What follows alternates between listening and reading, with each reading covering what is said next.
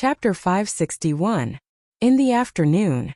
After returning to Cloud Mountain, the group of people returned to their respective posts and busied themselves with their own tasks. Li Zixuan did not stay idle either. With his hands clasped behind his back, he strode forward and began patrolling around his territory. He was not patrolling to see if anyone was slacking off. The reward and punishment system that he had set in the beginning had stimulated everyone's enthusiasm to work. Now, no one in the entire construction site would slack off. No one would complain that they had too much work to do. On the contrary, they were afraid that their team would not be assigned any work. This was because not only would the food be worse, but the bonus at the end of the month would also be reduced. This guy was completely full and had nothing to do, so he wandered around aimlessly. Haha, this entire mountain will belong to me, Li Zixuan, in the future. And there's a super big school on top of it, TSK. How comfortable. In his previous life, Li Zixuan was just a poor student. Even if he joined the workforce, his monthly salary would not be able to buy a 1 square meter house in Beijing. But now he owned an entire school near Chang'an, a modern school that he wholly invested in. How could he not be satisfied? Oh, the student bathhouse has already been built? All around him were half-built houses. Only the larger building next to the student dormitory had been completed. Li Zixuan thought for a while and recognized that it was the student bathhouse. He sighed and walked in. Cement walls, cement floor, and empty space. This should be used to store wardrobes in the future. Inside there were small cubicles. In the future, when water pipes and sprinklers were installed, it would be a student bathhouse that all modern schools had. These things would not be considered rare in modern times. But to the ancient people, those students would probably not be used to it when they first came in to take a bath. Right, water. What should he do with the water on Yunshan? He could not expect people to carry water down the mountain every day, right? How troublesome would that be? Thinking of this, Li Zixuan could not help but frown deeply. The monthly water consumption of a school was terrifying. No one knew this better than him. The water problem of Yanhuang College had to be solved as soon as possible. Lord Zhu. So you're here. I've finally found you. At this moment, Peng Feiji suddenly ran in from outside and said while panting. Li Zixuan collected his thoughts and asked, Feiji, you're back? Is that thing already done by the workshop? The beggar's version of the crane he designed was not complicated. It only had a base, supporting rods, pulley blocks, and some structures to adjust the angle and direction. It was not difficult to make. Peng Feiji said excitedly, Yes, Lord Zhu. I've already brought it here on an ox cart. It's right in front of Guanghua Building now. Li Zixuan nodded and said, Okay, let's go and have a look. Guanghua Building was the main teaching building of Yanhuang College. When it was designed, it was arranged to be at the front of all the buildings in the college. In Li Zixuan's opinion, this building would be the face of Yanhuang College in the future. Of course, it had to be seen by everyone. When they passed by Yanhuang College's future library, the red building, Li Zixuan looked at the prototype of the classical building. Suddenly, he said to Peng Feiji, Feiji, you have to remember this building well. It has another name, it's called the Airplane Building.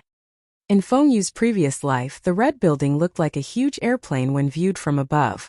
Therefore, some people called it the Airplane Building. When Peng Feiji heard this, he suspected that he had heard wrongly. He dug his ears and said in disbelief, Lord Zhu, are you using this building to commemorate me, old Peng? Lord Zhu's kindness, old Peng. As he spoke, he choked up. In his opinion, he was just a rough person. Yanhuang College was destined to be a holy land for scholars. Li Zixuan was willing to use his name to name a building in the college. To him it was such an honor. How could he not be excited? Cough cough.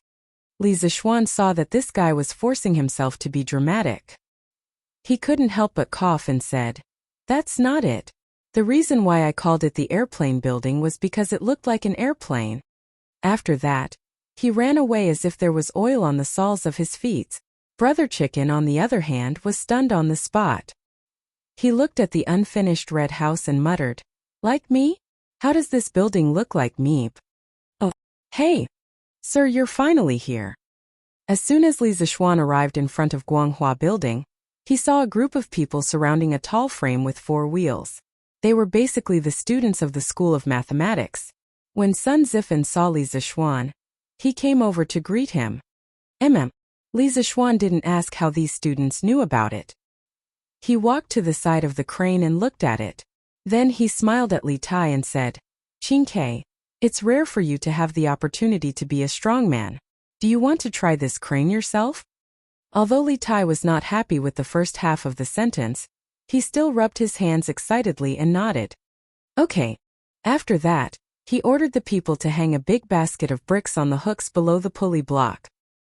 He then began to turn the wheel and tried to pull the basket up. Damn! It's actually so easy.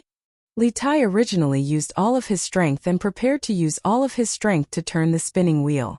In the end, because he used too much strength, he almost tripped and fell. And the bamboo basket filled with bricks, without any accident, rose up. Wow! Qingge, when did you become so strong? Yeah. This basket of stones is about 200 pounds? Tsk. Not only is Qingke meaty, but she's also very strong. With such a sarcastic tone, he must be Sun Zifan, young hero's son. The surrounding students couldn't help but widen their eyes and gasp in amazement. If they hadn't seen the people put the bricks in the basket one by one with their own eyes, they would have suspected that Li Tai was cheating. Just like that, in a short while the big basket of bricks was lifted up about 3 feet. The people waiting on top of the basket suppressed their surprise and carefully unloaded the bricks from the basket. Li Tai touched his nose and was speechless. He felt that the brick-moving machine he made earlier was really weak. Li Zishuan nodded with satisfaction and smiled at the students. Did you all see that? This is the power of engineering. It can make a powerless person full of strength. It can let you understand the world you're in now. Of course, it can also change the world. The knowledge that Yanhuang College will impart to you in the future will definitely be the most powerful knowledge in the world. Good. Sir, you're amazing. We want to learn the most powerful knowledge. Sir, you're mighty.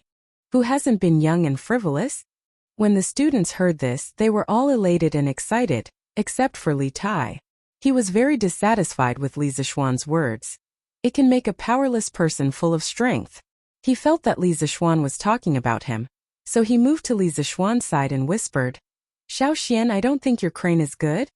"What's not good?" Li Zishuan asked subconsciously.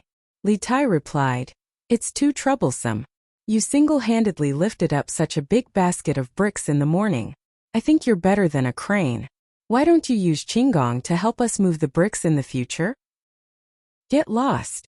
Li Zishuan was stunned and almost slapped his size 40 shoe on this little fatty's size 38 face as he shouted angrily. Oh. Chapter 562. Shouting, I'll leave this crane to you.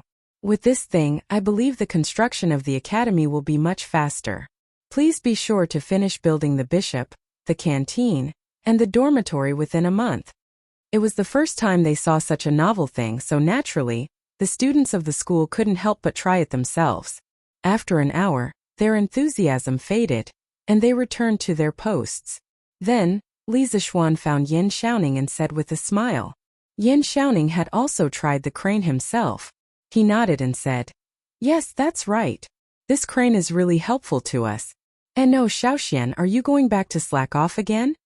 Li Zishuan couldn't help but twitch the corner of his mouth. Why is this guy so sensitive now? He hurriedly said, "No, I'll come here often when I'm free. You have to take care of the things here. If you have any problems, you can send someone to find me directly." Yin Xiaoning had an as expected expression and said gloomily, "I knew you were going to slack off. You're not even as good as your students." Li Zishuan shook his head and said, "You can't say that. I'm not going home to slack off. You guys are responsible for the construction of the academy. I still have a lot of things to deal with. For example, the water supply of the academy, the hiring of teachers, the recruitment of students, the writing of teaching materials, and so on. I need to deal with all these as soon as possible. Compared to those students, I'm the one who's really working hard, okay?" Hearing this, Yin Xiaoning stopped complaining. He thought for a while and said, "Well, you're right. Go do your own things then. I'll take care of things here." Li Zishuan smiled and said, "Okay, then I'll leave it to you." After that, he was ready to go home. What he said just now wasn't a perfunctory or an excuse. He was really short on time. He should have started doing these things a long time ago, but he was delayed by the matter of the 7 cultivators of virtue for a long time, so he really didn't have much time left. Yin Xiaoning suddenly thought of something and hurriedly said, "By the way, Xiaoxian, there's one more thing I need to tell you." "What's the matter?" "Recently, the autumn harvest is approaching. Many people want to ask for leave to go back to help with the harvest. However, the construction period here is getting more and more urgent.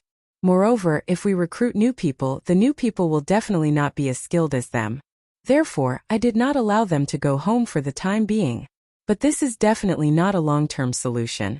Do you have any good ideas?" Li Zixuan frowned slightly.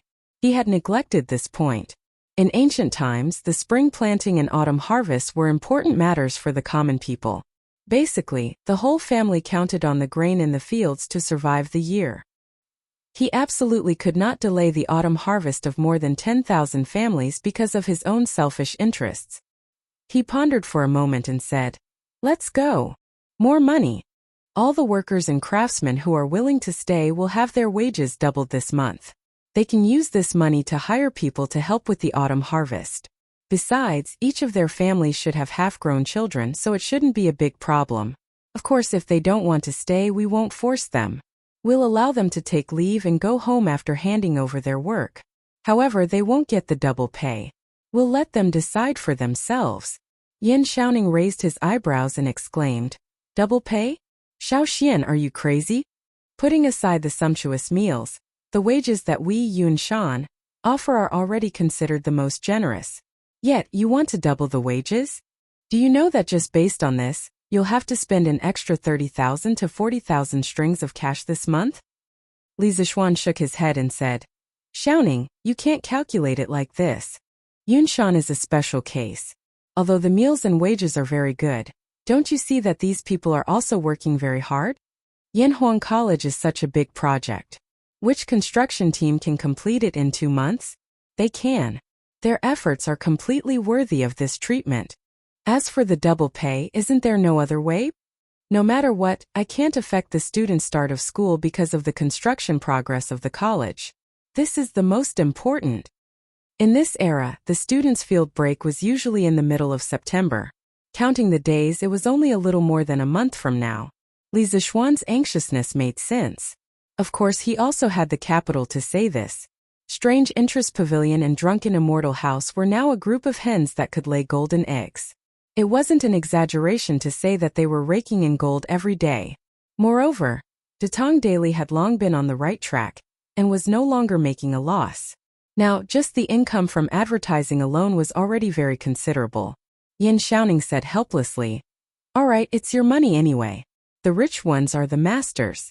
You can do whatever you want."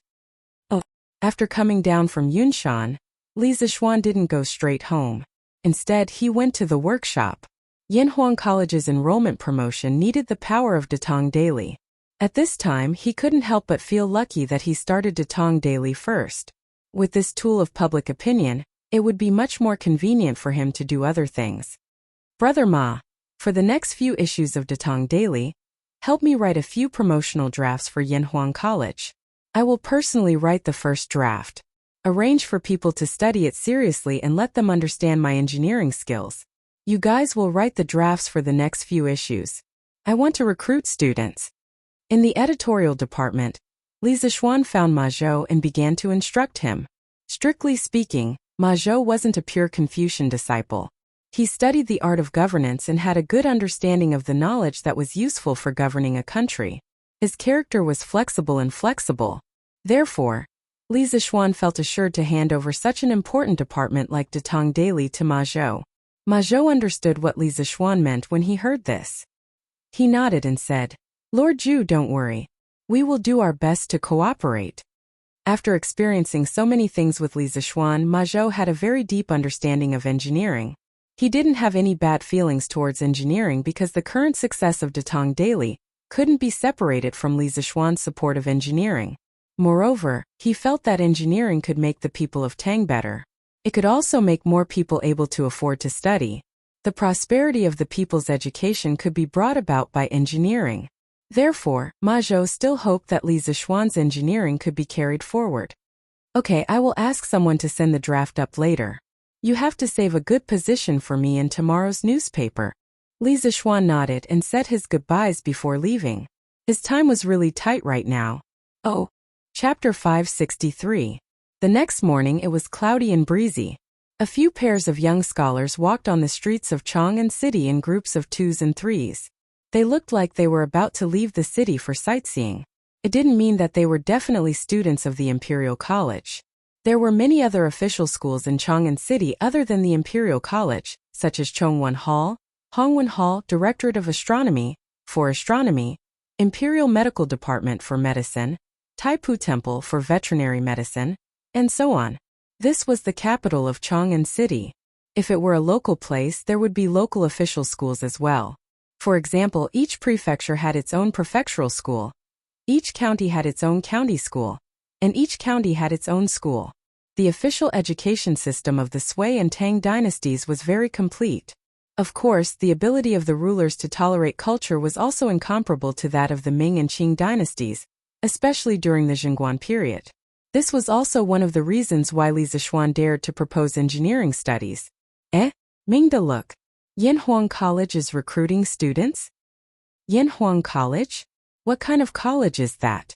Why haven't I heard of it before? Two scholars were holding the newspapers they had just bought and were discussing as they walked. Mingda, have you not left Chang'an City recently? There has been such a big commotion on Yunshan Mountain in the eastern suburbs recently, and you don't know about it? The tall scholar asked doubtfully. The shorter scholar said awkwardly, the weather has been too hot recently, and I haven't gone out. Brother Zheng, tell me about the commotion on Yunshan Mountain? What does this have to do with Yanhuang College? Hey, you haven't heard of Yanhuang College, but you must have heard of Li Xianan from Yonglilange? This Yanhuang College is run by him, and the college is located in Yunshan Mountain. In the past month, hundreds of skilled craftsmen and tens of thousands of workers have gathered in Yunshan Mountain to build Yanhuang College. I heard that Li Xianan spent 200,000 to 300,000 strings of cash on the college alone. The tall scholar was obviously an insider, and he was also a chatterbox.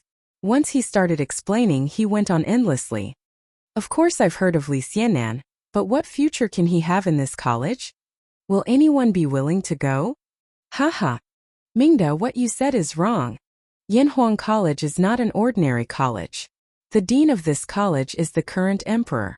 Li Xianan used to be a minister of the Imperial College. He is very likely to become the chancellor of the Imperial College. His knowledge and ability are beyond words. You don't know how many scholars in the world want to be his disciple. The slightly shorter scholar was obviously taken aback. He said in disbelief, what? His Majesty is the dean of Yanhuang College? How is that possible? The tall scholar sneered and said, why is it impossible? Many people already knew about this, and it wasn't a secret. But putting all these aside, Li Xianan's so-called engineering is quite desirable. Brother Zheng, could it be that you also want to go to Yanhuang College? Haha, let's not talk about this for now. Let's hurry to the city gate. Otherwise, Brother Shangguan and the others will be waiting anxiously. After the tall scholar finished speaking, he waved his folding fan and took the lead to walk forward. The slightly shorter scholar frowned and then said to the boy next to him, go and buy me a newspaper, then follow me. Yes, young master. Brother Hua. Brother Hua. Good news. Good news. South of Chang'an City, Jinyu Academy. Chen Tianhua ran in excitedly with a paper bag of meat buns in one hand and a newspaper in the other. For government-run schools like the Directorate of Imperial College and the Hongwen School, the students had 2 months of field leave. However, these small academies did not exist. This was because these places were mainly places for like-minded people to discuss the Tao. Hua Hongyi, who was sitting in the courtyard reading, looked at Chen Tianhua's excited expression and couldn't help but wonder, Tianhua, what news made you so excited? Did someone give you a tip again? Liao Feichen laughed and said, haha, in that case, Tianhua, you have to treat me again? Ever since Chen Tianhua's novel was serialized in Datong Daily, although the results were far from A Legend of a Mortal's Journey to Immortality, he would always receive tips from some rich people every now and then. In addition to the fixed monthly royalties from the editorial department of Datang Daily, Chen Tianhua had gradually moved from the low-income class to the middle-income class. As for Liao Feichen, the results of his novel were slightly worse, but the monthly income was enough for his family's expenses. In this regard, Hua Hongyi was only sincerely happy for his good friend, and did not have any feelings of jealousy. He did not seem to be in a hurry and continued to think of a novel that completely belonged to him. Chen Tianhua walked quickly to Hua Hongyi and placed the meat buns on the stone table. Then he opened the newspaper and pointed to a short paragraph in the middle and said, No, it's more exciting news than tips. Hongyi Feichen, come and see. Yanhuang College is going to recruit students from all over the Tang Empire. Hua Hongyi heard this and immediately jumped up and leaned over and shouted, Where? Let me see. Liao Feichen also leaned over and looked anxious. Chen Tianhua pointed and said, Here. Aren't you going to eat breakfast first? Hua Hongyi and Liao Feichen both waved their hands and began to read seriously. At the end of June in the first year of Zhengguan, Yanhuang College was approved by His Majesty to cultivate a group of talented, thoughtful and creative young people for the Tang Empire. His Majesty is the honorary president of Yanhuang College, and Crown Prince Li Zixuan is the Yamacho of Yanhuang College. After a month of construction by tens of thousands of craftsmen, Yanhuang College has begun to take shape, and will be completed next month. Now, it is openly recruiting students from all over the Tang Empire. All students from Tang Empire above the age of 8 and below the age of 25, regardless of whether they are rich or poor, who are interested in joining Yanhuang College, can register for free at the local Datang Daily branch. All students who have registered will take the preliminary examination on September 18th at Yanhuang College, in the eastern suburbs of Chang'an. Those who pass the preliminary examination will become a student of Yanhuang College, and will receive a minimum of 3 to 6 years of education. During this period, all tuition fees will be waived. The contents of the preliminary examination include, It's true. Yanhuang College is really starting to recruit students. That's great. Ha ha ha. Hua Hongyi couldn't help but laugh at this point. Liao Feichen also said excitedly, That's right. With His Majesty as the president of Yanhuang College, its status is not inferior to that of the Imperial College. I didn't expect that poor children like us would have the opportunity to enter such an institution. Chen Tianhua smiled and said, You too should finish reading. The contents of the entrance examination are explained at the end. Hua Hongyi and Liao Feichen lowered their heads and continued to read seriously. Chapter 564. Yanhuang College's entrance exam consists of the 5 classics, 30%, mathematics, 50%, and morality, 20%. The mathematics exam consists of addition, subtraction, multiplication, division, and geometry. Most of the content is related to the new mathematics of the Imperial College. Students are recommended to buy the latest textbooks from the Imperial College and study them carefully. The exam difficulty is below average. Students are encouraged to prepare for the exam. In Jinyu Academy, Hua Hongyi and Liao Feichen read the news carefully. Liao Feichen suddenly looked up and muttered, Textbooks? Where are the new mathematics textbooks? We have to hurry and buy them. Chen Tianhua slapped his head and said, That's right. Why didn't I think of that earlier? We should have bought the textbooks while we were at it. There must be a lot of people buying them now. Where can we buy them? The three of them looked at each other and reacted almost at the same time. They said in unison, Interesting pavilion. Hua Hongyi slammed the newspaper on the stone table and shouted, Hurry and buy the textbooks. Then he ran out. Liao Feichen reacted and quickly followed him. Hey. Aren't you guys going to eat the buns? In fact, there was more than one article about Yanhuang College in the newspaper today. There were a total of 3 articles, but these people were focused on the enrollment and ignored the other 2. What is engineering? This old man wants to see how you are going to brag. Wei Mansion. Wei Zheng had his breakfast and habitually asked the servants to buy him a Datang Daily. Then he sat under the old tree in the courtyard and began to read it. Today was the official's day off, so there was no need to attend morning court. Wei Zheng rarely had a day of leisure. He couldn't help but mutter to himself when he saw a piece of news in the newspaper. Engineering is the study of engineering. Its main purpose is to serve the needs of the people and improve their lives. Its ultimate goal is to achieve prosperity for all. The houses of the common people, the pavilions of the palace, the riverbanks, the water conservancy, the city walls, the imperial mausoleum, and the agricultural production could all be supported by the school. Engineering can allow people to realize what kind of world we are in now. Engineering can allow people to make more advanced farming tools, allowing our Tang Empire to have more farmland and not have to worry about food. Engineering can allow people to make faster and steadier vehicles. One day we will be able to travel between Chang'an and Luoyang in a day, and we won't need to travel back and forth for several months. Engineering can allow people to create more powerful weapons, allowing our Tang Empire to stand at the top of the world, allowing the barbarians to submit to us and congratulate us. Engineering can even create flying tools, allowing mortals to soar above the 9 heavens and overlook the magnificent mountains and rivers of our Tang Empire. There is no high or low in learning. Engineering is only for the benefit of the people of the world. Students of engineering can also have a bright future. If you don't have great ambitions, you can use engineering to become an accountant in a shop, or take part in the mathematics examination. You can become a deputy county magistrate or manager of the Ministry of Civil Affairs or Ministry of Works.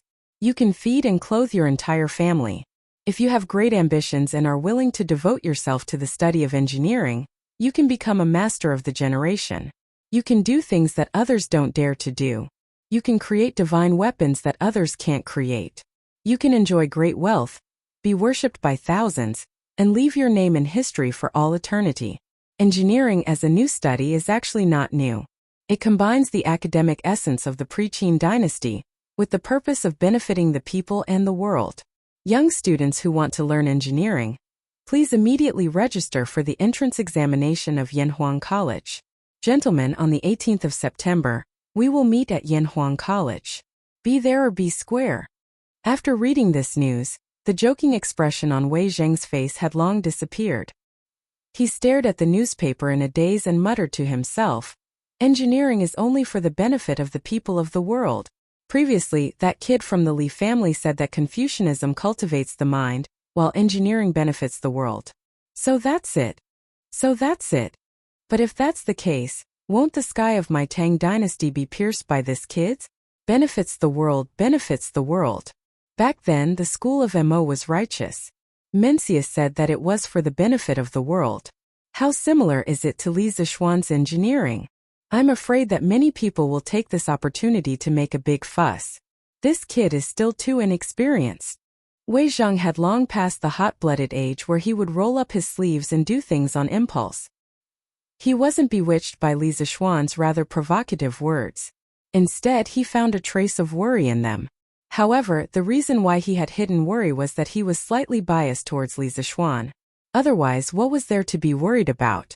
Wasn't the reason why he had stubbornly opposed Li Er his whole life? Wasn't it to let the people of the world have enough to eat and wear? Although the methods were different, Li Zishuan's and his ultimate goal was the same. That was enough. Let's look at this news. Wei Zhang sighed for a while and then looked at another piece of news. It read, Yanhuang College Employment Announcement. As the first engineering school in the Tang Dynasty, Yanhuang College needs to spread the most advanced engineering knowledge. They are specially hiring teachers from the 358 provinces and 1,500 counties of the Tang Dynasty. Among them, there are 10 teachers in the field of classics. They must be familiar with classics and history, have a good teaching style, and have a good reputation locally. There are 28 teachers in the field of engineering who are proficient in any of the following skills. They are eligible to apply, such as engineering, construction, mechanism, machinery, mathematics, astronomy, surveying, smelting, manufacturing, and so on. Yanhuang College's teachers can be divided into 4 ranks: assistant, lecturer, associate professor, and professor. Every year, all teachers will be tested on their teaching ability, and they will be promoted according to their ability. Assistant teachers will be paid 10 strings of coins per month, lecturer 20 strings of coins per month, associate professor 50 strings of coins per month, and professor 100 strings of coins per month. They will also be gifted a new mansion in Yanhuang College. We welcome all virtuous people from all over the Tang dynasty to apply for this position. Those who are interested, please come to Yanhuang College before the 15th of September for an interview. I, Li Zishuan, will be waiting for you. Why don't you come to Yanhuang College to teach a few students and watch them maneuver unhindered and leave a legacy for generations? After reading it, Wei Zhang couldn't help but widen his eyes and exclaim, 100 strings of coins? Crazy. Did this kid lose his mind? Even a doctor in the top imperial college of the Great Tang would only earn less than 20 strings of coins a month. Li Zishuan's salary of 100 strings of coins a month and a luxurious mansion. How could these civil servants of the Great Tang live? To be honest, even Wei Zhang was a little tempted. However, after thinking about it, he shook his head. Although Yanhuang College's salary was good, it wasn't his cup of tea.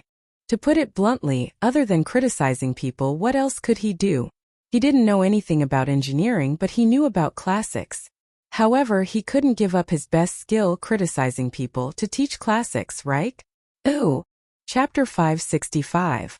Lu Yun, get the steward to send this issue of the newspaper to every county in Tang Dynasty as fast as possible.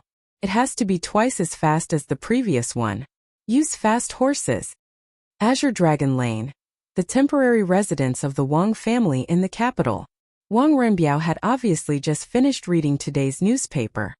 He called his follower Lu Yun over and instructed seriously. Lu Yun didn't understand and said in shock, double the speed? Young master, wouldn't we have to pay a higher price this way? We'll lose money. In the past, when the Datong Daily came out, the people in and around Chang'an City could see the news immediately due to their superior geographical location. However, the people in the counties far away from Chang and had a hard time. Depending on the distance, the time they received the latest issue of the newspaper would be delayed by 3 days to a month. This was because the Wang family's caravan was in charge of transporting the Datong Daily to other places.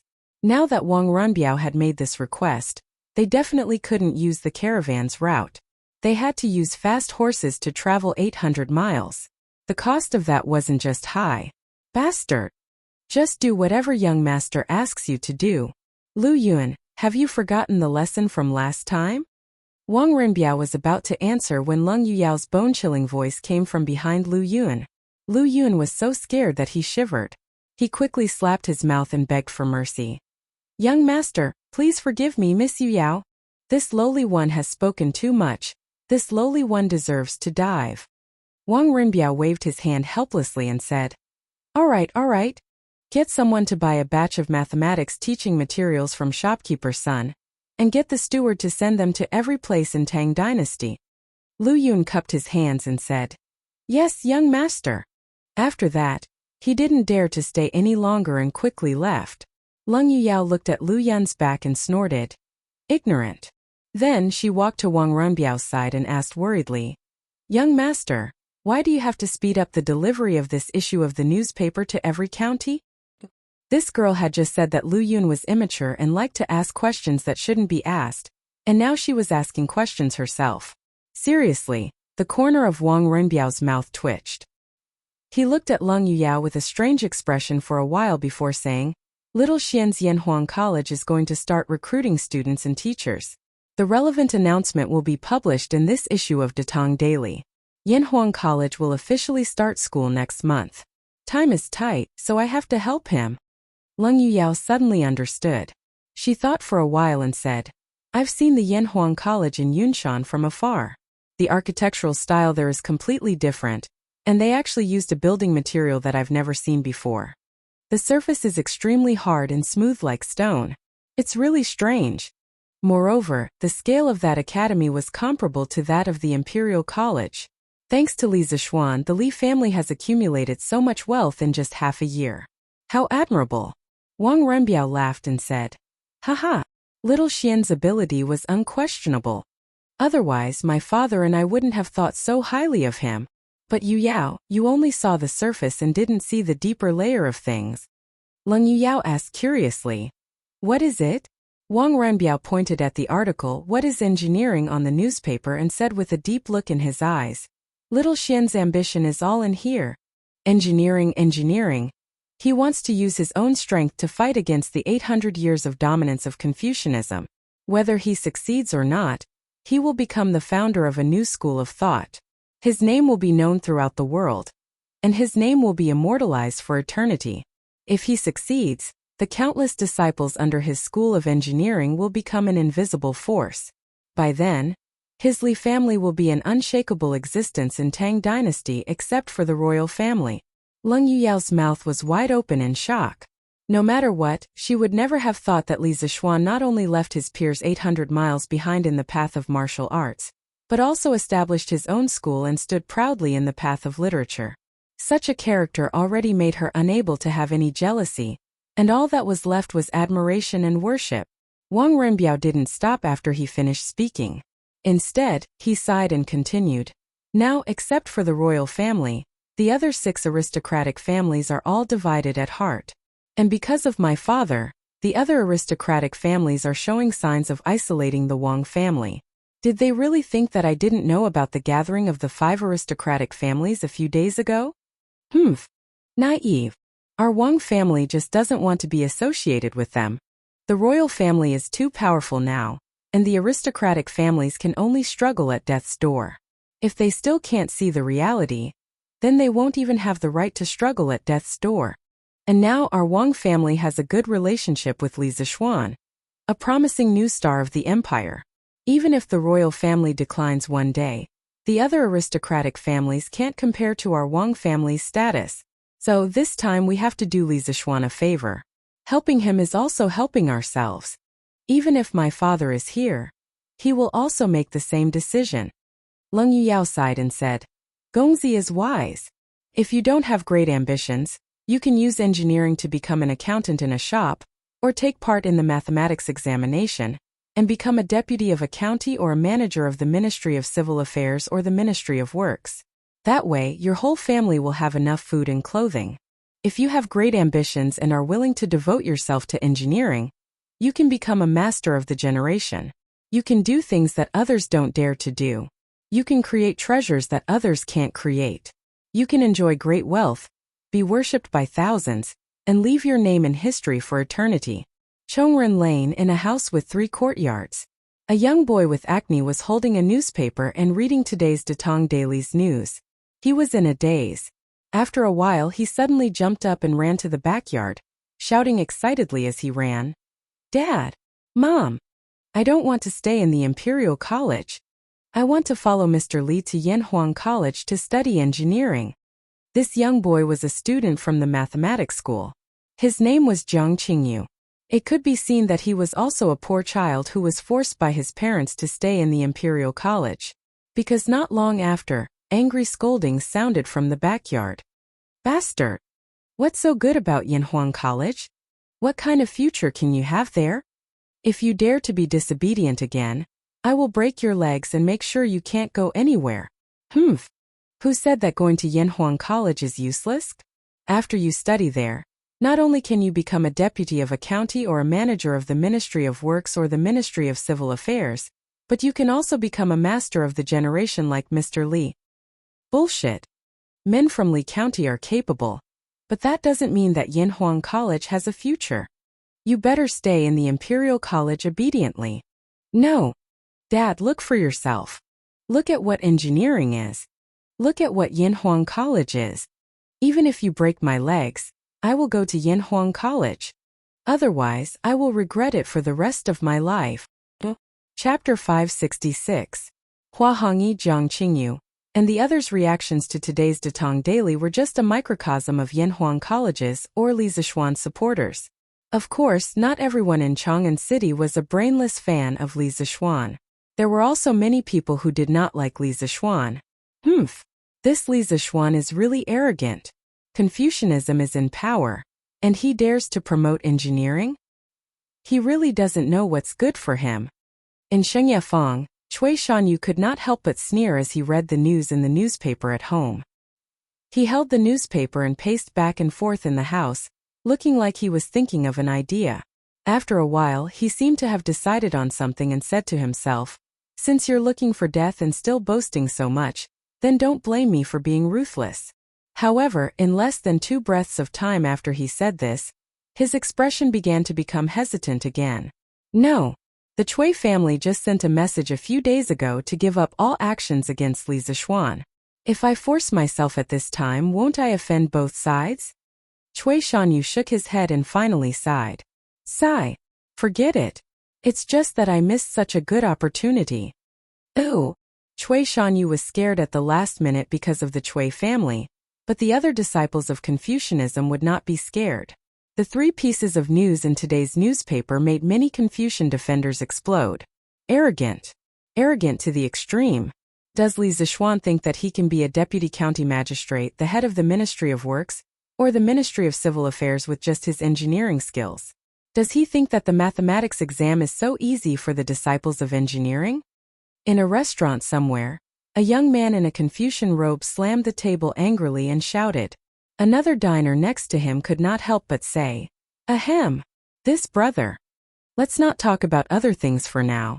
Just based on Li Zixuan's attainments in mathematics, what the newspaper said is not exaggerated at all. His disciple will definitely get first place in the next year's mathematics exam. The young man in a scholarly robe who scolded earlier also knew that what the person next to him said was reasonable. He couldn't help blushing and said awkwardly, Then even if he's powerful, he actually said that engineering can create faster and more stable vehicles. When the time comes, he can travel between Chang'an and Luoyang in a day. He also said that engineering can create flying tools that allow mortals to soar above the 9 heavens. Tell me, how is this possible? Was he Li Zixuan bragging?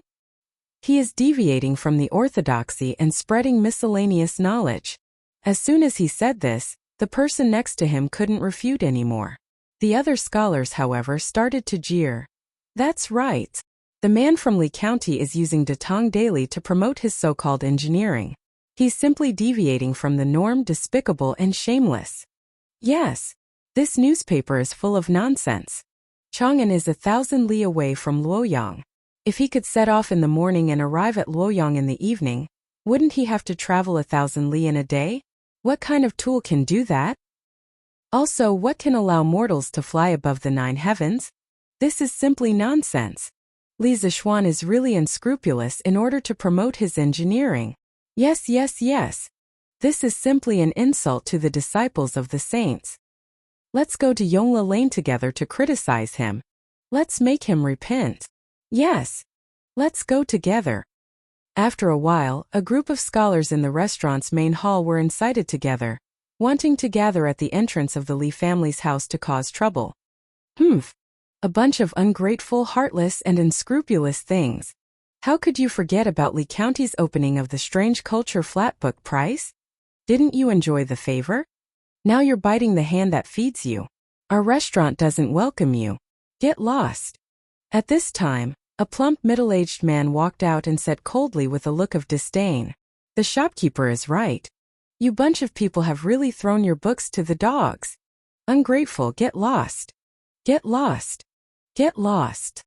Li Zixuan's reputation among the people was already very good. Among so many people, there were naturally some hardcore fans of Li Zixuan. After hearing the comments of this group of scholars, the restaurant's shopkeeper and some of the diners in the main hall immediately began to denounce them. What a disgrace to the educated. You can't differentiate between right and wrong. You can't tell good from bad. The young man in a scholarly robe who had started the conversation said loudly with a red face, Get lost. This restaurant doesn't welcome you. Get lost. Get lost.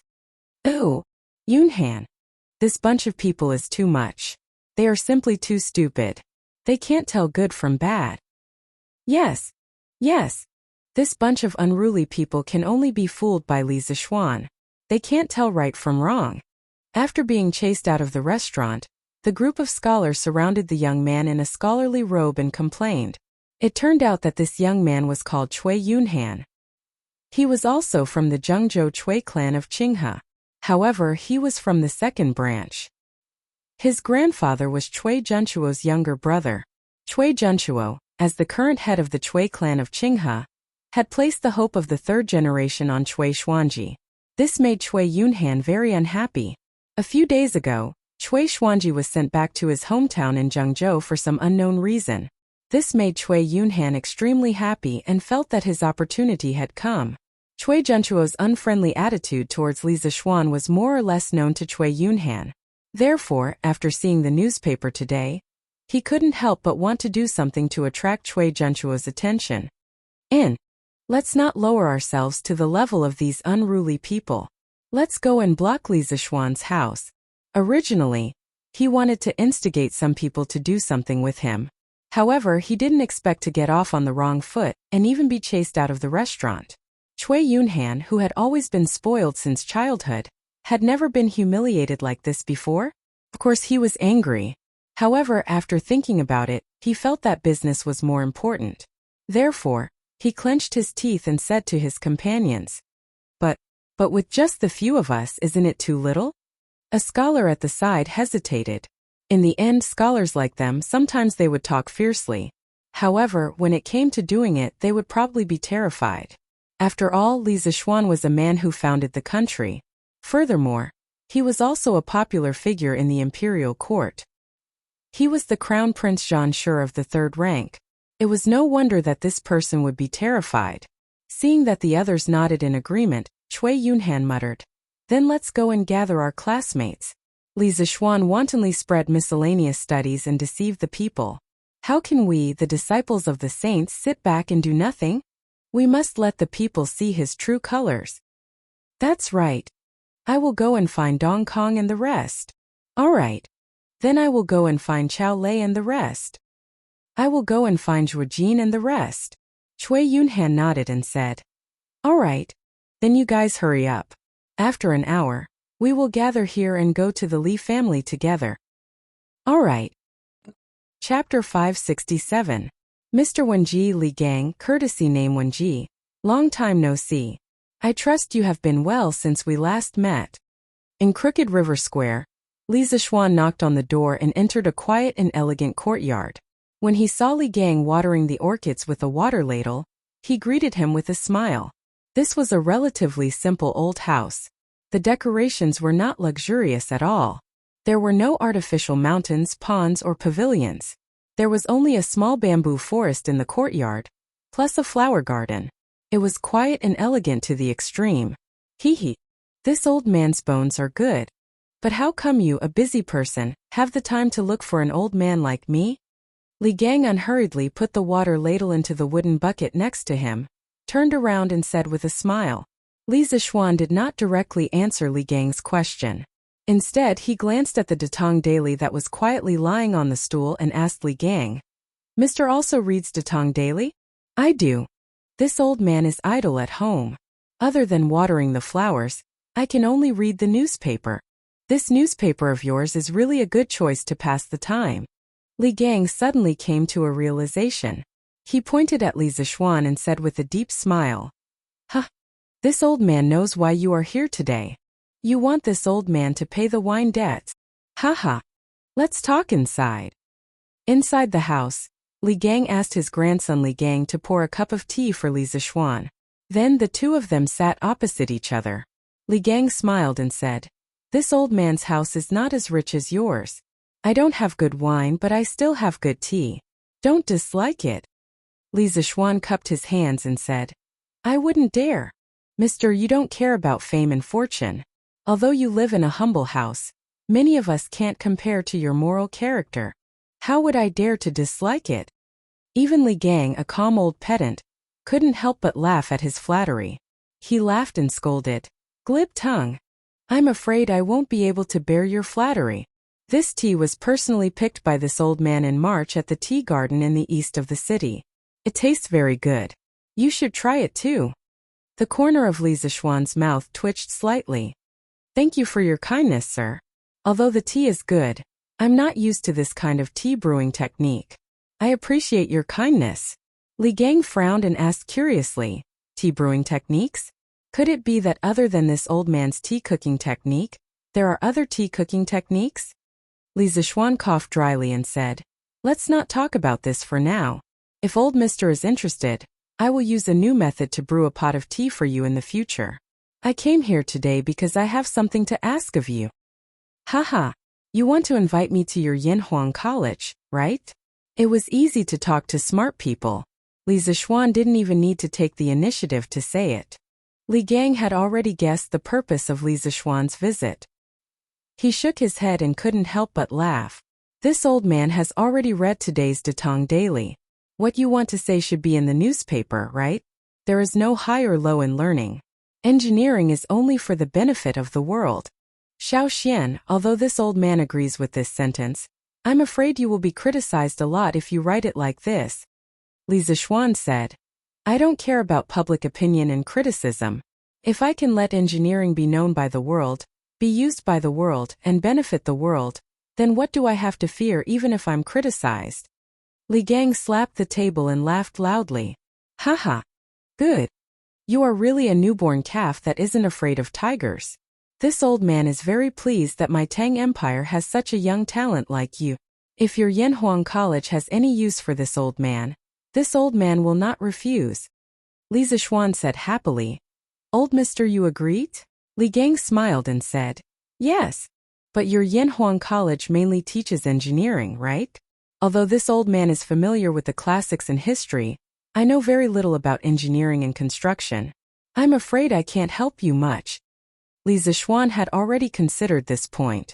He smiled and said, although Yanhuang Academy mainly imparts engineering, Confucianism also plays a large part. I believe that Confucianism cultivates the heart, while engineering benefits the world. Without the influence of Confucianism, even if the students are capable, they will not be of any benefit to the country if their three views are not correct. Besides, you are a person of virtue and prestige. Even if you don't do anything and just stand in our Yanhuang College, you will be able to smell the scholarly fragrance of Yanhuang College within 100 miles. Who says you can't help? Although this was a little exaggerated, Li Gang's role was really like a stabilizing needle. His prestige in the scholarly world and his reputation among the people were among the top of the famous scholars in Tang Empire. With Li Gang joining Yanhuang College, the overall level of the school would rise by a level. Li Gang stroked his beard, pointed at Li Zixuan and scolded with a smile. You brat, I don't know where you learned this skill of flattery. Fine, fine. This old man will go to your Yanhuang College to teach. You have to provide as much good wine and food as you want. You brat can give the other teachers such a high salary, so you can definitely give me a few jars of wine. How could Li Zixuan not agree? He hurriedly said, Old mister, don't worry, this is how it should be. This is how it should be. Li Gang nodded with extreme satisfaction. Then he thought for a while and said, coincidentally, this old man has a few close friends. They are quite knowledgeable, but they have already retired. Previously, you said in the newspaper, since they have retired from the world, why don't they come to Yanhuang College to teach a few disciples and watch them maneuver unhindered and leave a mark for generations to come? This old man agrees very much. This old man will invite them to come to Chang and some other day. You brat, come and meet them. If you think they are okay, you can also invite them to Yanhuang College. Li Zixuan waved his hand and said with a smile, since old mister thinks that they are knowledgeable, what other opinions do I have? If you think it's okay, as long as they are willing to come to Yanhuang College, this brat would be more than happy. I just don't know if there are any of your friends who are good at engineering, machinery. Li Gang was startled. After a while, he nodded with a heavy expression and said, This old man does know someone who is very proficient in engineering, machinery. However, we haven't contacted each other for many years. This old man will write a letter in a while and see if we can still contact each other. If there is a chance, I can recommend you.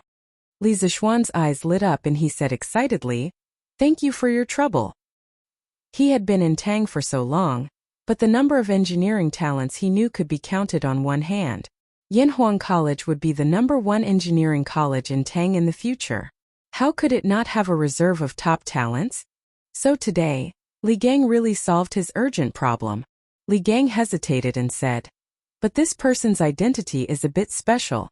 Do you really want to meet? Chapter 568. Li Zixuan. Come out. Li Zixuan, you're promoting engineering and deceiving the people. You're a disgrace to the saints. Come out and give us an explanation. That's right. Li Zixuan, come out and give us an explanation. Yongla Lane, Li Residence Gate. After Jiang Cuihua led dozens of women to surround the Li residence, the gate of the Li residence was once again blocked after half a month. The people who were blocking the gate were a group of scholars led by Cui Yun Han. There were a total of 40 to 50 people. The status of the scholars was much higher than that of the women last time. Therefore, the commotion this time was even bigger. There were also more people watching the show. Many of the onlookers who had a good impression of the Li family could not help but worry for the Li family. This was because the scholars' mouths could turn black into white. If the Li family did not handle this matter properly, then the scholars would spread the news and the Li family's reputation would be ruined. Who are you? How dare you come to the Li residence to cause trouble? With such a big matter happening, there would naturally be servants to report to the inner court. Before the person in charge came, Pang Feiji had to stand up for a while. He pulled out the long knife at his waist and shouted coldly at the group of people in front of him. Some of the timid scholars were frightened by Pang Feiji's cold-faced Hades. However, Cui Yun Han had seen the world. He knew that Pang Feiji would not dare to make a move. Therefore, he pretended to be righteous. He took 2 steps forward and said loudly, "Riches and honor cannot be corrupted. Poverty cannot be moved. Might cannot be subdued. Today, we are here to demand an explanation from Li Zishuan. Why would we be afraid of a small guard like you? If you have the guts, then chop your knife down on my head." These righteous words immediately boosted the morale of the group of scholars. Many scholars loudly cheered. "That's right, we can't submit to force. We are here to seek an explanation. Why would we be afraid of a little guard like you? Hurry up and ask Li Zishuan, the cultured scum, to come out. That's right. Either get Li Zishuan to come out, or bring your knife down on our heads. Let's see if you still dare to commit murder in broad daylight." Facing this group of aggressive scholars, Brother Chicken couldn't help but frown. He didn't expect that not only did his threats fail to frighten the other party, it instead made them even more arrogant. He glared fiercely at Cui Yun Han, the scholar who was leading the troublemakers, and said loudly, "Humph! My Lord Ju is not at home now. All of you are causing trouble in broad daylight. If you do not leave quickly, I can only let the people from Wuho government come and capture all of you." Cui Yun Han did not back down and retorted, "Gathering people to cause trouble? Which eye of yours saw us gathering to cause trouble? We are only here to reason with Li Zishuan. This is a matter between us scholars. You have no right to interrupt. Get out of the way. Tell Li Zishuan to come out. I don't believe that he's not at home. That's right. This is a matter between us scholars. Why are you interrupting? That's right. Tell Li Zishuan to come out. What's the point of hiding at home like a coward?" The more they caused, the fiercer they became. The more they spoke, the more they wanted a mile. They all pressed forward, wanting to crash into the Li family's main door. Brother Chicken was both angry and shocked. He shouted loudly, "All of you stop! Stop them! Whoever dares to go forward, chase them away with sticks." The Li family's guards at the side all agreed. Whenever they saw a scholar who dared to cross the line, they would mercilessly hit them with sticks. They didn't dare to hit their vital parts. They only hit their buttocks and thighs. In a moment they were crying out in pain. Li family, Li Jingma, Madame Li and Han Yushi were shocked when they received the news. Madame Li asked, "Where's Xianer?" With such a big matter happening, only Li Zishuan, this cultured person, could handle it well in the entire Li family. Cui Yun Han was right about one thing. Today's matter was between scholars. It was useless for others to step forward. Only Li Zishuan could do it personally. Besides, they couldn't let Han Yushi, this woman, go out to solve the conflict. Putting aside her identity as a scholar, the people outside were all men. It was very inappropriate for a woman like her to step forward. Han Yushi quickly replied, "Mother, her husband had gone out a long time ago. He should be at Crooked River Square, old Mr. Li Gang's house now. I'll ask Sanbao to call him back." Madame Li nodded and said, "Go quickly. Ask Xianer to come back quickly. Let Pang Sigi help out outside for a while." Han Yushi nodded and called Sanbao over. She gave a few instructions and Sanbao sneaked out from the back door. Li Jingma shouted from behind, "Sanbao, ride my horse. Hurry up." Io! You bunch of unruly slaves, how dare you commit violence in public? Just wait to go to jail. Everyone, they don't dare to really hit us. Let's rush in and find Li Zixuan.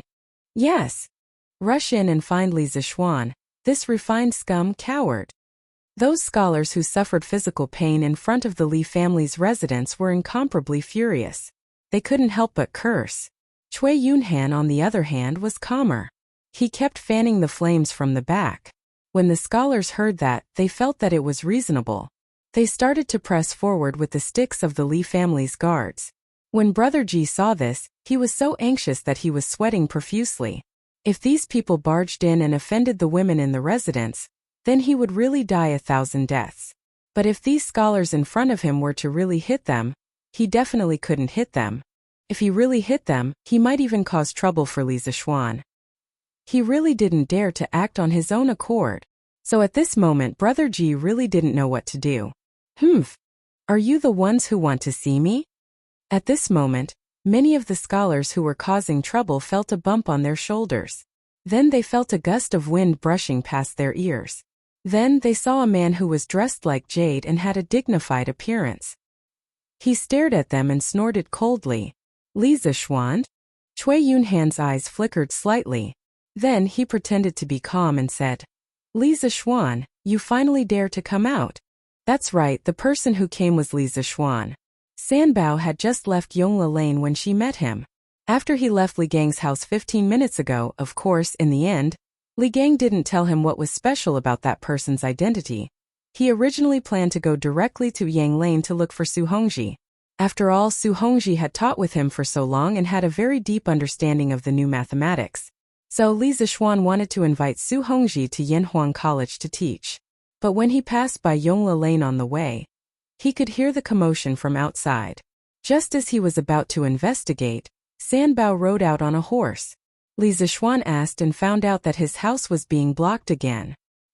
He hurriedly rode into the lane. When he arrived at the door, he saw that this group of people had gone overboard, which led to this scene. Chapter 569. Just you bunch of mad dogs, are you worthy for me to hide? Just now, I just happened to not be around. In front of the Li residence, Li Zixuan looked at Cui Yunhan in front of him and said sarcastically. He just descended from the sky, and the aura that he emitted was not something that Brother Chicken could compare with. This group of scholars were immediately frightened and did not dare to take another step forward. But hearing his words, many scholars' faces flashed with a trace of anger. They were all cultured people. How can they be called mad dogs? Cui Yunhan asked with an ugly expression. Who are you calling mad dogs? Li Zixuan smiled contemptuously and said, I am talking about all of you. Look at all of you now. If you are not mad dogs, then what are you? With your current appearance, you still have the nerve to call yourselves the disciples of saints? You keep on saying that what you learned is the teachings of saints. Did saints teach you to barge into private residences in broad daylight? Did saints teach you that you don't know the hierarchy and have no respect for your elders? Please don't smear the face of saints. Behind the door, Han Yushi, who knew that Li Zixuan had already rushed back, couldn't help but feel excited when she heard these words. Last time, although those women surrounded the Li residence, but from a woman's point of view, she sympathized with those people who lost their husbands, so she didn't have much ill feelings towards them. But today, the nature was completely different. These scholars in front of the door almost barged into the residence just now. How is this behavior different from robbers? Furthermore, there are so many women in the residence. If these people came in, wouldn't it ruin their reputation? Therefore, when she heard Li Zixuan scolding the scholars, Han Yushi felt very relieved in her heart. She felt relieved, but Cui Yunhan was almost angered to death. After taking a few deep breaths, this fellow said, You are going too far. You are an important official of the imperial court in vain. But your mouth is full of filthy words. We are here today to unveil your ugly face. Ugly? Li Zixuan chuckled coldly and said, Then why don't you tell me how I'm ugly? Cui Yunhan said righteously, You promote miscellaneous studies and deceive the people. You are a disgrace to saints, and you are a disciple of saints in vain. In order to lure more people to learn your skills, you did not hesitate to let Datong daily become a tool for you to promote your skills. You are the scum of my Tang dynasty, shameful. Li Zishuan used his pinky finger to dig his ears and then asked, I have learned martial arts from my master since young. I learned Taoism, not Confucianism. How did I become a disciple of saints? You said that this duke promotes miscellaneous studies and deceives the people. Then what is miscellaneous studies? Could it be that all the theories outside of Confucianism are miscellaneous? Do you dare to say that? Cui Yunhan saw Li Zishuan staring at him with burning eyes. He hesitated for a while and did not know how to answer. However, Li Zishuan didn't give him the opportunity to hesitate. Step by step he pressed. His Majesty has established more than 50 different subjects for the imperial examinations. Xiaocai, Ming Jing, Jinshi, Ming Fa, Ming Calligraphy, Ming Swan and so on. According to what you said, other than the 3 subjects of Xiaocai, Ming Jing and Jinshi, the rest are all miscellaneous subjects that are unnecessary to establish? Are you wiser than His Majesty? Also, Yanhuang College was established after His Majesty discussed with the officials in the imperial court. You are just a student without any achievements. Do you dare to question the decision of His Majesty and the officials in the imperial courts? After coming to the Tang dynasty for so long, Li Zishuan was no longer the ignorant person who knew nothing about the current situation of the Tang dynasty, especially since he originally intended to set up an academy. As the principal of a school, of course he would specially do some research on the imperial examination system of this era. The more he understood, the more confident he was. This was because he realized that the cultural environment in the early Tang dynasty was really relaxed. There was no situation where only Confucianism could survive and other skills were all miscellaneous studies. This could be seen from Li Erding's imperial examination system. There were more than 50 types of subjects, which could be said to cover all fields of knowledge. Hearing this, Cui Yunhan's face turned green and white. Even if he was given 10 guts, he would not dare to say anything bad about Li Erjin and the officials in the imperial court. If he really said that, no one could save him. The rest of the scholars who had come to cause trouble were also speechless. They were no longer as arrogant as before. They didn't have pig brains. How would they dare to accept such a sensitive topic? In the end, Cui Yunhan was not willing to admit defeat. He gritted his teeth and argued, even if what you said is reasonable, it does not change the fact that you used Datong daily to promote your skills and deceive the people. All the news in the Tang Dynasty daily is based on facts. How can you say that it's false? Cui Yunhan said, you said that skills can allow one to travel 1,000 miles in a day, and that skills can allow one to fly above the 9 heavens. Isn't this promotion? Isn't this purposely exaggerating the facts? Let me ask you, who in the world has seen something that can allow one to travel 1,000 miles in a day or fly above the 9 heavens? The rest of the scholars' eyes lit up. They felt that they had found something to criticize. Hence, they all excitedly shouted, that's right. How can there be such a tool in the world? You must be bragging. That's right, that's right. You are purposely making up lies to deceive the people. Li Zishuan crossed his arms and looked at Cui Yunhan and the rest as if they were idiots. He said contemptuously, what a bunch of retards.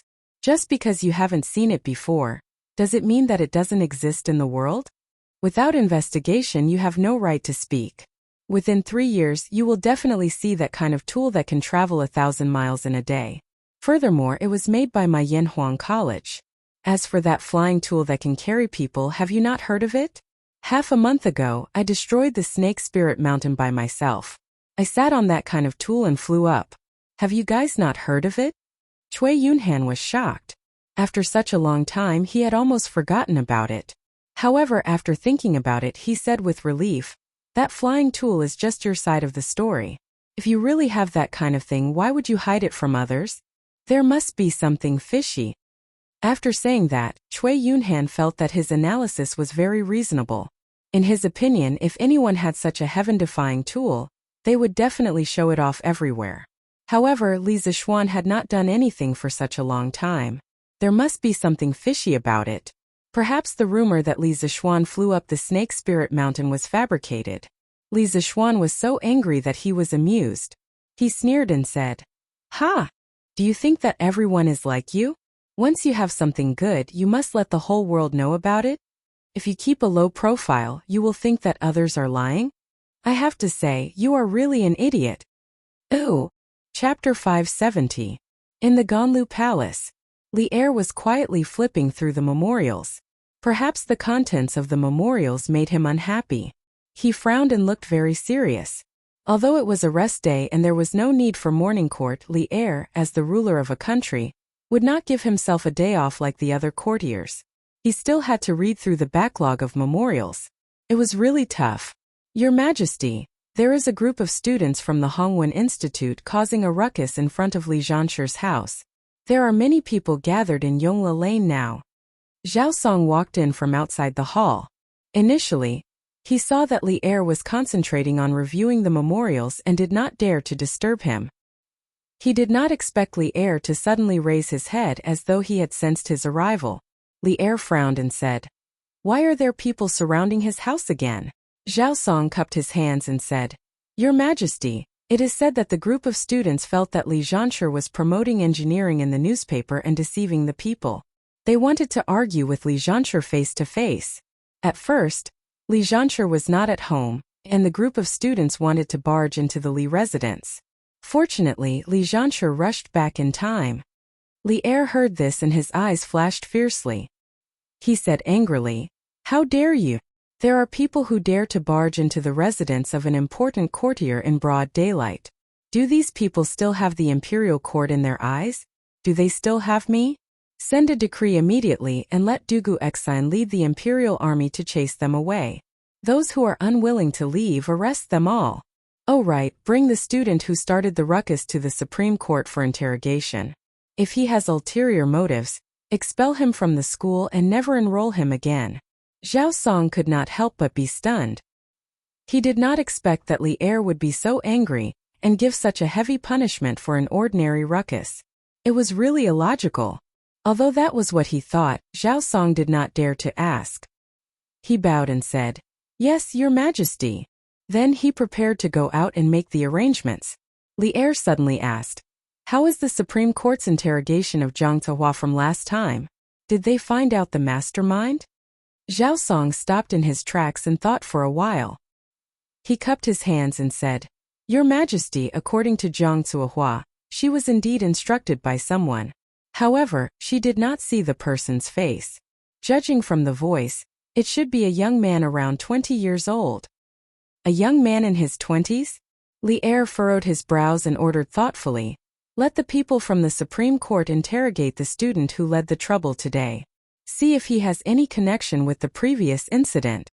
Zhao Song had an idea. He bowed and said, "Yes." Li'er waved his hand and Zhao Song retreated. Then, he leaned against the dragon throne and closed his eyes in deep thought. He was indeed very angry just now, especially when he heard the words advocating engineering and deceiving the people. He was so angry that he wanted to arrest everyone who was causing trouble in the Li family. After experiencing the annihilation of the Snake Spirit Mountain, Li'er realized that Li Zishuan was far more important than he had imagined. The celestial lamp and gunpowder. These two things seemed to have opened the door to a new world for him. For the first time, he realized that engineering could not only play a role in the people's livelihood, education, and production, but it could also play an even bigger role in the military. Li'er had never been so eager for Li Zishuan to quickly build Yanhuang College and train a group of engineers. When that time came, Goguryeo and the Northern Turks would be like thin paper in front of the armed Tang Empire. At that time, he, Li Shimin, would achieve a hegemony that even Qin Huang and Hanwu could not achieve. Such a beautiful vision, just thinking about it made one's blood boil. And now, there was actually someone who used engineering as an unorthodox theory to talk about it, and even made Li Zishuan's whole family restless. How could Li'er tolerate such a pig teammate? Bring today's Datang daily for me to see. After a while, Li'er opened his eyes and ordered the servants in the hall. Yes. Ooh. Stupid C***T? In front of Li Zishuan's residence, Cui Yunhan was stunned. Of course, he did not know what stupid C***T meant, but his intuition told him that this word definitely meant something bad. Didn't you see Li Zishuan's mocking face? Cui Yunhan, who had always been pampered, had never suffered such humiliation. His face turned red and he said angrily, You actually scolded me again? Li Zishuan curled his lips and said, Scolded you? So what if I scolded you? Scolding you is already considered light. You brat, you brought these people to my residence to cause trouble, and even wanted to barge into my residence. I don't care who you are, but today's matter will not end well. After saying that, he turned his head and said, Feiji, capture all these people. Whoever dares to resist, beat them up ruthlessly. Just leave them with one last breath. The actions of these scholars today had completely angered Li Zishuan. If the tiger did not show its might, people would really treat him like a sick cat? Everyone took in a cold breath. What did he mean by just leave them with one last breath? He was going to beat them to death. But these people in front of them were the top students of the Hongwen school. Ah? Lord! This... Peng Feiji's eyes widened. He could not believe his ears and said hesitantly. Li Zishuan snorted in an unfriendly tone. What? You still don't dare? If I tell you to beat them, then beat them.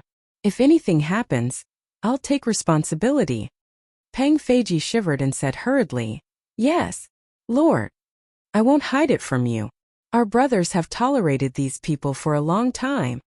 After saying that, he turned his head and shouted, What are you all standing there for? Hurry up. Beat them up with all your might. Yes. Seeing a group of tall and sturdy men carrying sticks rushing over, the students were shocked. At this moment, they suddenly remembered that this young man in front of them was a peerless, ruthless person who slaughtered an entire sect by himself not long ago. He killed people without batting an eyelid. Li Zishuan, you dare. We are all students of the Hongwen school. If you dare to beat us up, His Majesty will not let you off. Cui Yunhan shouted in fear. Li Zishuan curled his lips and snorted indifferently. Why wouldn't I dare? Peng Feiji, hurry up and do it. Peng Feiji hurriedly replied. Then he flew forward and grabbed Cui Yunhan's arm effortlessly and lifted him up. The rest of the guards followed suit and rushed towards the 50 students. Brother Chicken was right. Previously, when these scholars crashed into the mansion, they were afraid that they would cause trouble for Li Zishuan. Therefore, they only used their physical bodies to block them and did not fight back at all. They had suffered a lot and were still suppressing their anger. Wait! Li Zhanshi, stop first. At this moment, a group of soldiers galloped over on horseback. The officer in the lead shouted at Li Zishuan. Chapter 571. General, you're here at the right time. You're here at the right time. This Li Zishuan instigated his servant to commit a crime in front of everyone. He has no respect for the law. Hurry up and arrest him. When Cui Yunhan saw the group of soldiers coming over, he couldn't help but be overjoyed. While Brother Chicken was in a daze, he suddenly broke free and ran to the leading general and complained loudly. That young general was stunned and asked, Did you bring all these students here? Yes. Cui Yunhan nodded subconsciously. Then he felt that it was inappropriate to say that, so he changed his words. No, they are. Arrest him and bring him away. The young general didn't listen to Cui Yunhan's explanation at all. He waved his hand and ordered. Yes, sir. 2 Forbidden Army soldiers immediately came up from behind and captured Cui Yunhan like an eagle catching a chick. Hey, you've got the wrong person. It's Li Zishuan who is committing a crime in front of everyone. Let me go. Cui Yunhan was dumbfounded. When he came back to his senses, he kicked his legs and roared. That young general didn't even look at him. Instead, he went up to Li Zishuan and bowed respectfully. He cupped his fists and said, Sir, His Majesty ordered me to bring the person who is causing trouble away. Please make things easier for me. Li Zishuan laughed. Haha, it's Jiping. Can I not make things easier for you since you're here? Bring him away. The young general was taken aback and said in surprise, Lord Zhu actually still remembers this general. This general is extremely honored. Li Zishuan sighed and said, How many of the soldiers around Dugu Exine don't I know? Speaking of which, why didn't he come personally? The young general's name was Sun Jiping. He was a soldier in the Forbidden Army. He also participated in the attack on Snake Spirit Mountain. Li Zishuan had a good memory and vaguely remembered that Dugu Exine called his name a few times. It was also because he had participated in that great battle that Sun Jiping's attitude towards Li Zixuan was so respectful. Although the man in front of him was young, he had annihilated a sect and avenged his fellow soldiers. He was worthy of Sun Jiping's lifelong respect. Sir General Dugu Xian took leave a few days ago. That's why I brought the soldiers here. When Li Zixuan gave the order, he only asked Dugu Xian to bring the soldiers over and forgot that Dugu Xian took leave. Zhao Song was too busy pondering the emperor's will and forgot about it. When he went to Baya and couldn't find Dugu Xian, he realized it. However, the situation was urgent, and it was too late for him to go back and ask for a new order of Dugu Xian's situation's mind, so he sent Sun Jiping. Oh, I see. Then you go and do your work first. Although Li Zixuan was curious about why Dugu Xian took leave, he also knew that it wasn't the time to gossip. Didn't he see that a few scholars were preparing to sneak away? Sun Jiping cupped his hands in acknowledgement, then turned to the scholars and said coldly, "You have gathered in broad daylight to cause trouble." His Majesty was very angry when he heard about this and ordered you to leave immediately. If there is a next time, he will definitely punish you severely. If anyone still refuses to realize their mistake and stays here, they will be expelled from school immediately. Buzz buzz. Expelled from school? Oh my god, let's go, let's go. This Cui Yunhan has really screwed us over. General, it was Cui Yunhan who instigated us to come here. It has nothing to do with us. That's right. All of this has nothing to do with us. We will leave now. Yes, let's leave now. All the students were shocked. They didn't expect that today's incident would be so serious that they were almost expelled from school. How could they let that happen? Without their school status, their identity as scholars that they were proud of would be gone. They wouldn't be able to get scholarly honors for the rest of their lives. Wouldn't that be asking for their lives? Therefore, as soon as Sun Jiping's voice fell, the scholars scattered like birds and beasts, fleeing in all directions. They were afraid that Sun Jiping would misunderstand and expel them from the school if they were too late. Only 2 scholars looked at Sun Jiping with a complicated look in their eyes, and then slowly left the scene. Hey, I want to leave too. Let go of me. I won't cause trouble anymore. I will leave now. Seeing that he was the only one who was caught, Cui Yunhan couldn't help but panic. Behave yourself. Sun Jiping reprimanded. Then he cupped his hands and bid farewell to Li Zixuan before leading his team away. The farce came and went quickly. It ended just like that. Let's go. Let's go home. Sigh. That doll has been taken away. Now it's all good. Peace and quiet. I wonder how His Majesty will deal with that scholar. When the onlookers saw that there was no more drama to watch, they began to gossip while preparing to slip away. They each returned to their own homes and mothers. At this moment they heard Li Zixuan shout, "Everyone please wait. I have something to say." Hearing that, the crowd stopped and turned their attention back to Li Zixuan curiously. Li Zixuan saw that they stayed and continued, "Among you there should be many who read today's newspaper, right? For those who read the newspaper, there must be some who, like those scholars, think that I am bragging and purposely exaggerating my skills. Haha, it's useless to say more. You won't believe my one-sided words. Now, I am making an agreement with all of you and the people of Chang'an. Tomorrow night you will witness a miracle. At that time, you will understand that what Datong Daily said today is all true." The reason why he said this to these people was that there were many students among them. This could be considered as a change of direction to advertise Yanhuang College in engineering. Secondly, he hoped to improve the ordinary people's impression of engineering. This would be beneficial for future enrollment. Tomorrow night? Lord Li, can you tell us what will happen tomorrow night? Yes. Lord Zhu, can you tell us in advance? Everyone saw Li Zixuan's current amiable appearance and was no longer as ferocious as before, so they all asked curiously. Haha. Tomorrow night you will know. Everyone, you can leave now. Li Zixuan smiled and didn't give them an answer. Instead, he turned around and went back into the mansion. The crowd sighed in disappointment and left in groups of 3 to 5. Husband. In the courtyard, Han Yushi smiled sweetly and called out softly. Although the situation this time was more dangerous than the last time, her man was by her side. sheltering her from the wind and rain. This made her feel very happy. I have frightened my wife. Where are father and mother? Li Zixuan squeezed his wife's hand, comforted her softly, and then asked. Han Yushi said softly, Father and mother are in the front hall. Husband, go and take a look. Li Zixuan nodded and pulled Han Yushi to the front hall. Chapter 572. Monthly Pass +1. Li Jingmo and Madame Li were also shocked by the commotion outside. Li Zixuan talked to the two elders in the room for a while before he walked out. He called Brother Ji to the west courtyard and asked, Feiji, how's the interrogation of Zhang Cuohua from last time going? Why is it that after so long, they still haven't found the mastermind? Pang Feiji replied, Lord Zhu, I've asked the people in the Supreme Court about this.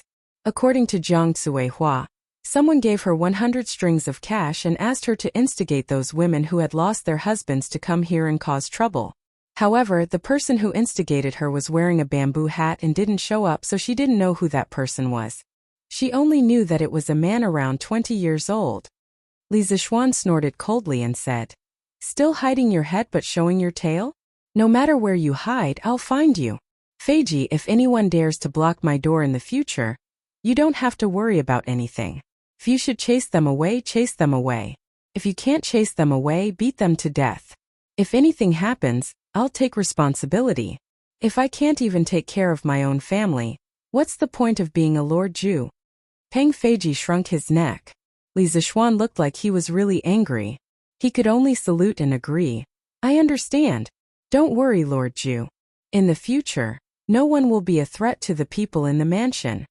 Li Zixuan replied with an N, and let Brother Ji do his work. He went to inform Han Yushi and then went to Chongren Lane to look for Su Hongji. Su Hongji had been partners with Li Zixuan for a few months, and he had a very good relationship with Li Zixuan. After Su Hongji figured out Li Zixuan's intentions, he immediately agreed to Li Zixuan's request. He even urged Li Zixuan to quickly write the next volume of mathematics textbooks for him. He wanted to learn in advance. Li Zixuan naturally agreed. After coming out of Su Hongji's house, Li Zixuan looked at the time and went straight home. When he walked to the door, he saw a woman in white standing under the ginkgo tree next to the door, and it was an acquaintance, Leng Yuyao. Miss Leng? Since you're already here, why don't you come in and have a seat? Li Zixuan stepped forward and greeted him. When Leng Yuyao saw Li Zixuan, she was slightly relieved. She took out a note from the purse at her waist and handed it to Li Zixuan. She said, No need. This is what my young master asked me to give you. Since it's here, I'll take my leave first. The reason why she would rather stand outside and bask in the sun than go in was mainly because she was afraid that the people in the mansion would misunderstand. Although she had come to the Li family with Wang Runbiao before, at that time, Li Zixuan hadn't married Han Yushi yet. If she went in at this time and was misunderstood by Han Yushi, it would be awkward. Li Zixuan opened the note strangely, and then his expression changed. He quickly called out to Leng Yuyao and asked, Miss Leng, please wait. Leng Yuyao stopped in her tracks and turned to look at him in confusion. She clearly meant to ask if there was anything else. Li Zixuan picked up the note and asked, Renbiao, what's the meaning of this? It's literally what it means. Leng Yuyao replied expressionlessly. Although her attitude towards Li Zixuan wasn't the same as before, she didn't want to kill him. But that was it. The only person in the world who could make her smile was Wang Runbiao. As for other people, it was a blessing to be able to talk to them normally. If she used the sword in her hand to talk, then the other party was unlucky. Li Zixuan was choked by this sentence. He took a deep breath and asked again. What I mean is Renbiao saying that the Cui family was doing something a while ago? Leng Yuyao still used a calm tone to reply. I don't know. Then who from the Cui family went to the gathering of the 5 great families last time? Li Zixuan was speechless. After a moment he thought and asked. Leng Yuyao didn't say that she didn't know this time. She thought seriously before answering. It seems to be Cui Xuanji and Cui Shun from Qinghe Cui, and Bowling Cui respectively. Li Zixuan nodded and said, Okay, I understand. Thank you for telling me, Miss Leng.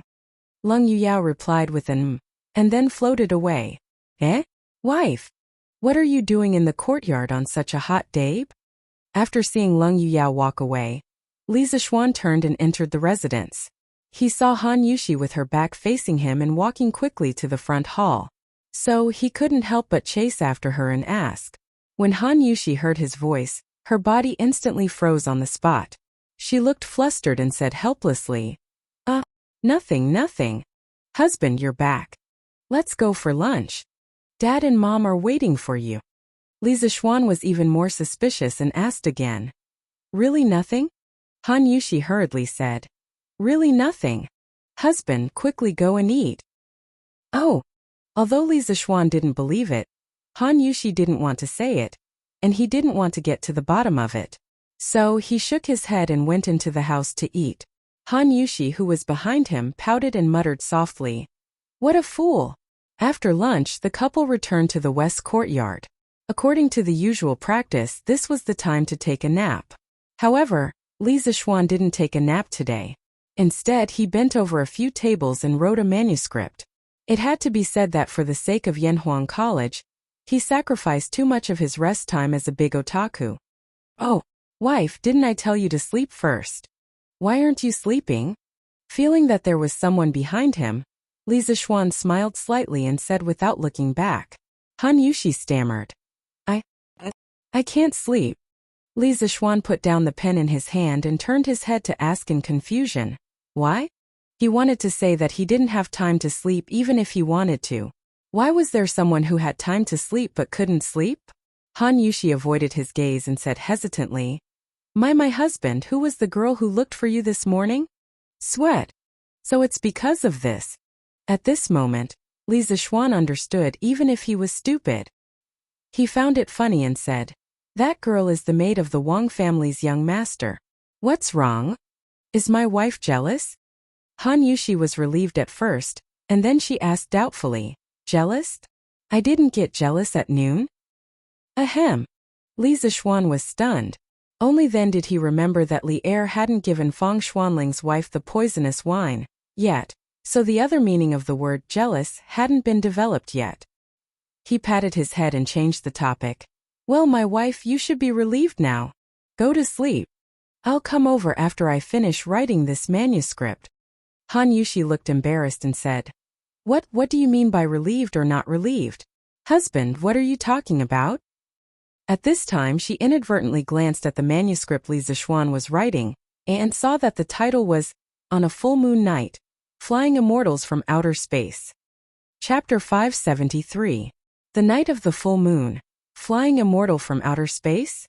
In the room, after Han Yushi saw the title of Li Zixuan's manuscript, she couldn't help but wonder, Husband, are you preparing to write a new novel? Outsiders didn't know that The Legend of Immortal's Journey to Immortality was written by Li Zixuan, but how could Han Yushi not know? That was why she asked this question. Li Zixuan shook his head and said with a smile, That's not it. By the way, didn't you suspect that I have a relationship with other women just now? I'll give you a surprise tomorrow night and let you understand my feelings. Han Yushi was embarrassed, but she still said stubbornly, I didn't suspect you. Besides, you're young and have a bright future. It's normal even if you have 3 wives and 4 concubines. I won't throw a tantrum with you. Li Zixuan looked into her eyes and asked mischievously, If I marry other women, will you really not be unhappy? Han Yushi's pretty face turned pale. She bit her lips and said bitterly, I won't be unhappy. Seeing her like this, Li Zixuan couldn't bear to tease her anymore. He said softly, Little fool. I was just teasing you. Whether rich or poor, I, Li Zixuan, have my wife in this life. I won't marry anyone else. Han Yushi widened her eyes in surprise and said in disbelief, Husband, is what you said true? Although it was popular in ancient times to have 3 wives and 4 concubines, that was only because the situation forced it. In fact, which woman was willing to share her husband with other women? Han Yushi just said that because she didn't want Li Zixuan to think that she didn't see the big picture, and didn't want her parents-in-law and neighbors to say that she was jealous. Of course, she didn't want Li Zixuan to marry a concubine. Looking at Han Yushi's cute appearance with her eyes wide open, Li Zixuan couldn't help but lightly touch her pure white forehead with his lips, and then said with a smile, Of course it's true, when have I ever lied to you? That day when we bowed to heaven and earth. I said that I wanted to be a celestial couple with my wife that everyone in the world would envy. Haha, let's start tomorrow night. What? Haha, you'll understand tomorrow night. Han Yushi playfully rolled her eyes and suddenly said, "Oh right, husband, tomorrow is the Mid-Autumn Festival. We have to worship the moon and eat round pancakes at night." Li Zixuan was stunned when he heard this. He guessed that the round pancakes were probably mooncakes, but he didn't expect this custom to start in the Tang dynasty. He couldn't help but feel homesick as he recalled the Mid-Autumn Festival in his previous life. According to legend, mooncakes originally originated in the early Tang dynasty. During the reign of Wu Da, Great General Li Jing defeated the Xiongnu and returned triumphantly on the 15th of August. At that time, there were Turpan businessmen who offered Li Yuan cakes to celebrate his victory. Li Yuan took the gorgeous cake box, took out the round pancakes, and smiled as he pointed to the moon in the sky and said, "I should invite the toad with the pancakes." After saying that, he distributed the pancakes to the officials to taste together. From then on, there was the custom of eating pancakes on the Mid-Autumn Festival. At that time, the rich families would generally set up incense tables to worship the moon during the Mid-Autumn Festival. Round pancakes, watermelons, apples, grapes, and other offerings were all available. Among them, round pancakes and watermelons were absolutely indispensable. Exquisite families even specially cut watermelons into lotus-shaped offerings. But at that time there was no such thing as mooncakes. In fact, mooncakes only existed in the Southern Song dynasty. It was only in the Ming dynasty that there were accurate records of eating mooncakes on the Mid-Autumn Festival. Haha, it's okay. We can worship the moon and eat round pancakes after we come back tomorrow night. Wife, quickly go to sleep. After a long while, Li Zixuan woke up from his memories. He patted Han Yushi's shoulder and smiled gently. Okay. Yo! On the night of the full moon, flying immortals from beyond the heavens. What does Mr. Li mean? The next morning, some people who bought the newspaper couldn't help but discuss with their companions after seeing today's headlines. Sigh. Lord Li personally mentioned this matter yesterday, and I was still there at that time, but Lord Li didn't say what exactly it was. Yesterday? Oh, I heard that a group of scholars blocked Lord Li's house yesterday. Is that true? Yes. It even alarmed the emperor. The leading student has already been arrested by the imperial army. Sigh. This group of scholars is really ungrateful. They've wasted all their knowledge. Lord Li is such a good person, and they still have the face to cause trouble. Sigh, but Lord Li also told us yesterday that he would let the entire Chang'an city witness a miracle tonight. He wants to prove that the so-called engineering in the newspaper is not a lie. Heh. Then there's a lot to see tonight. It's the Mid-Autumn Festival, and we can watch the fun. Haha. That's right, that's right. At this moment, hundreds of thousands of people in Chang'an were silently looking forward to the arrival of night. Imperial City, Chang'an Palace. Wow! Is Brother Xiaoxian going to show everyone the fairy lamp? I'm so looking forward to it. Chang'an leaned against the couch, holding the newspaper in her hand. After reading the headlines, an extremely bright smile immediately flashed on her exquisite little face. Her watery eyes were filled with longing. Ordinary people didn't know about the fairy lamp, but as the princess of the Tang dynasty, Chang'an naturally knew about it long ago. As smart as she was, she almost instantly thought of what Li Zixuan was going to do at night from the words, "On the night of the full moon, flying immortals." She couldn't help but feel envious. If Chang'an can go up to the fairy lamp once, then even if I immediately die of illness I won't complain. But tonight is the Mid-Autumn Festival. I have to accompany father and mother for dinner. I can't leave the palace. Chang'an held her small face and was in a daze. After a moment, she muttered to herself. South of Chang'an City, Dunhua Square, East County Duke's Mansion. Eldest uncle, eldest uncle. Hurry up and save Yunhan's. A fat middle-aged man with an oily face hurriedly ran to the backyard and shouted anxiously at Cui Junchuo, who was resting with her eyes closed in the courtyard. Cui Junchuo opened her eyes with extreme dissatisfaction and scolded in a muffled voice. What are you shouting for? Look at yourself. Do you still look like a father? The middle-aged man cried and said, Eldest uncle, something happened to Yunhan. How can I continue to be calm? Hurry up and think of a way to save Yunhan's. It turned out that this person was Chui Yunhan's biological father, Chui Simo. His father, Chui Junsu, was Chui Junchuo's brother. However, in the Chui family of Chui Yanmu, the title of nobility was passed down to Chui Junchuo. Therefore, now that something happened to Chui Yunhan, Chui Simo didn't go to Chui Junsu for help. Instead, he came to Chui Junchuo for help. After all, in the current Chui family of Qinghe, Chui Junchuo's title was the highest. Chui Junchuo was stunned. Then she asked with an ugly expression, "What happened to Yunhan? Shouldn't he be in the Hongwen Museum?" Chapter 574. At night, the moon was bright and the stars were sparse. When night fell, an extremely bright moon slowly rose from the horizon. In this era where there were no street lamps, neon lights, or LED advertising screens, this bright moon was extremely eye-catching at night. The term Mid-Autumn Festival was first recorded in the Rites of Zhou. The Book of Rites Moon Order said, "The mid-autumn moon nourishes the old and nourishes the old." The custom of the Mid-Autumn Festival was to worship the moon at the beginning. The Book of Rites recorded, the Emperor's spring morning sun and the autumn moon. The autumn moon was to worship the moon.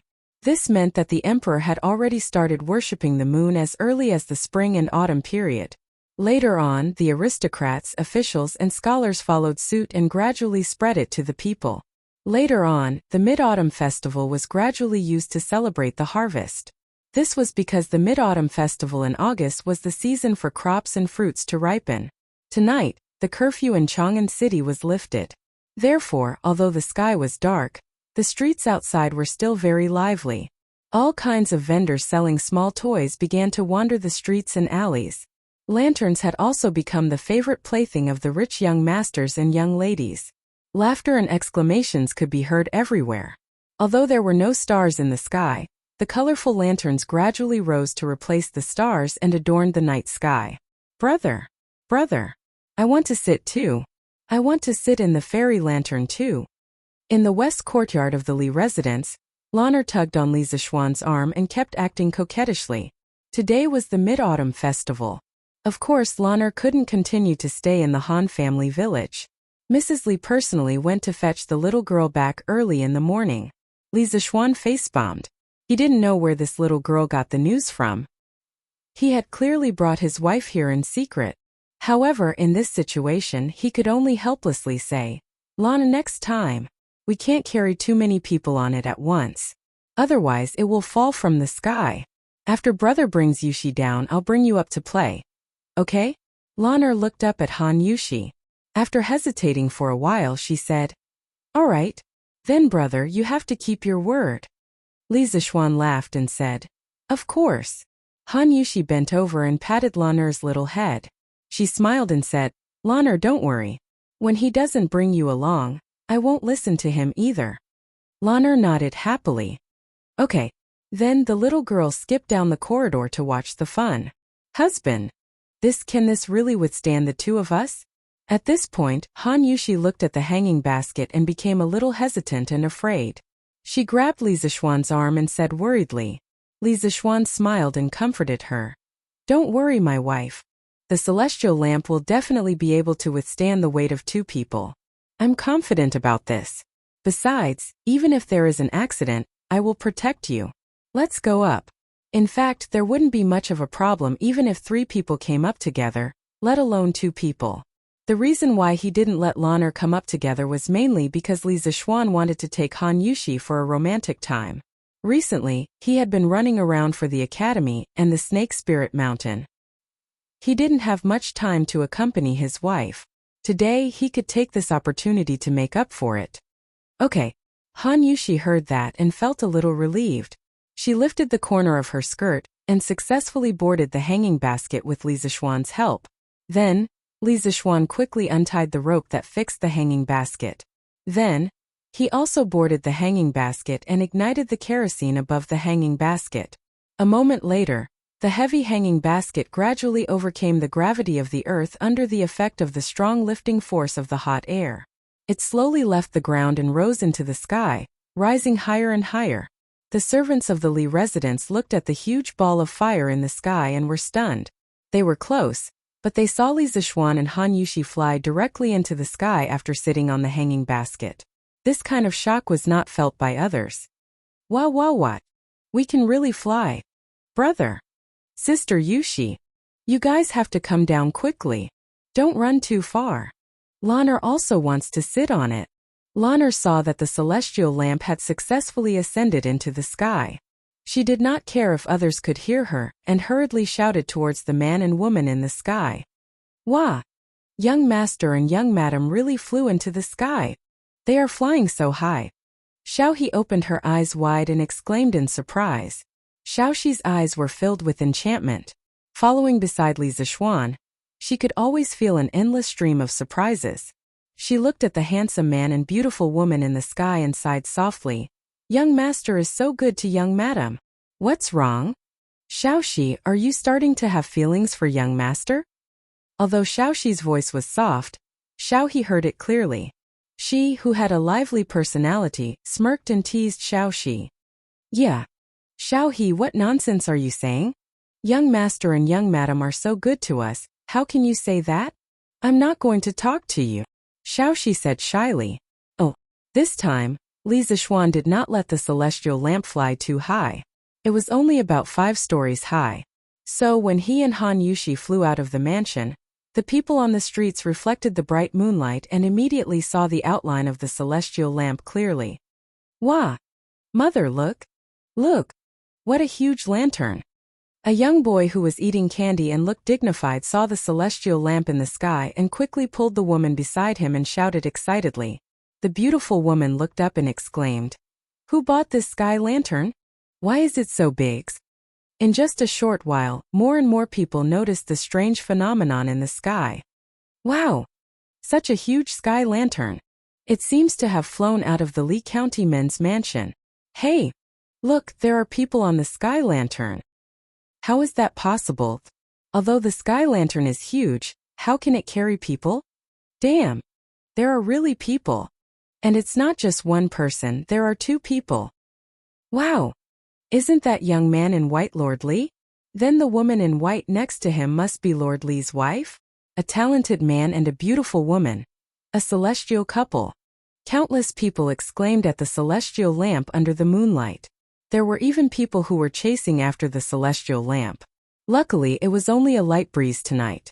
Otherwise, these people would not be able to catch up even if they ran until their legs broke. Wow! I understand now, this is what Lord Lee said in the newspaper today. Celestial flying on the night of the full moon. Lord Lee wasn't lying when he said that engineering could make people fly. Oh! So that's it. Then what kind of engineering is this? It's really amazing. TSK.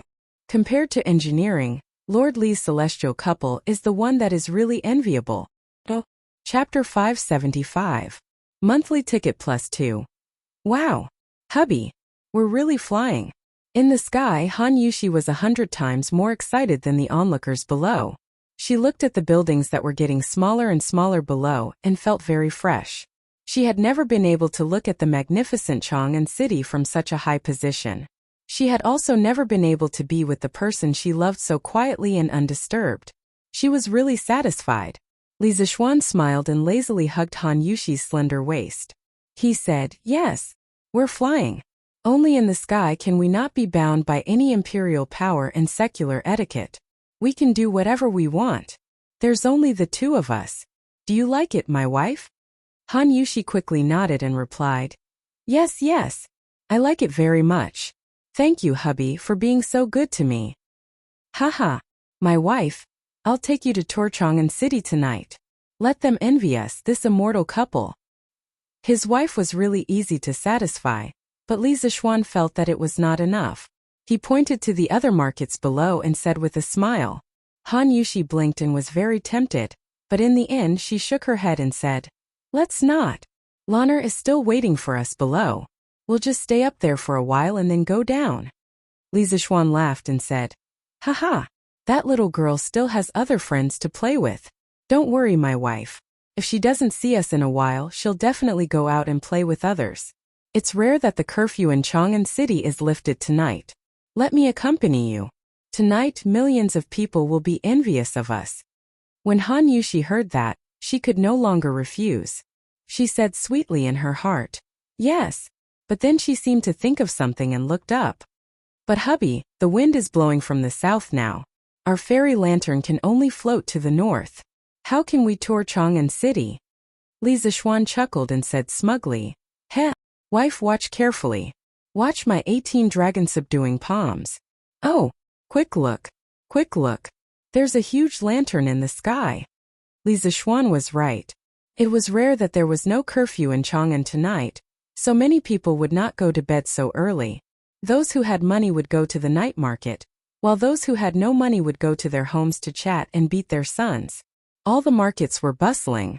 It was precisely because no one was sleeping and Li Zixuan was flying at a low altitude that the celestial lamp caused a huge commotion wherever it went. Wow! There are 2 more people up there. This should be the meaning of celestial flying on a full moon night, right? Surly really didn't lie. There seems to be another person dancing. Was Lord Ju's wife dancing for Lord Ju? They are so loving. But aren't they offending public decency by doing this in public? Tisk. If you have the ability, why don't you go up as well? You'll be offending public decency. Seriously. F*ck. No. That's not Madame Ju dancing but Lord Ju boxing. What kind of F*king look are you guys looking at? Ah? Then Lord Ju is really good to Madame Ju. Oh, Ping Kong Fong. This was the most famous red light district in Chang'an City. It was commonly known as the Northern Li's famous flower district. In the Tang dynasty, there was no rule that officials were not allowed to visit prostitutes. As for the scholars who came to take the imperial examination, visiting their confidants at Ping Kong Fong was simply a semi-official activity. If anyone did not go, it would not be called chastity but a country bumpkin. Therefore, in the past, although the doors of Ping Kong Fong were closed at night, the brothels in the square were still lit by red candles. There were dancing, couples coming and going, and singing in low voices tonight. There was no curfew in Chang'an, and Ping Kong Fong was even more lively. Many young people secretly came here to fool around in the name of going out to drink with their friends. Ping Kong Fong was full of traffic, and it seemed even more crowded. "Master Hu, come in and play. Our Xiao Chui misses you very much." Baihua Building, the largest brothel in Ping Kong Fong. A middle-aged woman with heavy makeup pulled a fat man and laughed coquettishly. Am I not here now? Mother Hua, quickly ask Xiao Chui to come over." "Hey, I'll be here soon." "Mother Hua, where's your family's courtesan, Miss Yenner? Why don't I see her?" At this moment, a young man in luxurious clothes walked over and asked with an unhappy expression. Mother Hua's expression froze and she murmured, "Young Master Niu, Miss Yenner hasn't been feeling well these few days." "Wow! What a huge lantern! Why are there so many people following down there?" At this moment, Li Zixuan's fairy lantern happened to pass by Ping Kong Fong. This huge fairy lantern shook everyone's heart. "Mother Hua, that's Lord Li and his wife. They came from Yongle Lane, and they should be touring Chang'an City. I heard it from those people just now." A page boy pointed at the commoners who were chasing after the fairy lantern and said to Mother Hua. After the surrounding ladies heard it, all of them became excited. "Wow! Lord Li is such an affectionate young man. He's so handsome and gentle. Ah! Lord Li, wait for me. Can you let me go up there for a while?" A girl in a pink dress suddenly screamed and chased after the people from before. "Ah! You slut! Lord Li is mine." The power of role models was endless. If there was one, there would be a second. In the blink of an eye, a group of ladies ignored Mother Hua's obstruction and chased after the fairy lantern. In one of the attics in Hundred Flowers Tower, a lady in purple looked at the fairy lantern flying by outside the window and heard the crazy screams downstairs. She couldn't help but sigh. Miss Han is so lucky to be married to such a man. If there's someone who can treat me so well in this life, I, Fong Fian, would be willing to pay any price. Oh, husband, they all seem to like you? On the fairy lantern, Han Yushi looked at the ladies who were chasing after them crazily, and couldn't help but smile at Li Zixuan. Cough cough. Li Zixuan wiped the cold sweat on his forehead and said awkwardly, "Well, I only like my wife. Even if they catch up with me, I won't look at them." Han Yushi smiled and asked, "Then why are you controlling the fairy lantern to pass by this place of prostitution?" Li Zishuan. Could he say that he was just curious? Oh. Chapter 576. In the West Court of the Imperial Palace, the people outside were celebrating the Mid-Autumn Festival. Of course, this place was also decorated with lanterns and colored banners. In an open space in the West Court, Li Er led a group of concubines and more than a dozen children to stand in front of the incense table and worship the statue of the moon goddess devoutly. There were mooncakes, watermelons, apples, red dates, plums, grapes, and other offerings on the incense table. The statue of the moon goddess was placed in the direction of the rising moon.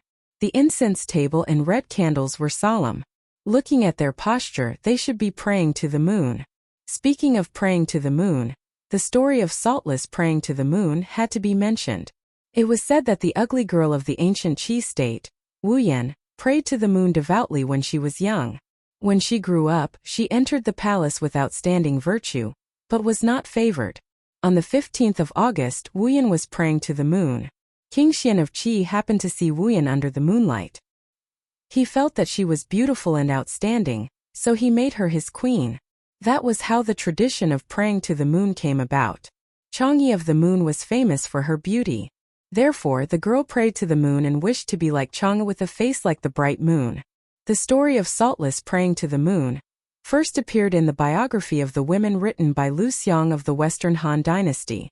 Wu Yan, also known as Zhong Wu Yan, was shockingly ugly.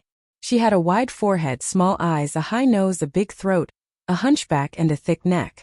But in the end, Zhong Wu Yan became a typical representative of the sea cannot be measured with a pint pot, and people cannot be judged by their appearance through her own efforts.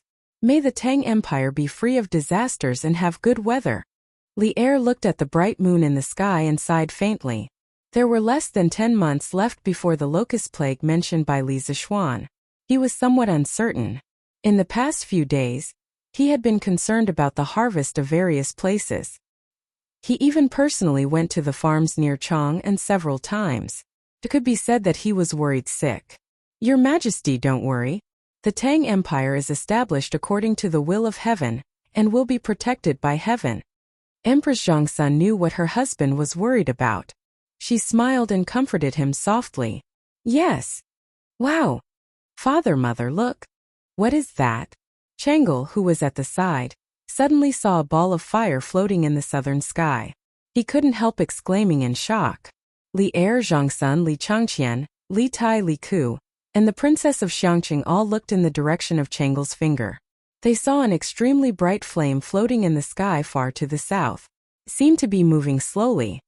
Zhao Song. Get someone to check if this is Li Zishuan's doing. This ball of flame was very far away, and it was difficult for ordinary people to distinguish what it was. However, Li Zishuan had seen it from a distance on the Black Tortoise Gate's watchtower, when he used the immortal lamp to wipe out the 7 cultivators of true virtue.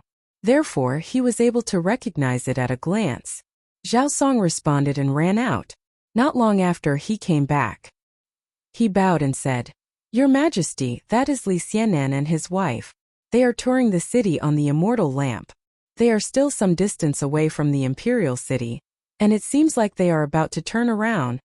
Hearing this, Chang'e came to a realization. She looked at the fairy lamp in the distance and said with a mesmerized expression, "So this is the fairy lamp. Brother Xiaoxian actually brought Sister Yuxi up with him. They are really loving." Li Er's expression was a little ugly. He snorted and said, "At least this kid knows his place. Get the guards at the city gates to keep an eye on him.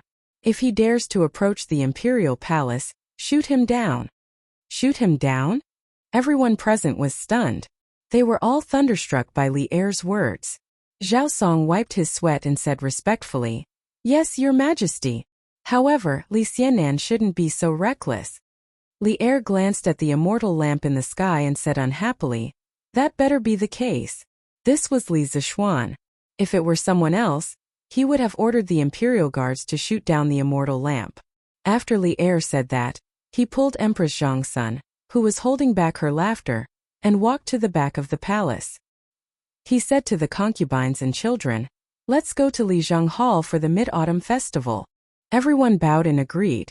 After Li Er walked away, Li Tai looked at the immortal lamp and said indignantly, Xiao Xian, this bastard really forgets about friendship when he sees a girl.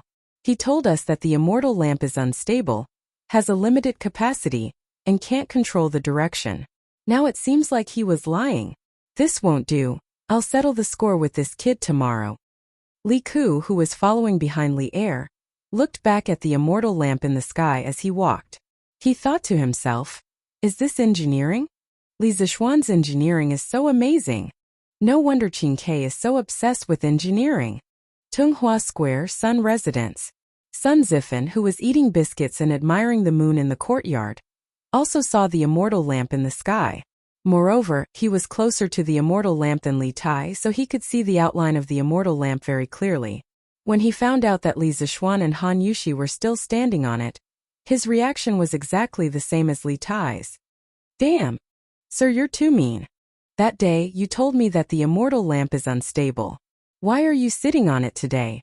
I think this thing is quite stable. Damn! I've been cheated. I've been cheated.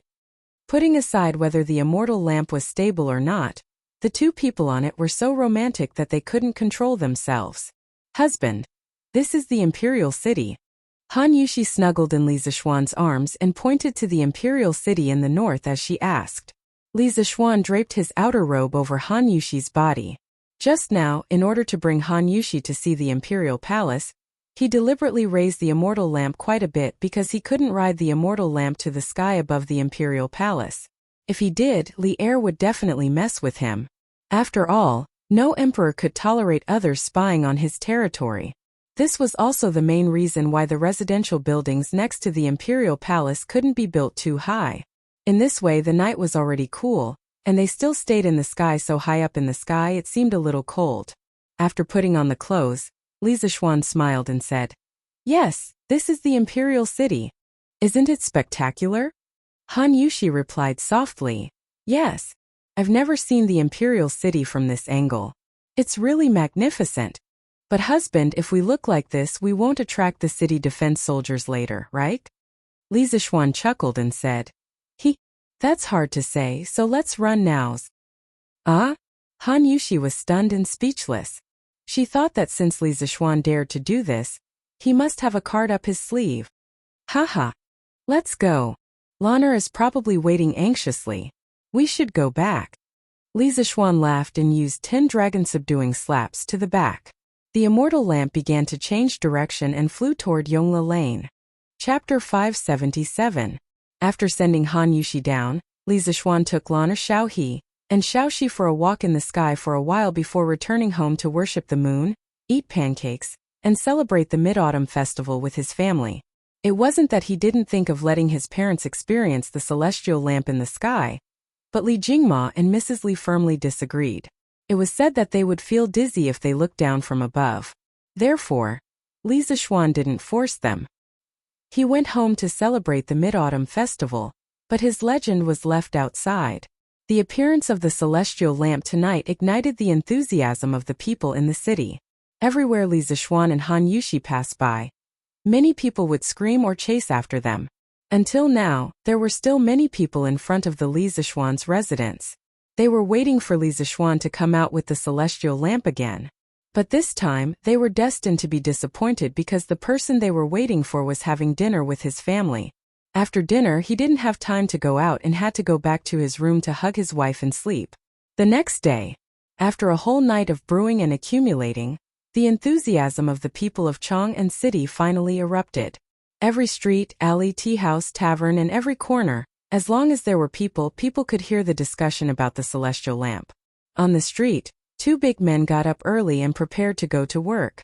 Hey, Lu Biaozi, did you see the big sky lantern in Lord Li's house last night? Of course I saw it. And it said that it's not called a sky lantern, but a celestial lamp. Lord Li used this thing to fly up last time when he wiped out the 7 cultivators of virtue. Wow. How do you know so much about it? Hey, I heard it from the servant next door from Assistant Minister Li's house. Tisk tsk. This Lord Li is really amazing. I never said that there's something that can make people fly, but Lord Li really did it.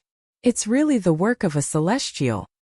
Haha, Lord Li is the lucky star that God gave to our Tang Empire. Hateful that some people dared to doubt Lord Li's bragging the day before yesterday. Now no one dares to doubt it, right? Hey! If that's the case, then Lord Li's engineering project seems to be really impressive. It's amazing, but what does it have to do with you, Pockmark Xiang? What do you mean it has nothing to do with me? I plan to let my brat go to Yanhuang College next month to try. If he can get in, won't he be able to soar into the sky like Lord Li in the future? Ha ha ha. I'm dying of laughter. How can someone as silly as your steamed bun get into Yanhuang College? Why? Why can't I?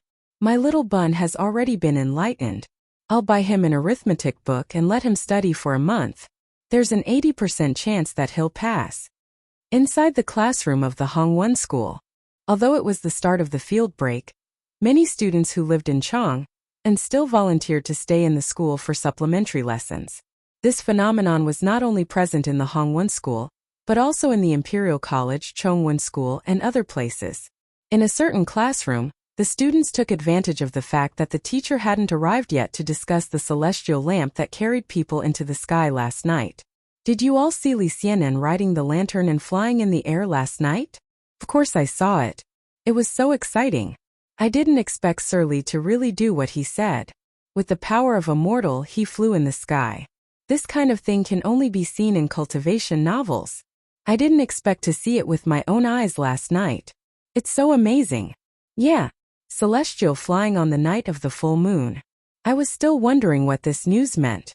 I didn't expect Li Xianan to give us such a big surprise. It's so unbelievable. Sigh. That's right. Did many students from our Hongwon school go to Li Xianan's house the day before yesterday? They said that Li Xianan was exaggerating and deceiving the people. Gong Sun Fei, were you one of them? No. Definitely not. I was at home the day before yesterday. Yes, at home. Cui Yunhan went. Everyone knows that. Furthermore, he's still in the Supreme Court now. 3. What I want to know is, did you really not go? Or did anyone else go? I really didn't go. Li Xianan is knowledgeable and upright. Why would I do such a wicked thing and embarrass our Hongwon school? Damn! That bunch of people really disgraced our Hongwon Institute. Now, even the students of the directorate are laughing at us. Sigh. I didn't expect Cui Yunhan to be such a person. Imperial College. The students' discussions could be heard everywhere. They were even more enthusiastic than the students from the Hongwon school. This was because Li Zixuan was once a professor at the Imperial College. Because of this relationship, all the students felt proud of what happened yesterday. Ha ha ha ha. Li Sai is so amazing. He must have slapped the faces of those students from the Hongwon school until they're swollen. Although Li Zixuan had resigned from his position as the Imperial College's secretary, many students from the Imperial College were still used to calling him Siyi. Perhaps this was also a form of nostalgia. Yes. Let's see who dares to jump out in the future. Whoever is not convinced, Li Sai will slap their faces. Haha. But Li Sai's sky lantern is really amazing. It can actually carry 2 people. Amazing. Good job, Li Sai. Previously, so many people suspected that Li Sai was advocating engineering, but I never doubted it. Because the person who said those words was Li Sai, I believed that he could do it. Indeed, he didn't disappoint me last night. Do you guys know that Yanhuang College's entrance exam is next month? At this moment, it was unknown who said these words. Then the classroom instantly quieted down. The originally excited expressions on everyone's faces froze. Gradually, some people's eyes began to flicker, but they didn't say anything. Clang, clang, clang. Coincidentally, at this moment, the bell for class rang. The students cleared their complicated thoughts, sat upright, and prepared for class. However, things were far from over. After school at Chitsu Culture. Hey, Situ-chung. Why are you here? A young man in a blue shirt said in surprise as he pointed at another person. Tai Ning. I'm here to buy a dictionary. Yes, I'm here to buy a dictionary for my little sister. Hey, speaking of which, why are you here? Huh? I'm here to buy a dictionary too. Why are you buying a dictionary? Don't tell me you're buying one for yourself. Besides, you don't have any siblings at home. The other student was speechless. He stuttered and couldn't come up with anything. Seeing this, the young man named Tai Ning's expression changed slightly. He leaned over to his companion's ear and whispered, "Are you here to buy mathematics textbooks?" "You?" Situ Cheng's eyes widened. He was so shocked that he couldn't speak. After a while he said, "Are you here to buy mathematics textbooks too? I didn't hear you say you're going to Yanhuang College." "Hey, you didn't say it either? If this kind of thing gets out, won't we have more competitors? What if we can't get in? I didn't expect you to be as cunning as me." Bulch *T. "I'm afraid that if I say it, my dad will beat me up if he finds out. That can't be. Engineering is so popular now. Do you think your dad won't agree?" "That's hard to say. Sigh. But why are there so many people buying books here today? How would I know? Damn. Look, isn't that Qian Youfa? Damn, that kid is here too." Chapter 578. Li Zixuan's act of using the fairy lamp to carry a person into the sky could be considered as another wave of advertising for Yanhuang College and engineering. Furthermore, the effect of the advertising was several times better than the last time. The most direct manifestation of this was that the first volume of the new mathematics textbook sold out like crazy in Chitsu culture. 100 books were sold out in an instant, 200 books were sold out in an instant, and 500 books were sold out in an instant. In order to alleviate the pressure of Chitsu culture's traffic, Li Zixuan decisively decided to distribute the tens of thousands of new mathematics textbooks to the major booksellers in Chang'an City at a price of 15% below the market price. In any case, he had never thought of using these textbooks to make money. It was fine as long as he didn't make a loss. Compared to making money, spreading the new mathematics textbook was obviously more important. In addition to the booming sales of mathematics textbooks, the number of applicants for Yanhuang College's entrance exam next month had also increased sharply. According to Mazhou's statistics, by noon today, the number of students who had signed up had increased from 100 yesterday to 800. Although there were millions of residents in Chang'an City, how high could the percentage of people who were educated be expected to be, given the educational conditions of this era? Not even 1%. This was also one of the reasons why scholars in ancient times were always given preferential treatment. Today's Datong Daily's headlines were written by Ma Zhou himself. Ma Zhou did a comprehensive report on the fairy lamp carrying a person into the sky last night, and enthusiastically praised the wonders of engineering. It was believed that with the Wang family's sales of today's newspaper to the various counties of Tang Dynasty, Li Zixuan's name would be known all over the world. Yanhuang College and engineering would also be planted in the hearts of the people. With time, this flame would eventually become a prairie fire that would burn the entire Tang Dynasty. In the afternoon, Li Zixuan stayed at home to write teaching materials. Regarding the future plans of the Yanhuang Academy, he more or less had an idea. First of all, he had divided the entire academy into a middle school department and a university department, with each department having 3 years of study. If one were to look at it from the perspective of the modern education system, this arrangement of schooling was extremely unreasonable. In modern times, it would take at least 16 years to go from primary school to university. However, this was the ancient times, and young people usually had to start a family at the age of 14 or 15. If one were to blindly apply the modern education system, there would be very few people who could complete 16 years of schooling. Besides, Li Zixuan didn't plan to transfer all the things that were taught in modern education to Yanhuang College. For example, he didn't plan to include Chinese, English, ideological and moral character, art, music, politics, history, biology. If these were taught in ancient times, there would definitely be a big problem, and so on, which were more literary subjects. He didn't plan to include them in the curriculum of Yanhuang College in the future. In this way, the courses that the students of Yanhuang College had to learn would be less than half of what the modern students had to learn. Under a reasonable teaching arrangement, there was still hope to complete the popularization of the basic knowledge of mathematics, physics, and chemistry in the first 3 years. In the second 3 years, it would complete the cultivation of the students who were interested in further study in the fields of engineering construction, precision machinery, sound, light, heat, and so on, which would open the door to a new world for them. As for whether they wanted to continue to study in depth in the future, they would have to rely on their own efforts. Li Zixuan only wanted to be a guide. not a knowledge repeater. This was because no one knew what kind of strange ideas the ancient people would have after they had the basic scientific knowledge of modern people. Perhaps even Li Zixuan, the guide, would be shocked. "Young master, someone from the palace came. The master wants you to go out and greet them." Li Zixuan, who was writing the second volume of mathematics teaching materials, was suddenly interrupted by Xiaoxi's voice. "Okay, I'll go now." Li Zixuan raised his head and looked at Xiaoxi, who was blushing, then got up and went out of the room. But in his heart he thought, "Ever since I took her for a walk in the sky last night, the way she looks at me seems to have become weird. She's also easily shy, could it be?" Thinking of this, Li Zixuan stroked his chin in a smug manner, looking very pleased with himself. When he came to the front yard, he found out that Li Zixuan had sent someone to summon him. Li Zixuan quickly changed his clothes and went to the palace with the servant.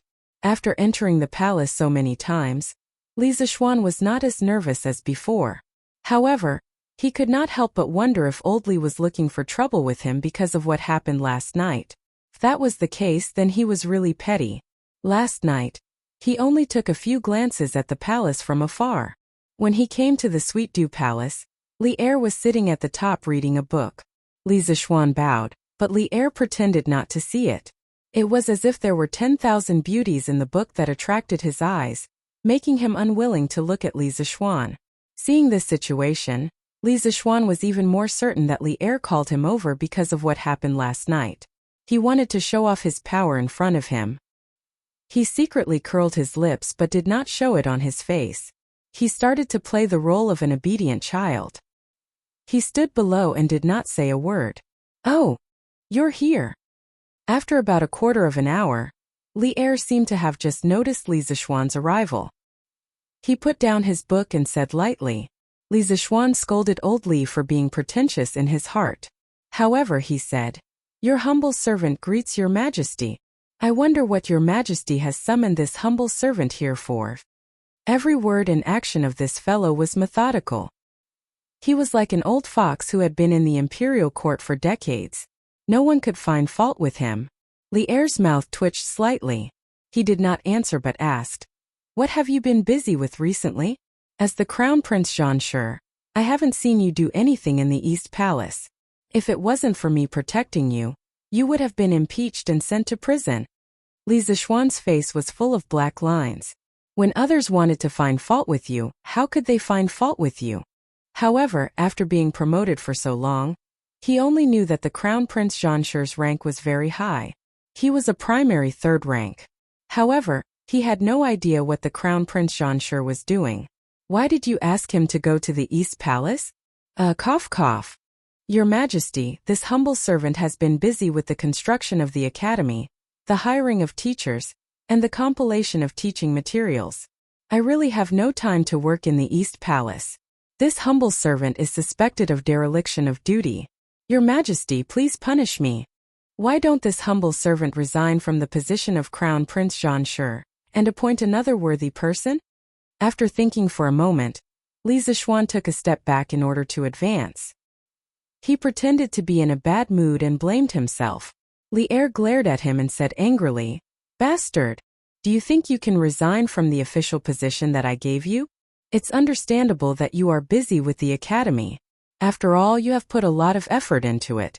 However, after this matter is over, you have to take care of your duties in the East Palace. Do you hear me?" Chapter 579. The Crown Prince Jean was mainly in charge of the Eastern Palace's internal affairs and cultural education. When Li Zixuan was first appointed to this position, Li Er had not expected him to be able to fulfill his duties. This was because Li Chengqian's education was being handled by the Crown Prince's right concubine-born son Kong Yingda, and his left concubine-born son Yu Jining. Li Zixuan's title as Crown Prince Jean was more in name than reality. Li Er mainly wanted him to assist Li Chengqian in the future. At this time, Li Er still had high hopes for his son Li Chengqian. "This subject thanks your majesty for your grace." Li Zixuan was happy. This test had indeed tested Li Er's attitude. It seemed like Li Er did not want to remove him from his position. But logically speaking, Li Zixuan had no intention of resigning. Although he wasn't a fan of official positions, He needed to have an official position to protect himself in this cannibalistic feudal society. The higher the rank, the better. This third-rank crown Prince Jean sure was just right. Li Er looked at Li Zixuan, who wanted to be proud but did not dare to be too proud. He was both angry and amused. He pondered for a while and said, "The Supreme Court had already found out some information from the scholar who led the attack on your house." When Li Zixuan heard this, he immediately perked up.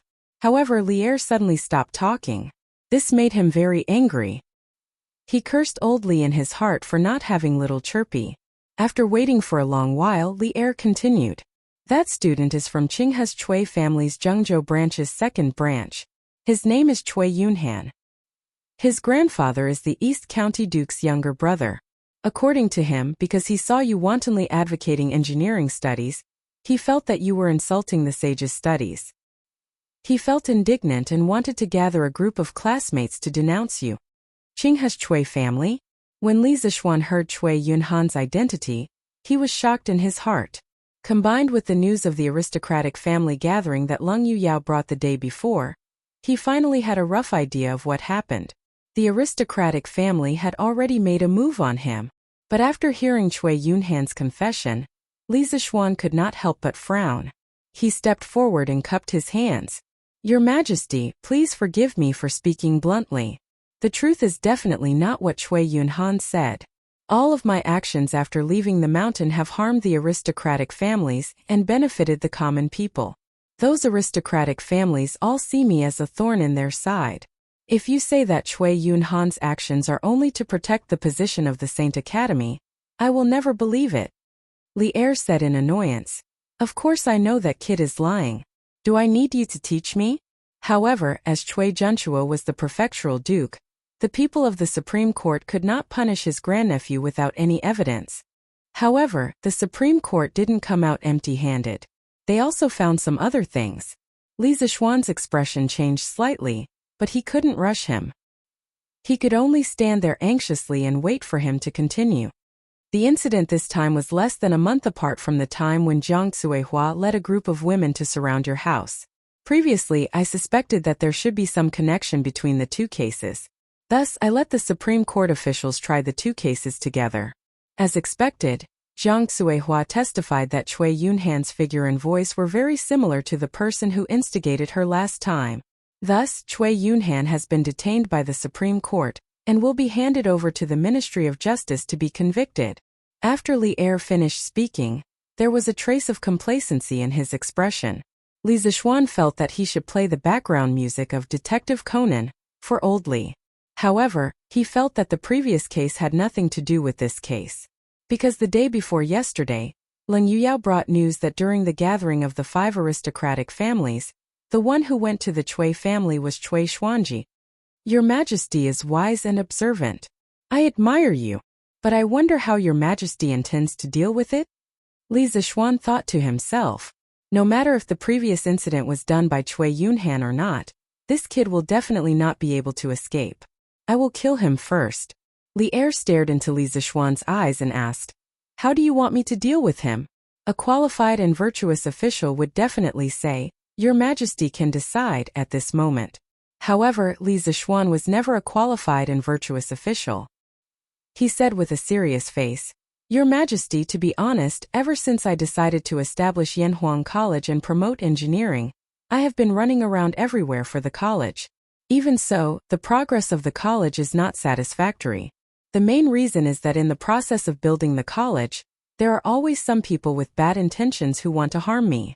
In order to protect myself and my family, I am really tired of dealing with them. Therefore, if your Majesty feels that there is still a need for Yanhuang College to exist, or if your Majesty feels that engineering is still useful to my Tang Empire, I beg your Majesty to punish the chicken to warn the monkey, so that those demons and monsters will not affect me from spreading engineering." After saying so much, Li Zixuan wanted to use the name of engineering to make Chui Yunhan look bad in front of Li Er. With the fairy lamp and gunpowder, these two peerless artifacts, Li Zixuan felt that the bargaining chip on the side of engineering was enough. Furthermore, Li Er's relationship with the Shandong nobles was not good. This choice was not controversial for Li Er. Of course, Li Er would not choose to stand on the side of the nobles. Otherwise, he would not have personally ordered the imperial army to capture Cui Yunhan. The reason why he did that was because he placed great importance on engineering. At this moment, after hearing Li Zishuan's words, he raised his eyebrows and said, "You want me to kill Cui Yunhan? Tis. You really dare to think about it. Let's not talk about Cui Yunhan being from the Cui clan of Qinghe. Just based on the crimes he committed, according to my Tang Empire law, he does not deserve to die. Do you want me to kill him just because he targeted you? If I really do that, how can I convince the masses?" Li Zishuan felt helpless. He thought for a while and said, "I was too reckless. However, Your Majesty, last time, the elder of 7 cultivators sect, Snake King, came down the mountain to kill me to avenge his disciple. According to my investigation, Snake King had been in seclusion in Snake Spirit Mountain for many years and rarely came down the mountain. A few months ago, I killed Flying Snake at Beiming Mountain's Bloodwind stronghold. There were very few people who knew about this matter. Snake King must have found out from some channels that I killed his disciple and came down the mountain to ambush me. I suspect that this matter is related to the nobles, or rather the Cui clan. Your Majesty, please make a decision for me." Hearing this, a cold light flashed in Li Er's eyes. He stood with his hands behind his back and paced back and forth in the hall. After a while he said, "Your suspicion is reasonable, but there is no proof. I will not let Cui Yunhan off easily. I will also send someone to warn the Cui clan. This matter ends here. If they still dare to do anything, I will definitely punish them. You can go back first." In the end, now is not the time to touch the Cui clan. Li Er sighed in his heart. Chapter 580. Feiji, do you have any brothers who are good at gathering information? After returning home from the palace, Li Zishuan called Pang Feiji into the house and asked. Pang Feiji was confused and replied, "Yes, I do. I have 2 men who are especially good at gathering information. Do you have any orders for me, Lord Ju?" Li Zishuan nodded in satisfaction and said, "Very good. Send them to investigate all the dirty things the Cui family has done in recent years. The more the better. It's best if you can find evidence." Li Er had some misgivings about the aristocratic families and was unwilling to make a move against the Cui family. However, Li Zishuan wasn't willing to let them off just like that. Even if he couldn't get rid of this towering tree, he could at least make its roots fester a bit. Li Zishuan had never shown any mercy to those who had harmed him before, just like the 7 cultivators of True Virtue sect. Pang Feiji was stunned and asked subconsciously, "Which Cui family is it, Lord Ju?" "The Cui family from Qinghe." Boom! Pang Feiji felt his brain explode. The Cui family was a top aristocratic family that had lasted for thousands of years. In people's hearts, their status was even higher than that of the Li family. Now Li Zishuan wanted him to investigate the Cui family. How could he not be shocked? After being stunned for a moment, Pang Feiji muttered, "Lord Ju, did I hear wrongly? You want to investigate the Cui family from Qinghe?" Li Zishuan nodded and said, "That's right. Is there a problem?" Seeing Pang Feiji's unusually shocked expression, Li Zishuan went forward and patted his shoulder. He continued, "Feiji, you have to understand who has the final say in the world now. It's the emperor. The aristocratic families are just arrows at the end of their flight. Don't be afraid of them anymore." Pang Feiji swallowed a few mouthfuls of saliva and said, "I understand. Don't worry, Lord Ju. I will find a way to get this done." "Okay, go." Li Zishuan didn't believe that any of these rich and powerful families had a clean bottom. As long as Pang Feiji investigated seriously, he would definitely be able to find some dirty deeds done by the Cui family's disciples. East Duke's Mansion. Uncle. Oh no. Yunhan has been sent to Cheongzhou. In the afternoon, Cui Yunhan's father, Cui Simo, hurried to the backyard of the East County Duke's mansion. When he saw Cui Junchuo, who was enjoying the cool air under the corridor, he shouted anxiously. The Tang dynasty established Chang, and as the capital. The development of the north was relatively good, while the development of the south was relatively poor. At this time, the main places of exile for prisoners were Hainan and Guangxi in the south. These places were rich in resources, inconvenient in transportation, and unsuitable for human habitation. The prisoners' lives were used to do dangerous work to speed up the local development. Chui Junchuo was shocked. He stood up shakily and said in disbelief, "How is that possible? The Supreme Judiciary just arrested Yun Han the day before yesterday. Even if they have evidence, they have to hand it over to the Ministry of Justice to convict him. How can it be so fast?" Chui Simo said with a sad face, "It's true, uncle. I asked a few friends from the Supreme Judiciary to take care of Yun Han. According to them, the Supreme Judiciary held a joint trial yesterday for Yun Han and Jiang Cuihua, who instigated the women to cause trouble in Li Zixuan's house. Jiang Cuihua, that be *tch, slandered my son Yun Han and the mastermind behind the scenes who bribed her previously. Their voices and figures are exactly the same. Therefore, the Supreme Judiciary officially arrested Yun Han yesterday and prepared to hand him over to the Ministry of Justice to convict him. However, just now, I received news from the Supreme Judiciary that the Emperor has decreed that Yun Han will be sent to Cheongzhou and will not be able to enter the imperial court as an official for the rest of his life. Uncle, you have to save Yun Han. He has been wronged. The previous incident had nothing to do with him." When Chui Junchuo heard this, he was both shocked and stunned at the same time. He never thought that the crime of Chui Xuanji bribing Jiang Cuihua to wreak havoc in the Li residence would ultimately fall onto Chui Yunhan. He closed his eyes and seriously thought about it. If he didn't think about it, he wouldn't know. But when he thought about it, he was shocked. He compared Chui Xuanji and Chui Yunhan's voices and figures in his memory, and realized that they were 80% similar. No wonder Jiang Cuihua would identify Chui Yunhan as the mastermind. Now that things had come to this, it was already out of Chui Junchuo's control. Now that there were witnesses and evidence, it was as difficult as ascending to the heavens to reverse the case for Chui Yunhan, unless he told the imperial court that the mastermind behind the chaos in the Li residence was Chui Xuanji. However, was it worth it? That way, although it would reduce Chui Yunhan's crime, it would also cause another descendant of the Chui family to be implicated. Furthermore, it would be the most outstanding youngster of the third generation. Chui Junchuo would never allow such a situation to happen. Chui CMO did not know about the previous incident. Otherwise, it would be hard to say if he would betray Chui Xuanji in order to save his son. For the Chui family, he could only a trace of determination flashed across Chui Junchuo's eyes. He looked at Chui CMO and said in a deep voice, "I had already arranged a meeting with 2 assistant ministers of the Ministry of Justice tomorrow to ask them to make an exception. However, I did not expect the Emperor to place such importance on this case and convict Yunhan in such a short time. Now that the Emperor has issued the imperial edict and the evidence is irrefutable, no matter how hard I try, it will be in vain. So, CMO, you had better make plans early and arrange for some people to go to Cheongzhou to take care of Yunhan." Chui CMO was stunned on the spot as if he was struck by lightning. After a while, he said in a trembling voice, "No, uncle.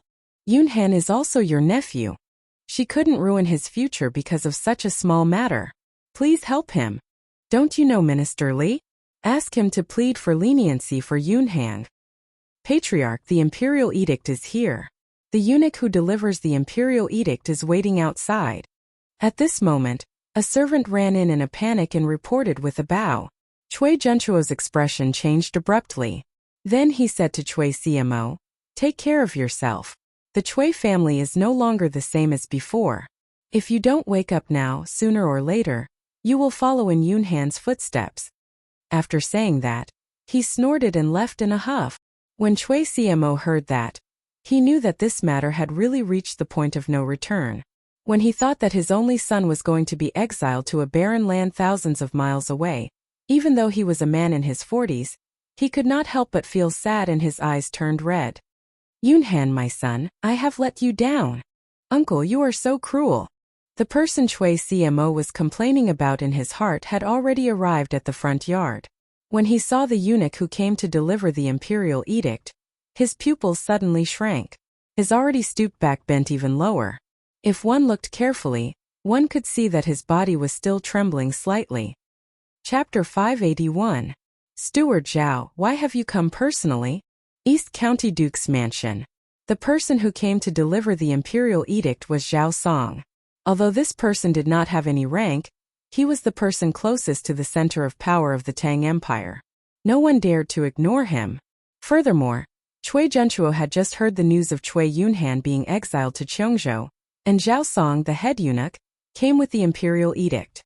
Even a fool would know that the Cui family was in big trouble. Hee. I'm here to see the grand courtyard of the East County Duke's mansion. I wonder if the East County Duke has been well recently? Zhao Song's face was full of smiles, but his smile did not make people happy. Perhaps this was the so-called, there is a knife hidden in a smile. When Cui Zhenchuo heard Zhao Song's words, his expression froze completely. After a long silence he said, "Thank you for your concern, Steward Zhao. I'm well." As soon as he finished speaking, Zhao Song sighed and said, "But His Majesty has not been well recently. There are always some people who don't want to live a peaceful life and insist on doing shameful things in the dark. These people think that they are doing it secretly and no one will find out. But they don't know that if they don't want anyone to know, they shouldn't do it in the first place. His Majesty is watching." After saying that, Zhao Song stared at Cui Zhenchuo meaningfully without blinking. The atmosphere in the room suddenly froze. The panic in Cui Zhenchuo's eyes disappeared in a flash. Then he stepped forward and clasped his hands. This kind of person is really hateful. His Majesty is diligent and loves the people. He has a lot of things to deal with every day, but he still has to worry about this kind of person. I am greatly indebted to His Majesty, but I can't share His Majesty's burdens and find out those evil people in the dark. I am ashamed to face His Majesty. As he spoke, Cui Zhenchuo's tears flowed down. Looking at him, anyone would think that he was a rare loyal minister. Zhao Song's expression did not change, as if he did not hear Cui Zhenchuo's words at all. Cui Zhenchuo expressed his feelings for a long time, but he did not receive any response from Zhao Song. If he knew that a clown was a creature, he would definitely feel that he was a clown now. Cough cough. The atmosphere was awkward for a while, and Cui Zhenchuo finally couldn't help but get to the point. I wonder why Steward Zhao is here today? Zhao Song's expression turned solemn. He stepped forward and said, His Majesty ordered me to come. His Majesty wants me to say a few words to you. Cui Zhenchuo hurriedly said. Then this old man will order people to set up the incense table to welcome the imperial edict. Zhao Song said, There's no need. I'm just here to pass on a few verbal instructions from His Majesty. I don't have an imperial edict with me. East Commandery Duke, just listen to me. Cui Zhenchuo's heart was beating very fast. He quickly cupped his hands and said, Chief, please speak. This old man is all ears. Zhao Song smiled and said, I've just finished what His Majesty wanted to say to the prefectural duke. I have to return to the palace now. Take care. After saying that, he didn't care whether Cui Zhenchuo reacted or not and directly left. Are you done? That's it? He just said that if you don't want others to know, don't do it in the first place. Could it be that His Majesty already knows about the Snake Spirit Mountain? Cui Zhenchuo stared at Zhao Song's back as he left and muttered. His face had never been so pale, and he seemed to have aged a lot. Cui Yunhan has been exiled to Cheongzhou? In the evening at the Li residence, Li Zixuan widened his eyes and looked at Brother Ji in front of him as he asked in shock. He still had some basic knowledge of history. He knew that the Cheongzhou of this era was completely different from the Cheongzhou of his previous life. With the current level of transportation, it would be good if Cui Yunhan could reach Cheongzhou alive. Even if he was still alive, the rest of his life would be wasted. Logically speaking, being exiled to that place was no different from being beheaded. Peng Feiji nodded excitedly and said, Lord Zhu, this is absolutely true. Jiang Xuehua has also been exiled to Cheongzhou. With these two as examples, I'll see who dares to cause trouble in the residence in the future. Not bad, not bad. Li Zixuan stood up with satisfaction and paced around the room. He didn't expect Li Er to be so ruthless and not give the Cui family any face. It seemed that what he said in front of Li Er in the afternoon had taken effect. Looks like old Li still cares a lot about his work. This way I can save a lot of trouble in the future. Li Zixuan thought proudly in his heart. Unlike the other emperors in the future, Li Er had a strong personality and was very opinionated. Once he made up his mind to protect someone, as long as that person didn't look for trouble, They would usually be safe. Lord Zhu, then should we continue investigating the Cui family? Peng Feiji asked tentatively. After following Li Zixuan for so long, Chicken Bro understood Li Zixuan very well. He guessed that when Li Zixuan asked him to investigate the Cui family, it was mainly because of the results given by Li Er. Li Zixuan might not be satisfied, but looking at Li Zixuan now, it was obvious that he was satisfied with the results given by Li Er. That was why he asked this question. Li Zixuan muttered, "Let's investigate. Let's not talk about other things first. I'm also very curious if the Cui family has done any dirty things in recent years." Although Cui Yunhan was crippled, Li Zixuan wasn't completely relieved. After all, the Cui family was a millennium-old family. Who knew if the other party would play any tricks again? He had to prepare the black material first so that he could be prepared when he needed to use it in the future. Yes, Lord Zhu. Peng Feiji scratched his head. Although he didn't understand what Li Zixuan was thinking, he still obeyed the order and agreed. Hey, did you hear? Cui Yunhan has been exiled to Chongzhou. In front of the Hongwen Library, a group of students who had just finished school were walking in groups of 3 to 5. One of the students suddenly said, "How is that possible? Cui Yunhan had only been in the Supreme Court for less than 3 days. How could he be convicted so quickly?"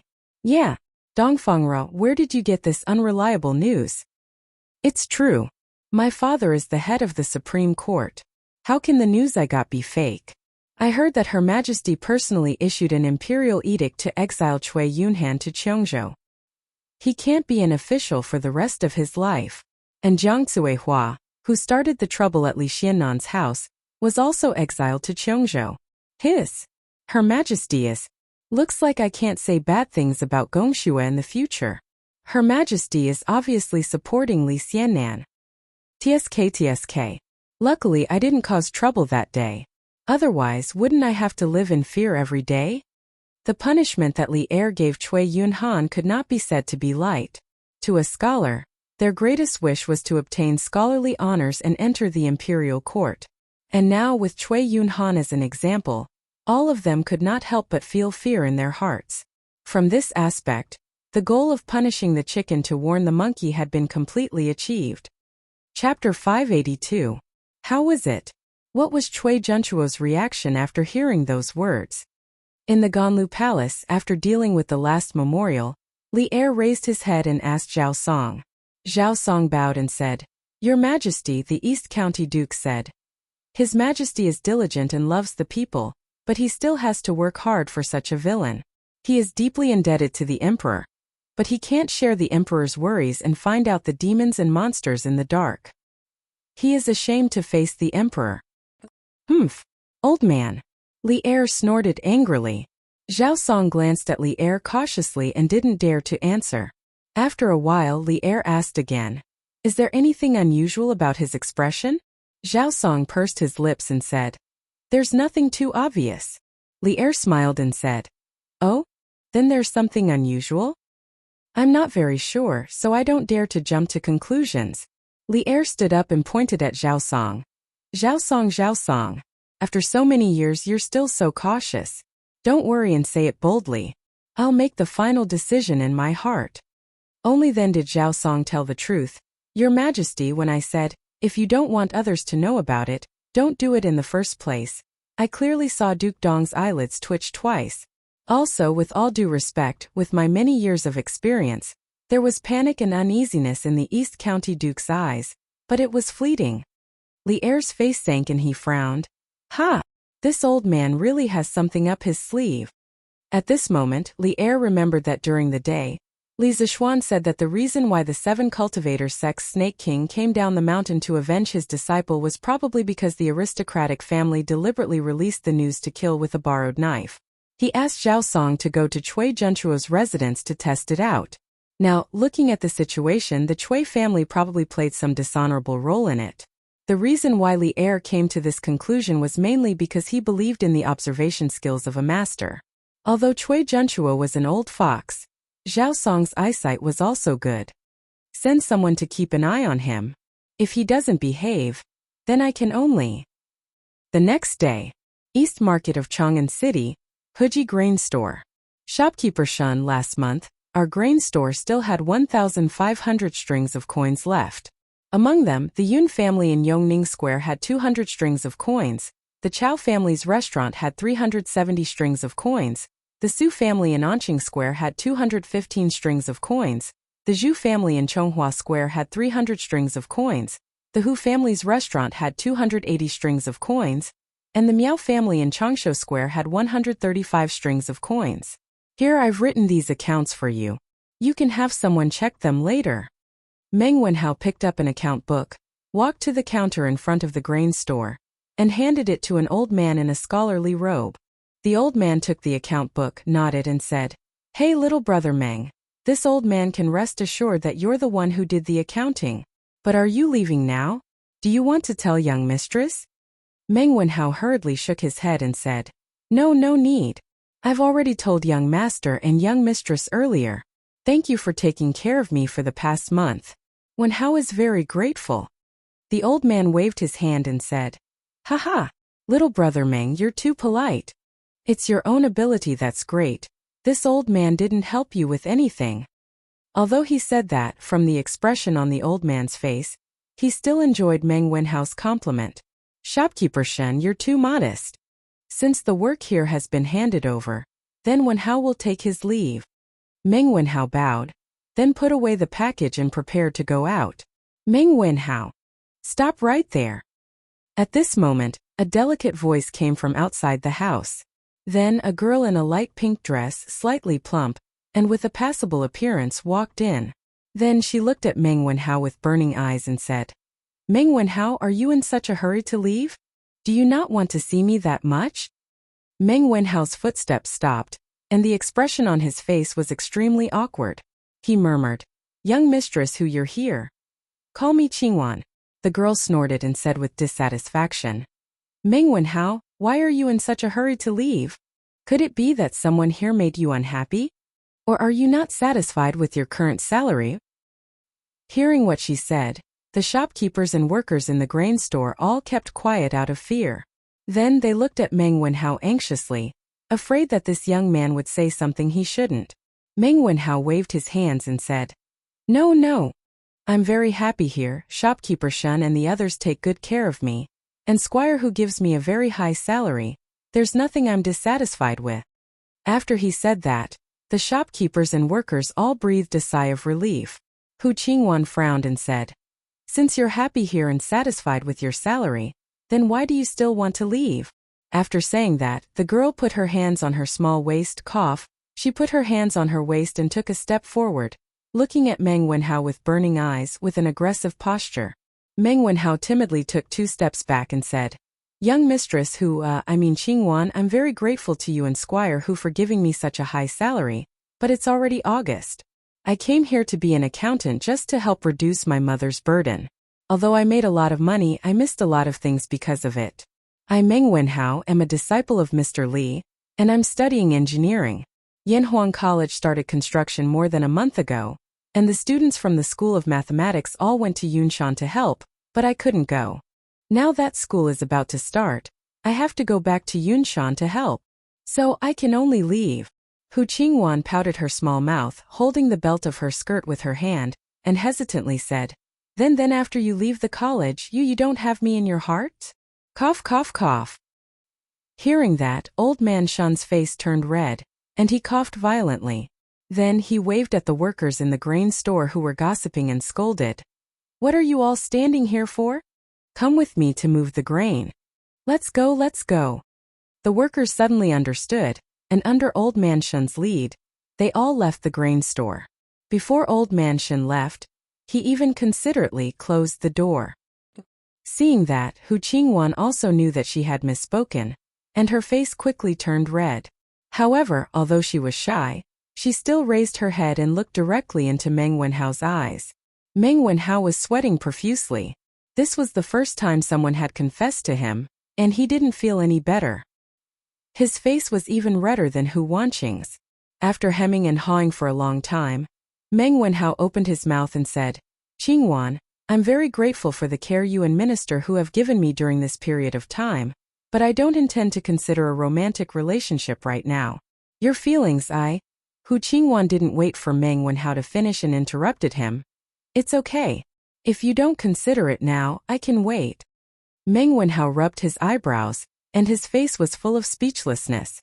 For more than a month, he was indeed very happy to be able to use what he learned to earn money, but this girl in front of him was his nightmare for the past month, and it made him very distressed. Chapter 583. Brother. Meng Wanhao left. Help me persuade him. Xinghua Square Hu family.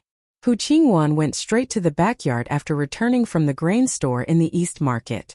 She found her brother, Hu Yuanbao, and said angrily. Looking at her, her confession just now must have failed. Oh, Meng Wanhao? Little sister, who is Meng Wanhao? Has he formed his core? A plump and fair man was lying on a bamboo bed reading the Tang Dynasty daily. From afar he looked like a pile of fat meat on the bed. When he heard Hu Qingwan's complaint, he casually replied, That's right. Core formation? What core? Hu Qingwan, who was angry, couldn't help but be stunned when she heard these inexplicable words and asked in confusion. Hu Yuanbao felt that he had misspoken and coughed dryly. Ahem. Nothing. I'm saying that Han Li is about to break through to the core formation stage. He hadn't read A Legend of a Mortal's Journey to Immortality for a few days, so he planned to start reading it today. Just as he was reading it with relish, Hu Qingwan angrily came to find him. Therefore, before his mind could break away from the novel, he subconsciously replied to her. Hu Yuanbao. There was always a price to pay for being willful, and Hu Yuanbao thoroughly experienced it at this moment.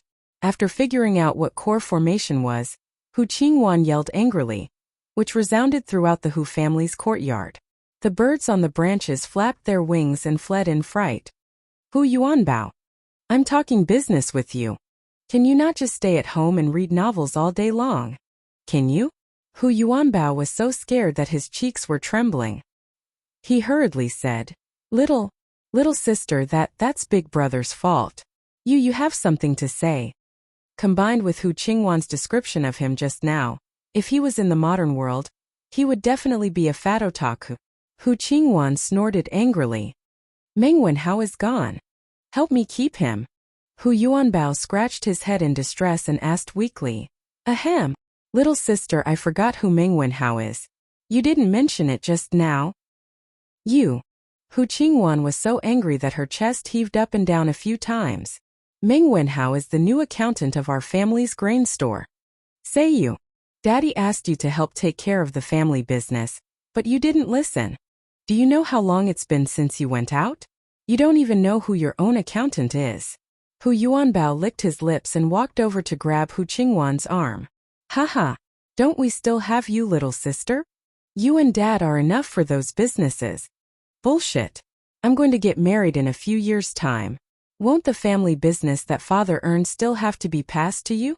If you don't worry about it now, I'll see what you'll do in a few years. Hu Qingwan broke free from Hu Yuanbao's fat hands and cursed angrily with her hands on her hips. Hu Yuanbao shrunk his neck and said gloomily, Sigh. Annoying. Let's talk about these things later. Little sister, you just said that Meng Wanhao is our accountant. Since the accountant left, we can just find another one. In Chang'an City, there are at least 800 people who know how to do accounts. Hu Qingwan stomped her feet angrily and said, No. I like Meng Wanhao. You have to help me find a way to keep him. Even though Hu Yuanbao was used to his sister's outspoken words, he couldn't help but be shocked when he heard this sentence. He was stunned for a while before he said, That little sister, didn't you say that you would wait a few years before getting married? If you have someone you like, wouldn't I have to help Dad manage the store a few years in advance? Little sister, do me a favor and give me a few more years. Hu Yuanbao, I'm going to kill you. Chengel? Chengqian? Why are you here? On this afternoon, Li Zixuan had just returned from the workshop when he saw the two siblings, Li Changqian and Li Lizzie, coming over. Chengel was talking to Han Yushi, but Li Changqian awkwardly didn't have anything to talk about. His eyes kept looking outside. When he saw Li Zixuan return, Li Changqian's eyes lit up, and he hurriedly called out, Little Xian, you're finally back. Husband. Brother little Xian. Han Yushi and Chang'e looked over and hurriedly stood up to greet him. Li Zishuan nodded in agreement. He walked into the front hall, and everyone sat down again. Li Zishuan asked again. Chinqian Chang'e, why are you here today? Li Changqian opened his mouth to answer, but Chang'e beat him to it and said, I'm here to chat with Sister Yushi. I haven't seen her for a long time, so I wanted to come over and take a look. It's quite boring to stay in the palace. Haha. Looks like you're embarrassed to say it. Then I'll help you say it. At this time Li Changqian laughed loudly and interrupted. Xiao Xian, Chang'e wants to sit in your celestial lamp, so I brought her here. I didn't see you here, so I wanted to sit for a while before returning to the palace. I didn't expect you to come back. Chang'e's cheeks heated up and she said angrily, Brother Crown Prince, you're talking nonsense. Didn't you want to sit too? Otherwise, why would you be so kind to bring Chang'e over? Li Zishuan smiled and waved his hand. Haha. It's okay. Since you want to sit, then go ahead. It's not like it's a rare item. But didn't I already give the blueprint of the fairy lamp to His Majesty earlier? Calculating the time, the craftsmen who will be supervising can make 1 or 2 fairy lamps by themselves. Li Changqian shook his head and said, They can make it. But how can the fairy lamp they make be as stable as yours, little Xian? Your fairy lamp has been used for several days without any accidents, so I came over with Chang'e. Qingke originally said that she wanted to come over, but Yin Xiaoning called her to Yunshan. Li Zishuan suddenly understood and nodded. Okay, Chengqian Chang'e, follow me to the west courtyard. The fairy lamp is over there. The siblings nodded happily. After Han Yushi saw that Li Zishuan had returned to entertain the 2 second-generation emperors, she went to do her own things and didn't follow him. Hey. Little Xian, don't untie this rope. When they arrived at the west courtyard, Li Zishuan was about to untie the long rope binding the fairy lamp when Li Changqian hurriedly stopped him. Why? If I don't untie this thing, how will the fairy lamp fly away later? Li Zishuan was puzzled. Li Changqian explained. Just fly above your house, there's no need to fly out. Also, don't fly around on the fairy lamp like on the night of the Mid-Autumn Festival. As far as I know, Father won't like it. The general idea was, don't do that, Father won't like it. Li Zishuan was speechless. Chapter 584. Alright. Then both of you can come up together. Li Zishuan already knew that Li Er didn't like fairy lamps flying everywhere. Otherwise, Li Er wouldn't have given him a hard time at the beginning.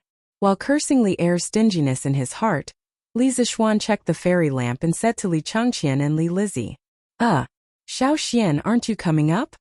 Li Changqian was slightly startled. He looked at the unfamiliar fairy lamp and asked weakly.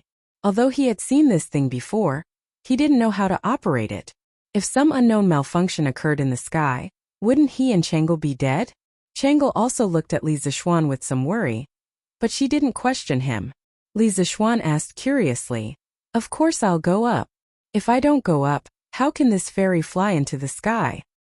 Li Changqian opened his mouth wide and said in disbelief, Then why are you asking us to go up together? This thing can only hold 2 people at most, right? Li Zishuan was speechless. Who told you that this fairy lamp can only hold 3 people? There were 4 people on it last night. It's okay, come up together.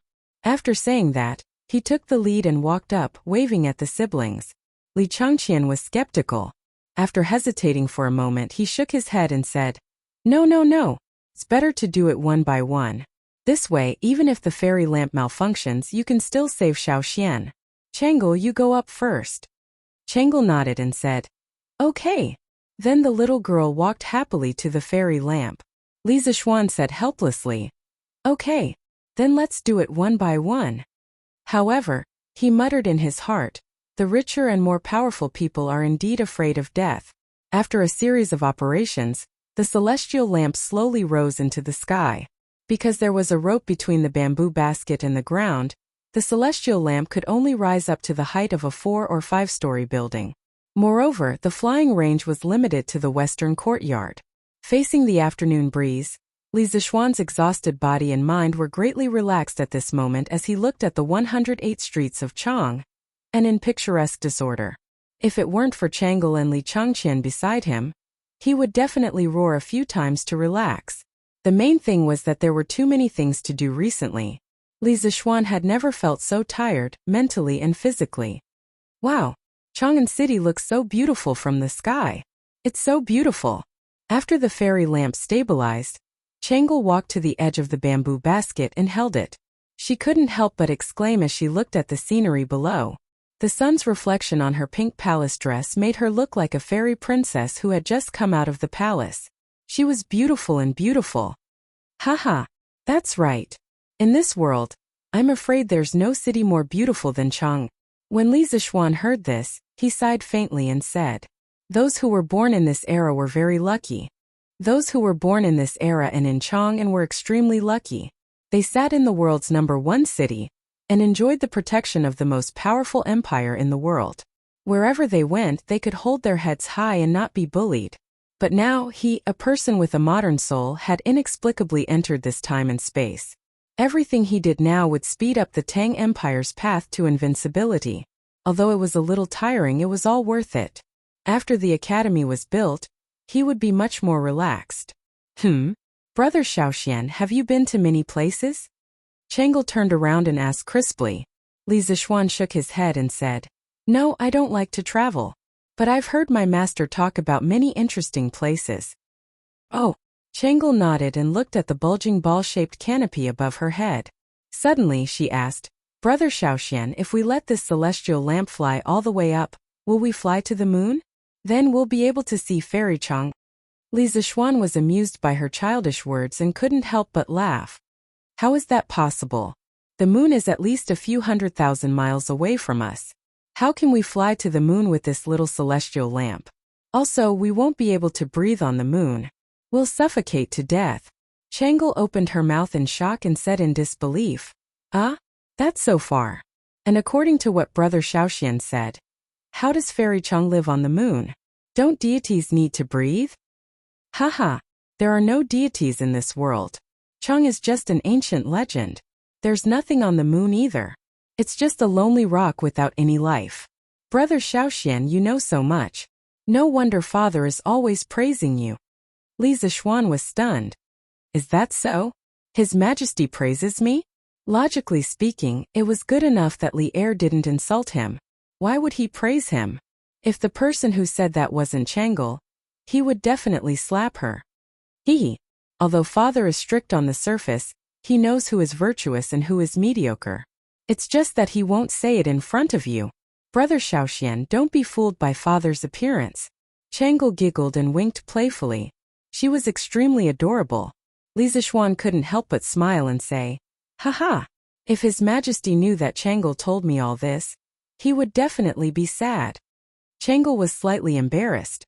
She just smiled and stared blankly at the scenery under the bamboo basket. However, she didn't continue the conversation. After a while, Li Zishuan suddenly asked, "Changle, aren't you afraid to look down from such a high place? In ancient times, there were no airplanes or tall buildings with more than 10 or 20 floors. Most people wouldn't be able to adapt to such a high place for the first time." However, Changle was completely unaffected when she came up. It was really rare. Changle squinted her eyes and smiled. "I'm not afraid, because I know that even if I fall from here, Brother Xiaoxian will definitely be able to save me." Her smiling face and confident expression made her look like a little fairy. She had a huge charm that made people lose themselves in her. Ugh! After a while, Li Zishuan shook his head and forcibly broke free from his obsession. He secretly thought that this little loli had a lot of charm. Then he touched his nose and said resentfully, "Ha! Changle, you really think highly of me." Changle smiled and turned around without saying anything. However, her eyes flashed with unconcealable joy. Chapter 585. The next day, after Li Zishuan finished his breakfast, he arrived at the Cloud Mountain early in the morning. However, he unexpectedly saw an unexpected person. "Eh? How? When did you come? Shouldn't you be at Heji Grain Store?" Li Zishuan couldn't help but ask when he saw Meng Wenhao, who had disappeared for a long time, in Yin Xiaoning's temporary office. The last time he came to Cloud Mountain, Li Zixuan had invited a group of students from the School of Mathematics for a meal. He had heard a few students mention Meng Wenhao. They said that he was working as a bookkeeper in a grain shop to earn money to support his family. That was why he didn't come to Cloud Mountain with them. Li Zixuan understood that at that time. In his previous life he had also worked during the holidays, so he didn't blame Meng Wenhao for this. "Sir, you're here. I just came the day before yesterday. I'm a little late, please don't blame me." Meng Wenhao saw Li Zixuan coming in and quickly stood up to greet him excitedly. However, Yin Xiaoning interrupted in annoyance. "Look at your students. All of them are more active than you. A few days ago, someone was sitting on a fairy lamp and walking around Chang'an City. How carefree." Li Zixuan was speechless. "I was just proving to everyone that I wasn't bragging. Okay? It's not for my personal enjoyment. To a certain extent, I was also doing it for the future development of Yanhuang College." Yin Xiaoning curled his lips. Fine, fine, fine. You're the only one with such twisted logic. But speaking of which, your student is really good. Not only is he good at accounting, but he's also very charming." Li Zixuan was confused and asked, "What do you mean?" Meng Wenhao's face was red as he quickly said, "Nothing, Commander Yan. Please don't say it. This is something to be proud of. What's there to be embarrassed about?" Yin Xiaoning patted Meng Wenhao's shoulder and laughed. Then he said to Li Zixuan, "Little Xian, you still don't know, right? After you went to Huji Grain Store, not only did you beat their 4 bookkeepers in mathematics, but you also almost kidnapped their eldest daughter when you left." "TSK, TSK." Li Zixuan was taken aback and asked with great interest, "Oh, there was such a thing? Xiaoning, quickly tell me about it." After saying that, this guy quickly moved a stool over and sat in front of Yin Xiaoning. He looked like he was eager to hear some gossip. He didn't look like a gentleman at all. Meng Wenhao's eyelids twitched as he watched. He was speechless. Yin Xiaoning, on the other hand, was used to Li Zixuan's impulsive personality. He also sat down and began to tell Li Zixuan about Meng Wenhao's romantic affairs. Thus, the 2 men in the room began to gossip while the half-grown young man was sitting awkwardly at the side. After a few minutes, Li Zixuan understood the whole story. He stood up and laughed. "Wenhao, you're really something. You haven't even graduated and you've already learned how to flirt. Haha. Not bad, not bad." Meng Wenhao was embarrassed. Although he didn't know what flirting meant, he could roughly guess. He muttered, "Sir, I just want to use what I've learned to earn some pocket money. I don't intend to provoke anyone." Li Zixuan waved his hand and said, "Haha. You don't have to explain to me. I still believe in your character.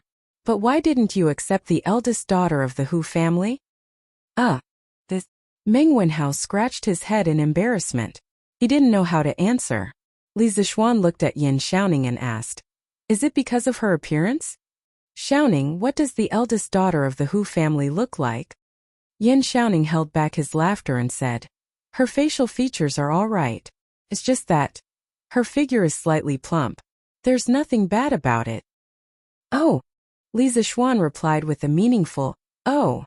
Meng Wenhao quickly said, "Sir, it's not because of her appearance. It's just that I'm still young and haven't considered marriage." Yin Xiaoning curled his lips and said, "Tisk, pretentious. If it wasn't because of her appearance, then it would be weird." "Oh right."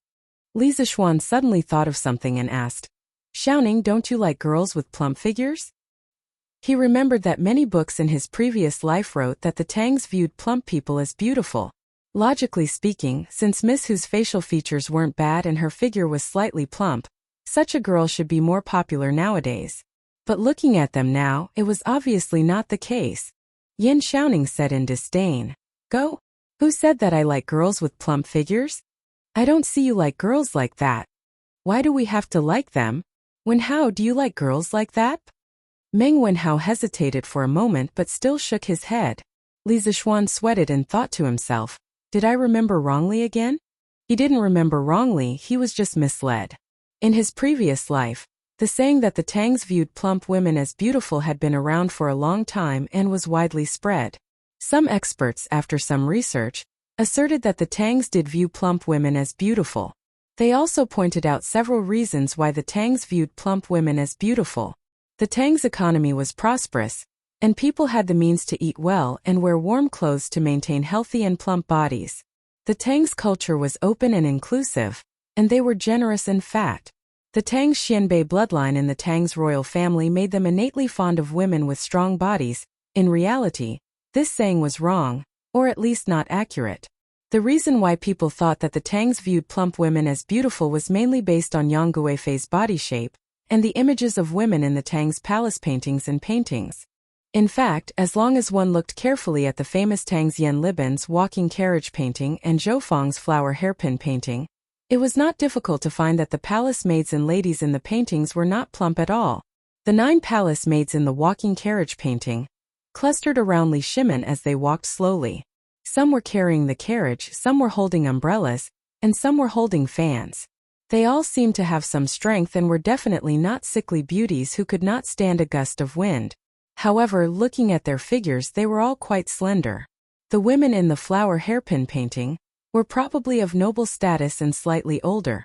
Their figures were slightly plump, but their standing posture was graceful, as light as the spring breeze brushing the willows. There was no doubt that their figures could be described with the word slender. Regarding Yang Guifei, there were records in the literature that she was fat and afraid of heat. For example, the legacy of Kaiyuan Tianbao said that she was fat and hot until summer. However, Yang Guifei's fat body was definitely not as plump as people said today. At most, he had some muscles, which was what the outside biography of Yang Taizhen called just a little bit of muscle. A person who was good at dancing, the rainbow-colored feather dance was her representative work, would definitely do a lot of physical exercises, so it was normal to have a bit of muscle. Yang Guifei's fear of heat was actually not because she was fat, but because of her physique. According to the legacy of Kaiyuan Tianbao, Yang Guifei often went to the back garden in the early hours of the morning to suck on the flower to moisten her throat. In order to moisten her lungs, Yang Guifei would have a piece of cool jade fish in her mouth every day in the summer.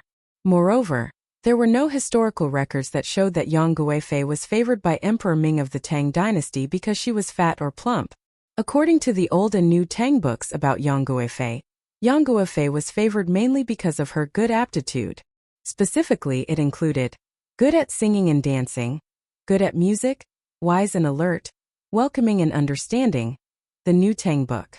That was, she had literary skills, was smart and understood others. In addition, poet Saint Du Fu described in the poem Beauty's Walk, her posture is deep and true, her skin is delicate and even. That was gorgeous, dignified, temperament and delicate skin. In reality, Emperor Ming of the Tang dynasty did not appreciate Yang Guifei's muscles.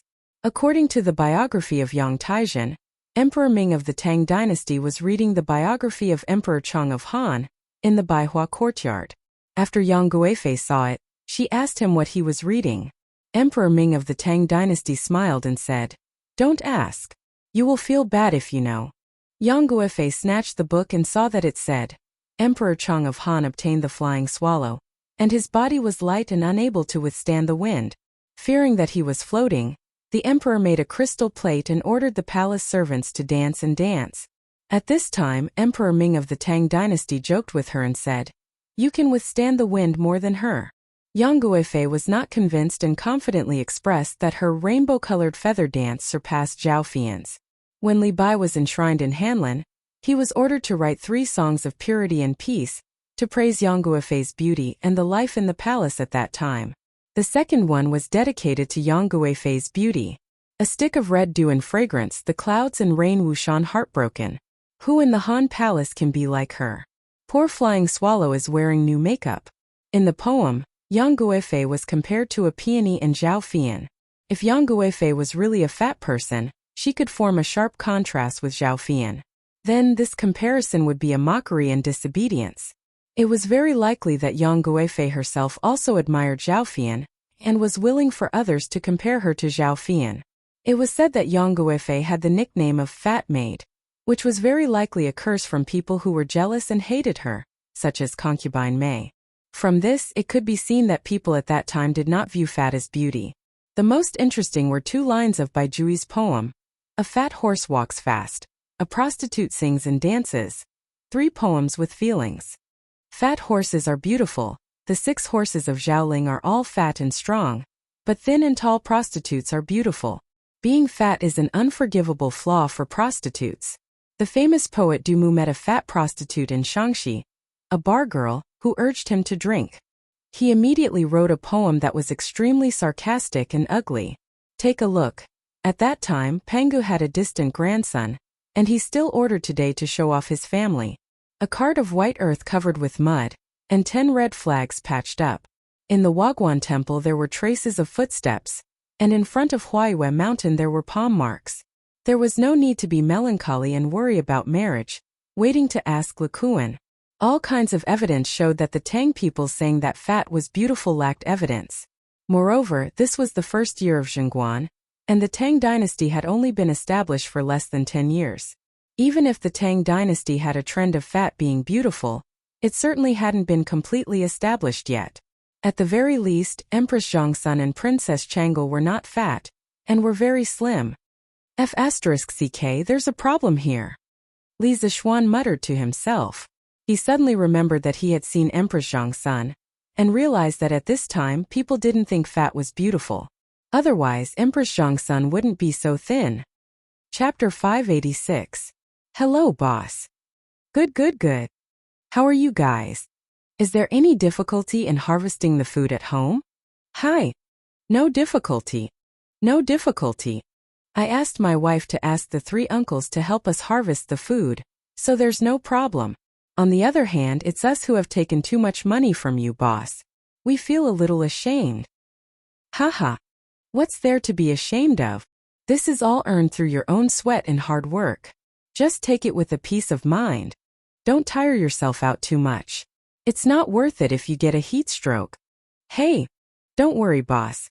We're not that delicate. Besides, Commander Yen doesn't let us work in the afternoon.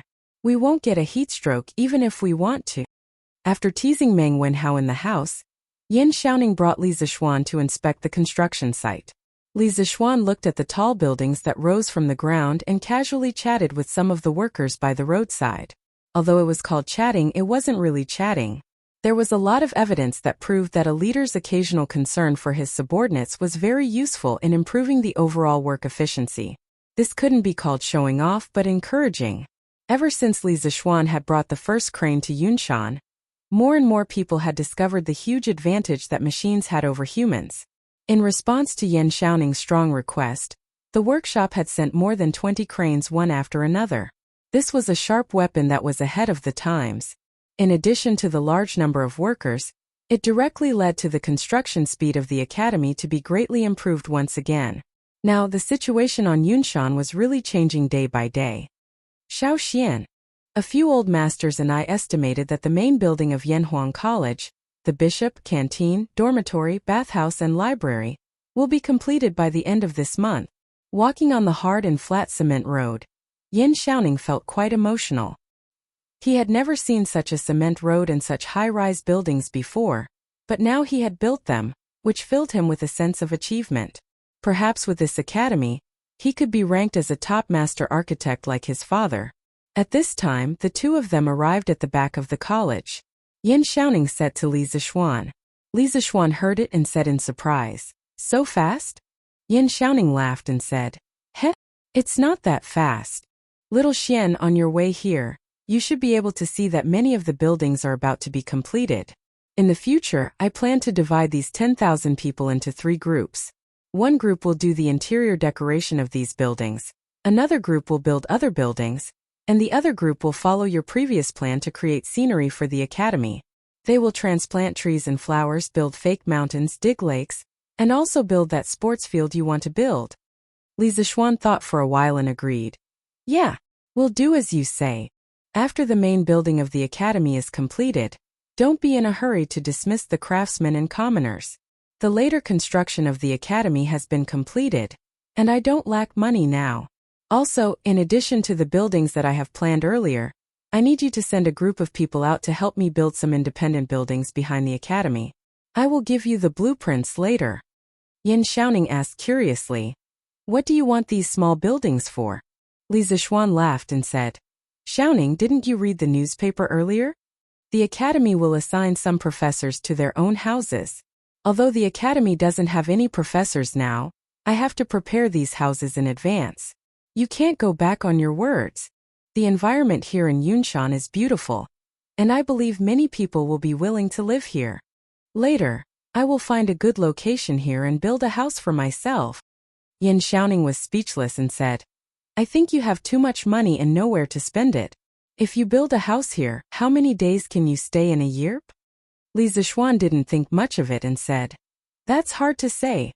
Who knows, maybe I will always live here. Hey Xiaoning, don't you want to consider building one too? The house I want to build is different from the one we are living in now. You will definitely be jealous when you see it. Yin Xiaoning was actually a little tempted. He thought for a while and said, Cough cough. Little Xian, look at how hard I have worked for the academy these 2 months. Aren't you going to give me a house for free? Li Zishuan sneered and said, Che, in your dreams. At most I will give you a 20% discount based on the cost of the house. The rest will be from me. Yin Xiaoning said angrily, F*CK. You are too much, aren't you? If you are like this, I will quit. You can go find whoever you want. Hey. Don't. Let's talk about it. How about I give you a 40% discount? Not good. 50%? How about 50%? Hee. Then I will go back and pack my luggage. Hey. Don't. Consider it my bad luck to have such a bad friend. I will give it to you for free. After some bickering, Yin Xiaoning emerged victorious and obtained a Cloud Mountain villa that had yet to be built for free. Although Li Zishuan looked angry on the surface, he wasn't angry at all in his heart. Firstly, he didn't really care about this little bit of money. Secondly, Yin Xiaoning had a share in the first batch of Cloud Mountain villas. What he said just now was just a joke. Xiaoning, how do you think the academy will solve the water problem in the future? Li Zishuan came to Yunshan today not only to inspect the progress of the academy's construction, but also to solve the academy's water problem. However, after walking around Yunshan for so long and even walking around the forest behind the academy, he still did not see a waterfall or a river. This made him a little disappointed, so he asked. Yin Xiaoning was happy that he finally got some benefits from the miser Li Zishuan. When he heard this question, he could not help but be stunned and answered subconsciously, What's so difficult about that? There are so many wells in Plum Village and the Han family village at the foot of the mountain. Also, there is the Ba River beside Plum Village. Is there a lack of water? We just have to find some people to carry water up every day. Li Zishuan shook his head and said, This is not a long-term solution. The scale of the academy will definitely get bigger and bigger, and there will be more and more students. When that time comes, how can the academy's daily water consumption be met by just carrying water up the mountain? Yin Xiaoning was helpless and said, Then what do you think? Li Zishuan thought for a while and asked, Xiaoning, do you think we can use a water wheel to carry water up the mountain? Things like water wheels didn't require a lot of technology. Tubular water wheels had already appeared in the Sui dynasty. Many protagonists in time travel novels who went to ancient times relied on water wheels to become famous. This was more or less inappropriate. Li Zishuan still had some knowledge of this common knowledge, so he asked directly. Oh, Chapter 587. Xiaoxian, are you talking about the water tanker? Yin Xiaoning looked at Li Zishuan on Yunshan Mountain and asked. Li Zishuan nodded. Yes, it's the water tanker. If this water tanker doesn't work, I can design a new water tanker with more power and a longer transmission distance. He had several water tanker models in his mind, but he wasn't familiar with them. He didn't know if they could be used in Yanhuang College. If it weren't for the fact that the power system wasn't easy to solve, he would definitely build his own water tanker. For him, it was easy to build a water tanker, but the difficult part was the problem of the power required for the water tanker. He still lacked the materials for an internal combustion engine, and he didn't have a stable power supply system for an electric motor. Therefore, he could only rely on the water tanker.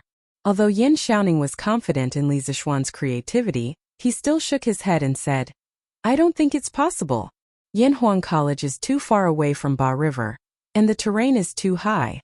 It's impossible to use a water tanker to transport water. Even if it can be transported up, it can't be too much. Even if you can make a water tanker with more power, I think it's still useless and not worth the loss. Li Zixuan rubbed his eyebrows and seemed to be a little distressed. After hesitating for a while, he gritted his teeth and said, "How about this, Xiaoning? Help me find a group of well builders and ask them to find a suitable place on Yunshan Mountain and dig a few wells for me. In the early stage of the college, let's transport water from the foot of the mountain." Yin Xiaoning opened his eyes wide and said, "Are you crazy? Yunshan Mountain is so high, how can you dig a well?" However, Li Zixuan shook his head and disagreed. "Xiaoning, you're wrong. Although Cloud Mountain is relatively high, the trees on the mountain are dense and there's plenty of rain all year round. Some places can still be dug out. When the time comes, you can find an experienced craftsman, and you should be able to find a few good spots. There's a saying that it's futile to dig a well on the mountain. Many people think that it's impossible to dig underground water because of the high terrain on the mountain. This is a misconception. In fact, there are places on the mountain where underground water can be found.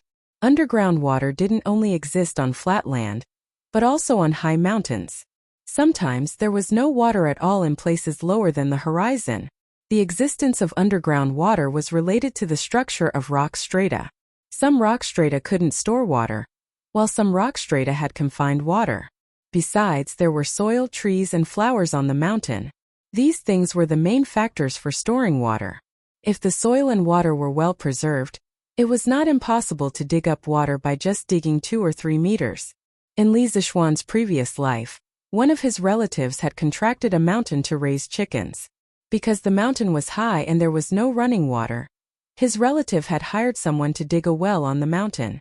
In the end, they only dug 1.5 meters before they found water. Therefore, when it came to digging a well, the terrain was not the deciding factor. Yin Xiaoning, on the other hand, didn't understand these things. He asked skeptically, "Can you really dig a well out of such a high mountain?" Li Zixuan said confidently, "Definitely. Don't worry, Xiaoning. As long as the craftsmen are experienced and can distinguish the water level, they will definitely be able to dig a well in Yunshan." "All right. Tomorrow, I'll arrange for someone to go to Chang'an to look for a well builder." In Yunshan, the construction of the college was in full swing. In Datong Daily, there were waves of publicity about Gongshui and Yanhuang College.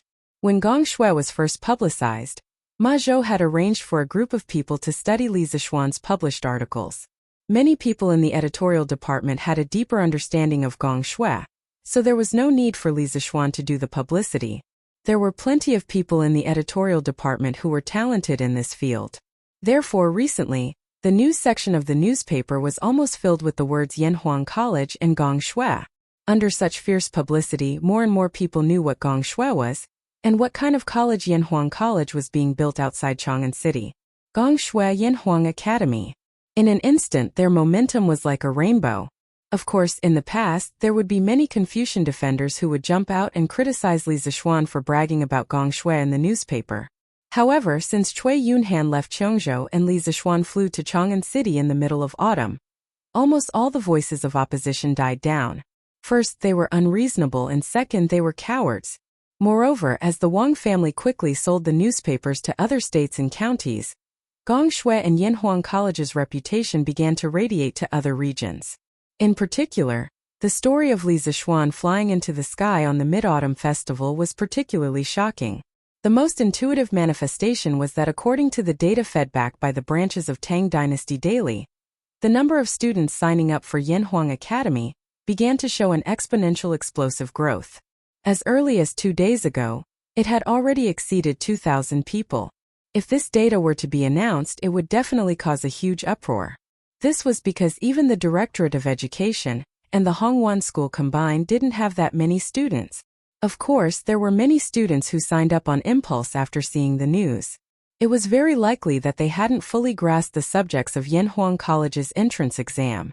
Even if they came to take the exam, they wouldn't have any hope of getting in. More students chose to buy a new mathematics textbook and read it at home. If they could understand it and learn it well, then they would sign up. If they didn't understand it, then they wouldn't sign up. This could be seen from the sales of the new mathematics textbooks. Up until now, Chitsu Culture's mathematics textbooks had already sold more than 50,000 books. 50,000 versus 2,000. This was a very large disparity. Of course, there were also some mathematics enthusiasts who just wanted to study Li Zixuan's new mathematics textbook. In addition to the increase in students signing up, there were also more and more people who wanted to apply to be Yanhuang College's teachers. First, it was because Li Zixuan's salary was too generous. Second, it was because Gongshui and Yanhuang College couldn't be more popular now. If they came to teach here, they could gain both fame and fortune. Only fools wouldn't come. First, there were some famous scholars in Chang'an. They were the first to come to Li Zixuan for an interview. These days, Li Zixuan held 10 interviews, but he only hired one person, and it was an old acquaintance. When he was in the Directorate of Education, Assistant Professor Mao, who sat opposite him in the office, followed closely behind Su Hongji and also wanted to change jobs. The rest of the people were either too deeply influenced by Confucianism, or they didn't have any teaching skills at all. They were the type that completely followed the script. Li Zixuan said that he couldn't even listen to such boring lectures, so how could his future students be willing to listen? Therefore, of the 10 teachers who came to apply, only one was successful. The low acceptance rate of Yanhuang College's teachers gradually spread out. Chapter 588. On August 26, the first year of Zhenguan, Yanhuang College's main buildings, including the cafeteria, the library, the dormitory, and the bathhouse, were all completed.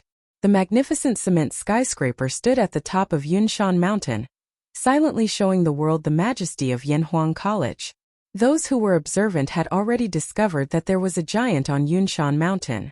On this day, many people saw that Yanhuang College's skyscrapers had been completed. Many people called their friends and came to Yunshan Mountain to watch the fun. Tsk. Li Xianji is really rich. He built so many skyscrapers just like that. And he built it so quickly. He probably hired a lot of people, right? I heard that he hired tens of thousands of people.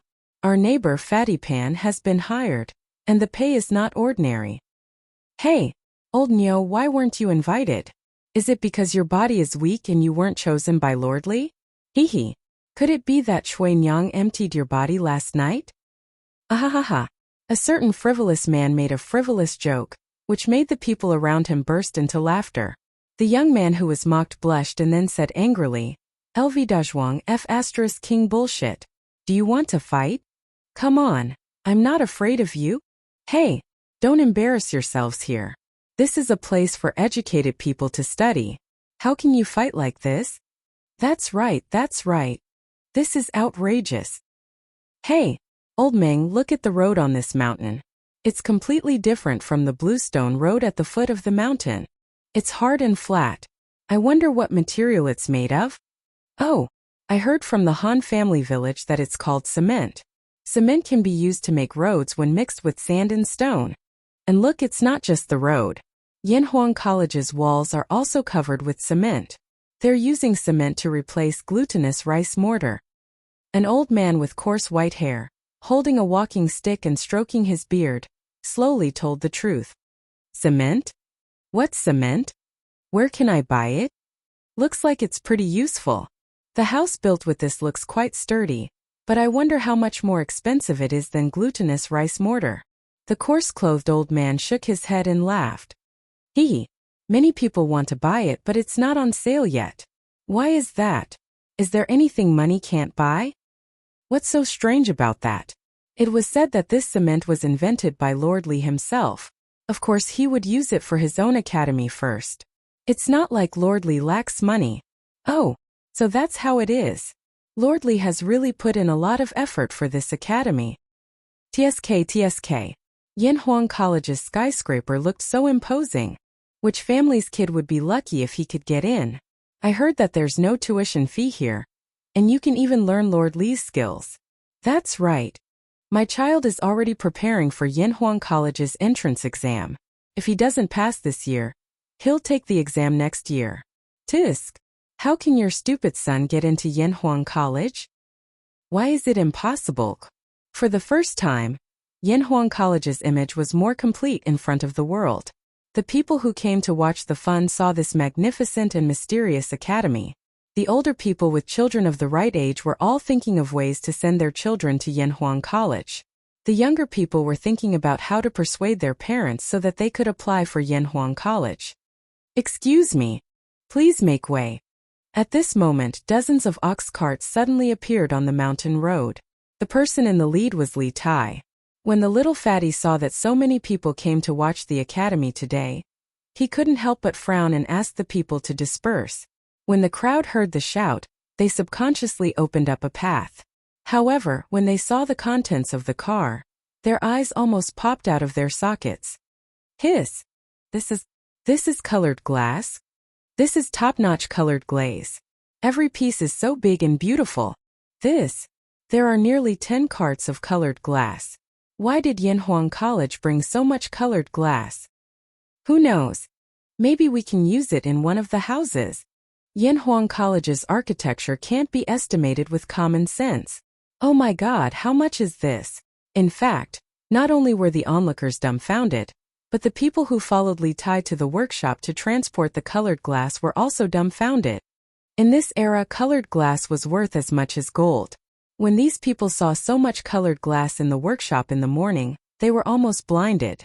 However, after walking for such a long time, they gradually got used to it. At this time, when they saw that there were people who were as shocked as they were at the beginning, they more or less felt a sense of superiority. Be careful. Come, bring all this colored glass to Guanghua Building first. We'll have to make 2 more trips later. Li Tai commanded the convoy as he spoke in a clear voice. When the onlookers heard that, they almost fell to the ground. So this amount of colored glass wasn't enough? They still had to make 2 more trips. Today they finally saw what it meant to be a rich person. Even gold was transported by carts. But soon they also understood why Li Tai brought so much colored glass over. Oh my God, look! They're using colored glass as windows. A sharp-eyed young man suddenly saw 3 craftsmen installing a piece of colored glass on a gap in the wall on the first floor of Yanhuang College's main building.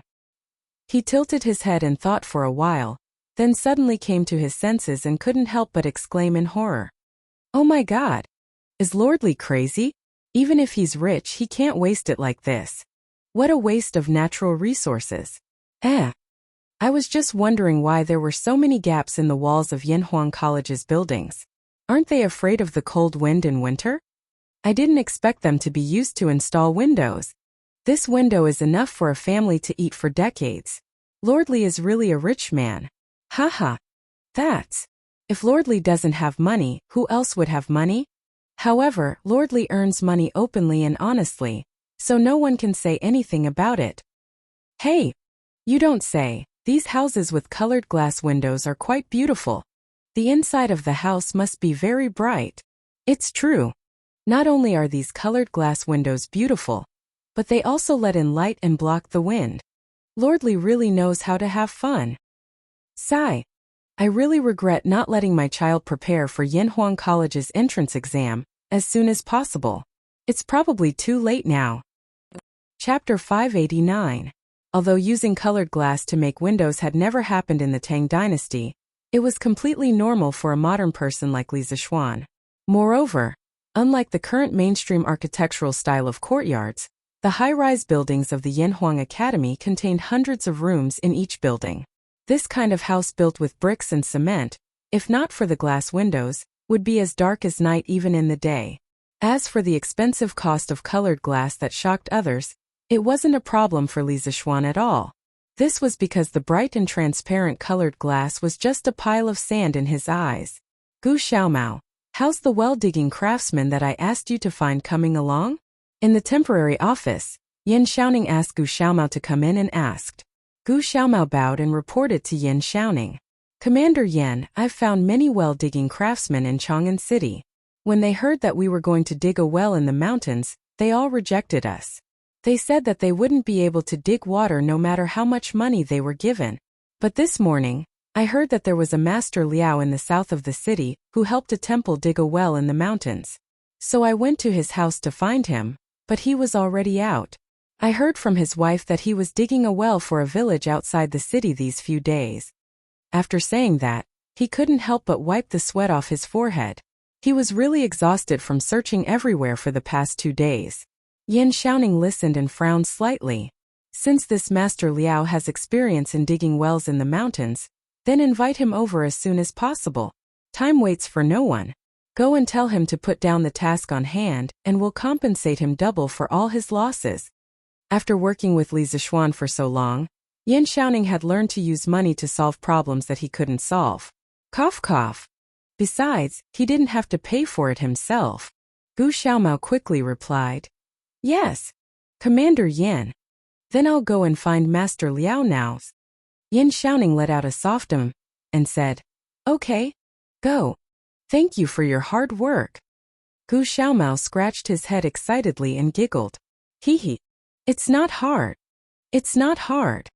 In fact, installing glass windows in all the completed buildings was only the first step. Later, there were also tables and chairs for classrooms and cafeterias, boilers, water towers, and pipes for bathhouses, and beds for dormitories. Li Zixuan designed all these things according to the modern style.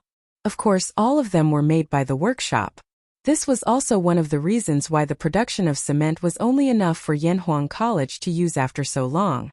This was because in addition to cement, Li Zixuan would also assign tasks to the workshop from time to time. Today they would produce a batch of colored glass. Tomorrow they would produce a batch of cranes. The day after that they would produce some strange tables and chairs.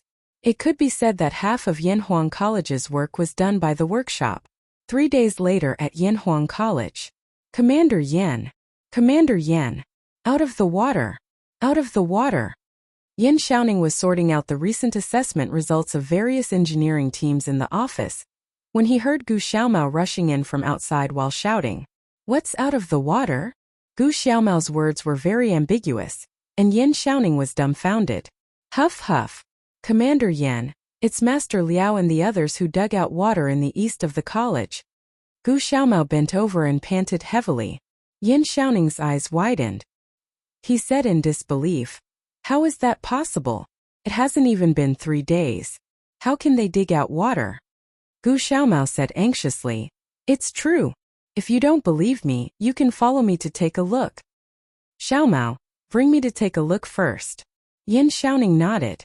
After pressing some of the information on the table with an ink slab, he followed Gu Xiaomao out of the door. Not long after, they arrived at a flat ground in the east of the college. This place was filled with dense trees and was very cool. At this time, many people had gathered to watch the show. Yan Xiaoning took a step forward and saw a deep well. However, he couldn't see if there was water in it. "Master Liao, I heard that you guys dug out water?" Yan Xiaoning glanced at the excited old man beside him and asked aloud. "Hee. How can it be fake? Zhangde, put down a rope and bring up a bucket of water. Prove to Commander Yan that we're not bragging." The old man showed off proudly and then instructed the tanned brawny man beside him. "Yes, got it, Master Liao." The brawny man laughed and then threw a wooden bucket tied with a rope into the well. Then there was a plop sound. Although the bucket wasn't out yet, Yan Xiaoning no longer had any doubts at this moment. After the tanned brawny man brought out a bucket full of well water, everyone exclaimed. Yan Xiaoning cupped his hands and said to the old man, "Master Liao is really capable.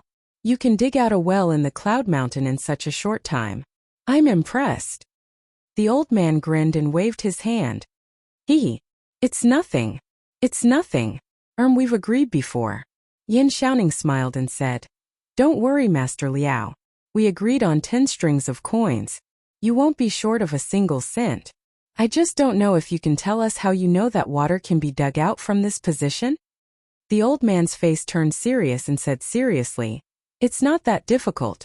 The branches and leaves here are luxuriant, clear and smooth. Its momentum is slightly higher than that of the white tiger on the right peak. It echoes with the white tiger, circling left and right, protecting the Ming Tang. It's like a green dragon emerging from the water. If you dig 5 feet down from here, there will definitely be water." The onlookers were so surprised that their jaws almost dropped. They never thought that a well-digging master would know feng shui. Did he have to be so professional? Yan Xiaoning was also shocked. He opened his mouth and asked after a while, "Master Liao, you know feng shui too?" The old man laughed and revealed his mouth full of teeth. Then he said, "Haha. When I was young, I was a Taoist priest in the Taoist temple for 7 to 8 years. Later, the Taoist temple was destroyed in the war, so I left the mountain. I only know a little about feng shui." Yan Xiaoning's mouth twitched slightly. A Taoist priest actually became a well digger. No matter how he thought about it, it didn't seem reliable. But no one expected that the combination of the two would have such a miraculous effect. Then Master Liao helped me dig 3 more wells. The price is the same as before. Yin Xiaoning exhaled a few times and said, Yanhuang College covered a huge area. 1 well was definitely not enough. Yin Xiaoning didn't expect this old man to be so efficient at digging wells. He decided to let him dig a few more wells while he was at it. With that, the Yanhuang Academy was basically ready. All that was left was for the final push. Chapter 590.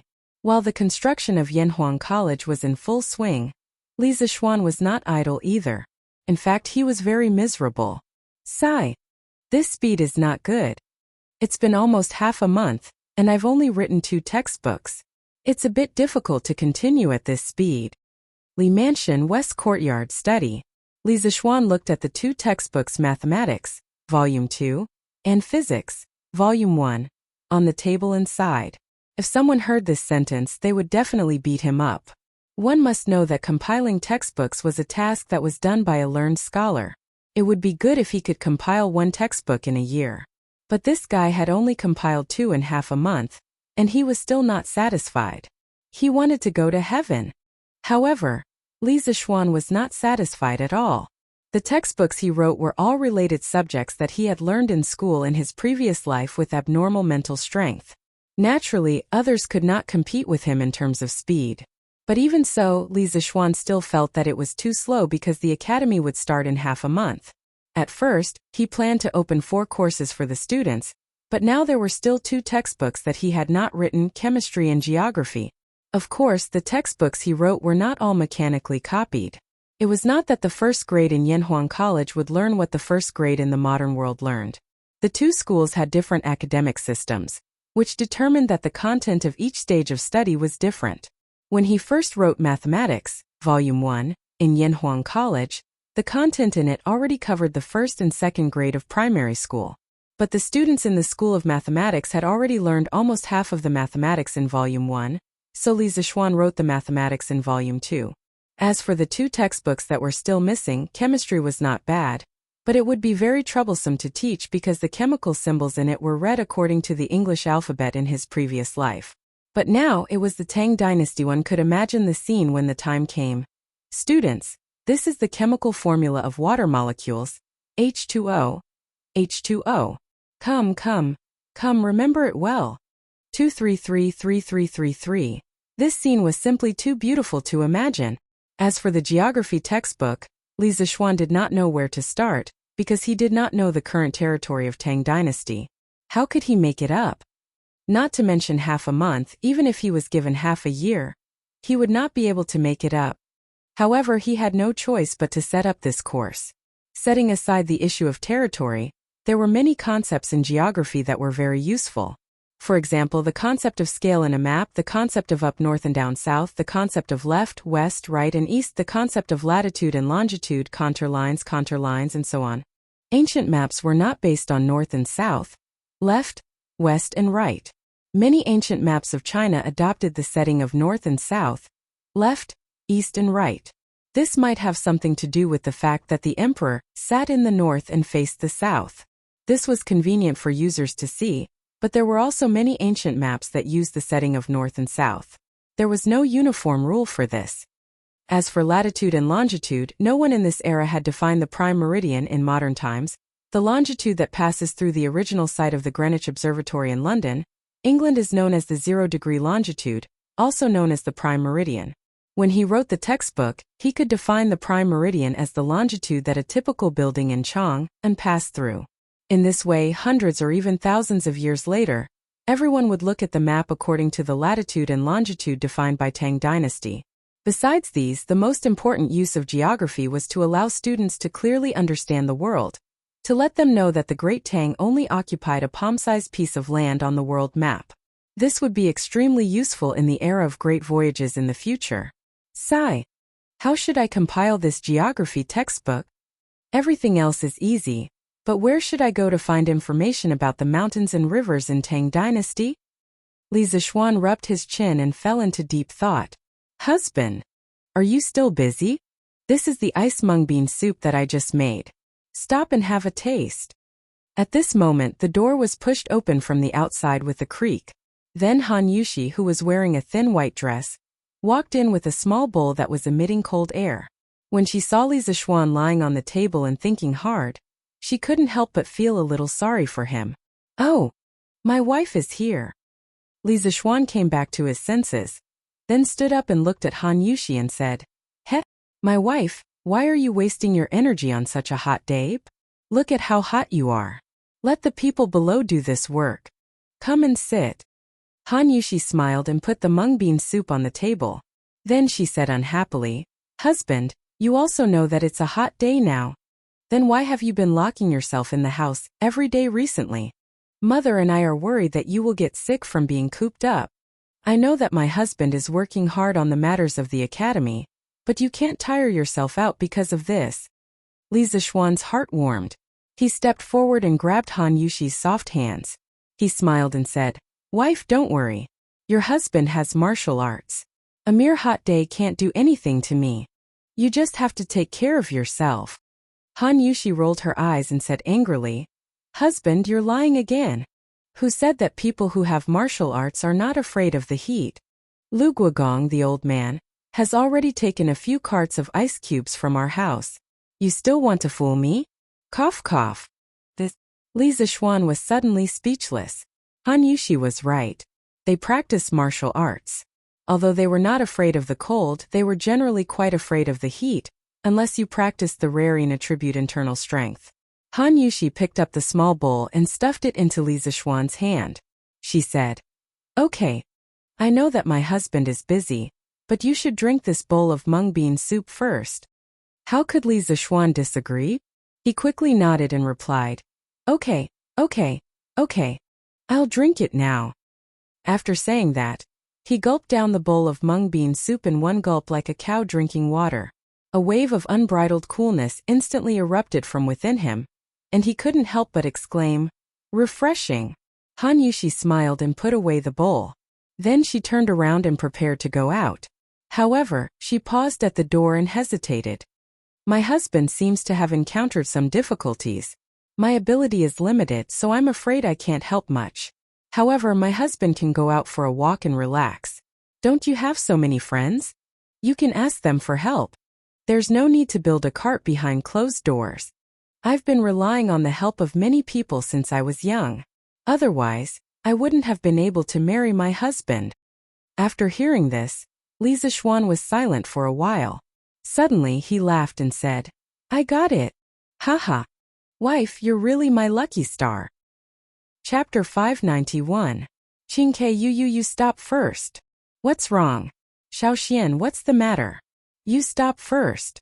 Gu Xiaomao, from now on you'll be the leader of the 8th team of the 1st Regiment. You'll be in charge of all the missions on Qingke. That afternoon, Li Zixuan went straight to Yunshan. After asking a craftsman, he found Li Tai, who was teaching others how to use the crane. He cut to the chase and went straight to the point. Li Tai, on the other hand, was dumbfounded. "Little Xian, what are you doing now? Why did you remove me from the team leader position for no reason?" Li Zixuan couldn't be bothered to talk nonsense with this little fatty under the hot sun. He dragged him away and said, "What do you mean by removing you from the team leader position? You brat, are you addicted to playing here? Come back to Chang'an with me." Li Tai tried to break free but couldn't. He could only ask, "Why are we going back to Chang? Did my father ask you to call me back?" Li Zixuan was furious. "I'm not a eunuch who delivers messages to Second Master Li. Why would I come all the way here to deliver an imperial decree for Second Master Li?" He paused and said angrily, "No, I'm here to promote you. How can a mere team leader be worthy of you, Qing?" Li Tai was overjoyed and quickly asked, "Haha, that's good. That's good. Xiao Xian, are you going to promote me to a regiment commander?" "Sai. Wait, why are you bringing me back to Chang? And if you promote me to a regiment commander?" Hey, stop it. Bam. Get in. Why are you talking so much nonsense? Sanbao, start the car." Li Zixuan tossed little fatty into the carriage with one hand and jumped onto the carriage himself. He then instructed Sanbao. Luckily, Li Tai was still young. Otherwise, when he was in his 20s, he probably wouldn't even be able to enter the carriage. Luckily, "Don't touch me" was sturdy. Otherwise, with the little fatty's current weight, an ordinary carriage wouldn't be able to withstand his weight. Sigh. "No, little Xian, what exactly do you want me to do?" After returning to Chang'an, Li Zixuan directly brought Li Tai to the inner west courtyard of the mansion. Li Tai, who was following behind them, could not help but burst out in anger. Li Zixuan smiled and said, "Didn't I just tell you? I'm here to promote you. From now on, you have been promoted from the captain of the construction corps to the deputy editor of the geography teaching materials of the academy. Before school reopens, you should just stay in Chang'an City and write books." That's right. Li Zixuan's idea was to capture Li Tai and make him an able-bodied man. Although this little fatty was arrogant and a bit of a jerk, he was impeccable in terms of knowledge. The history book's evaluation of him was, "Li Tai is brilliant, intelligent, and has a love for literature. He has collected thousands of books." The most important point was that Li Tai had once presided over the compilation of the famous book, Jiao Di, in the original history books. The book was divided into 358 states according to the 10 paths of Zhengguan. Then, with each state as a unit, it described the history, geography, names, mountains, cities, historical sites, myths, legends, and major historical events of each county. The extensive collection preserved many precious information from the geography books of the 6 dynasties, which had a deep impact on the later generations. Therefore, it was more than appropriate to get this little fatty to help write the geography teaching materials. Moreover, Li Tai had a literature center in his hands. Everyone there was a knowledgeable scholar. With these resources, it was simply half the work and twice the result. At that moment, Li Tai was puzzled and asked, "Geography? Deputy editor? I definitely can't do that." Li Zixuan smiled and said, "Geography is similar to Shangshu Yugong and the classic of mountains and seas, but there are some new concepts added in it. You just need to be responsible for completing the part about the Tang Empire." The classic of mountains and seas was written in the pre-Qin dynasty, and Shangshu Yugong was written in the Warring States period. This was considered the earliest famous geography book in our country. The author of Shangshu Yugong used geography as the basis for his ideal political division. He divided the world into 9 states, namely Ji, Yan, Qing, Su, Yang, Jing, Yu, Liang, and Yong. He also recorded all kinds of geographical phenomena in the country. It was a model of early regional geography research in China. It was cited in commentary on the Classic of Water, maps of Yuanhe County, and many other geographical works since the Tang and Song dynasties. Oh, so it's this. But doesn't Yinhuang College teach engineering? Why are you teaching geography now? Can't I? The college is mine. I can teach whatever I want. That hand is on me. If I don't want to, then I won't. Li Zixuan was already prepared for this little fatty's character. He smiled and said, "Are you sure? There are many benefits to being a compiler." "What benefits can there be?" Li Tai couldn't help but ask. Li Zixuan stretched out 3 fingers and said with a smile, "For example, in the first month of school, I'll allow you to take 3 days off. Take note, in the first month of school, I plan to let all the students undergo intensive training. Those days will be unbearable. TSK. Chinke, you have to think about it." Li Tai felt Li Zixuan's devilish smile and couldn't help but feel his scalp tingle. He paused and said, "Only 3 days? No way. It has to be 5 days." Li Zixuan snorted and said, 3 days means 3 days. If you don't want to do it, I'll find someone else. 3 days is already the limit of my tolerance." Li Zixuan knew very well that when dealing with people like this little fatty, he couldn't give in at all. Otherwise, this guy would definitely take advantage of him. Sure enough, Li Tai saw that Li Zixuan wasn't willing to budge. After hesitating for a while, he gritted his teeth and said, "Fine, 3 days it is. Tell me, how should we compile this geography textbook?" Li Zixuan shook his head and said, "You don't have to worry about this first. When you go back, gather all the scholars in your mansion to help you collect all the mountains and rivers in the Tang Empire. Then about 7 days later I'll send you a book.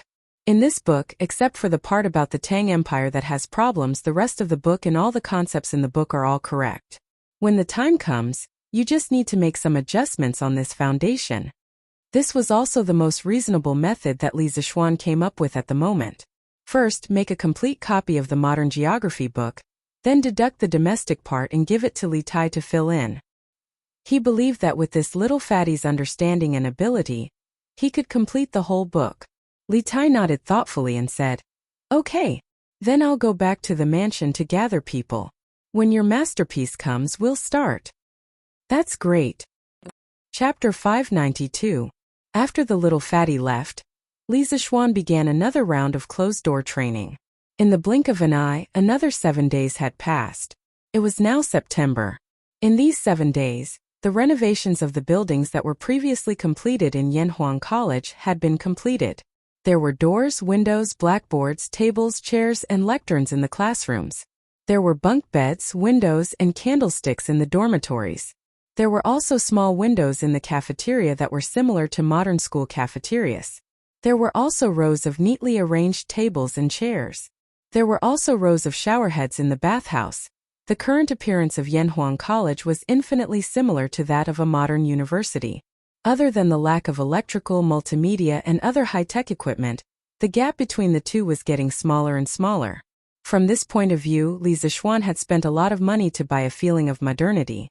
If a modern person were to transmigrate and see Yanhuang College, they would definitely think that they had transmigrated back. It was a pity that Li Zixuan had been busy compiling the teaching materials and did not see this scene at the first moment. "Feiji, send this book to the Prince of Wei's residence now. You must deliver it personally. Do not lose it on the way." In the Li residence, Li Zixuan walked out of the west courtyard with a haggard expression. He handed a book to Pang Feiji and solemnly instructed him. Of the 4 teaching materials, the one that required the most effort was undoubtedly geography.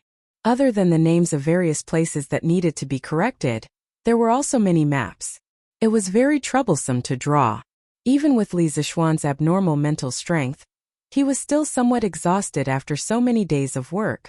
If not for the fact that this college was the foundation for his family to establish themselves in the Tang dynasty, he would not have worked so hard even if he was given a mountain of gold and silver. Speaking of which, when the geography was printed in the future, the workshop would have to spend a lot of effort. This was because the text could be directly printed with movable type. However, the maps and the like would have to be carved by a master carver before they could be printed. The cost of this would be much higher. "Yes, Lord Zhu." Seeing Li Zixuan's serious expression, Pang Feiji knew that this book was very important.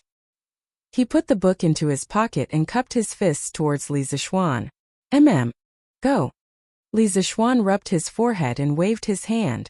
Logically speaking, he had spent so much effort on this book. Of course, he attached great importance to it. If it weren't for the fact that he was too tired, he would have gone there personally. However, when Pang Feiji was handling things, he was very assured. At least, Brother Chicken had never made any mistakes. Pang Feiji brought the plain-looking textbook out of Li Zixuan's house. Other than feeling a little reluctant to give away the textbook that he had worked so hard to write, he did not really care about anything else. What he didn't know was that the book he didn't care about had caused a huge commotion in the imperial court. "Ha ha ha, little Xian. I heard that you've been staying at home recently. Are you practicing martial arts in seclusion again?" Li Zixuan was about to return to the west courtyard to rest when he heard a hearty laugh from outside. Then he saw the 2 brothers, Dugu Exine and Dugu Fang, walking in from outside. The person who had spoken just now was Dugu Fang. Li Zixuan felt that something was wrong. He squinted his eyes and looked at the 2 brothers for a while. He was a little surprised and said, "Accent, you've entered the master stage?" The reason why he felt that something was wrong was because when the 2 of them came in, he could feel a strong aura rushing towards him. In the past, the 2 brothers would definitely not have such an aura. Then he took a closer look and realized where the problem was. Dugu Exine had broken through. In just over a month, this guy had actually entered the master stage from the late stage of qi cultivation. How could he not be surprised? Dugu Exine nodded and walked over. He bowed deeply to Li Zixuan and said, "Thanks to you, little Xian. This is all thanks to you, little Xian." for helping me deduce the first 3 forms of the 9 swords beyond the swords. Otherwise, I'm afraid I wouldn't be able to reach the Grandmaster realm in my lifetime. I Dugu Exine will never forget your kindness. In the future if you need anything I'll do my best. Yes. Including me. Dugu Fang also chimed in. Li Zishuan was stunned and said in disbelief. 9 swords of Dugu? Exine, did you break through from the 9 swords of Dugu? Dugu Exine nodded and said. Yes. But I only helped you deduce the first 3 sword moves. How can you comprehend with only 3 sword moves? Speaking of this, Dugu Exine's expression became slightly excited.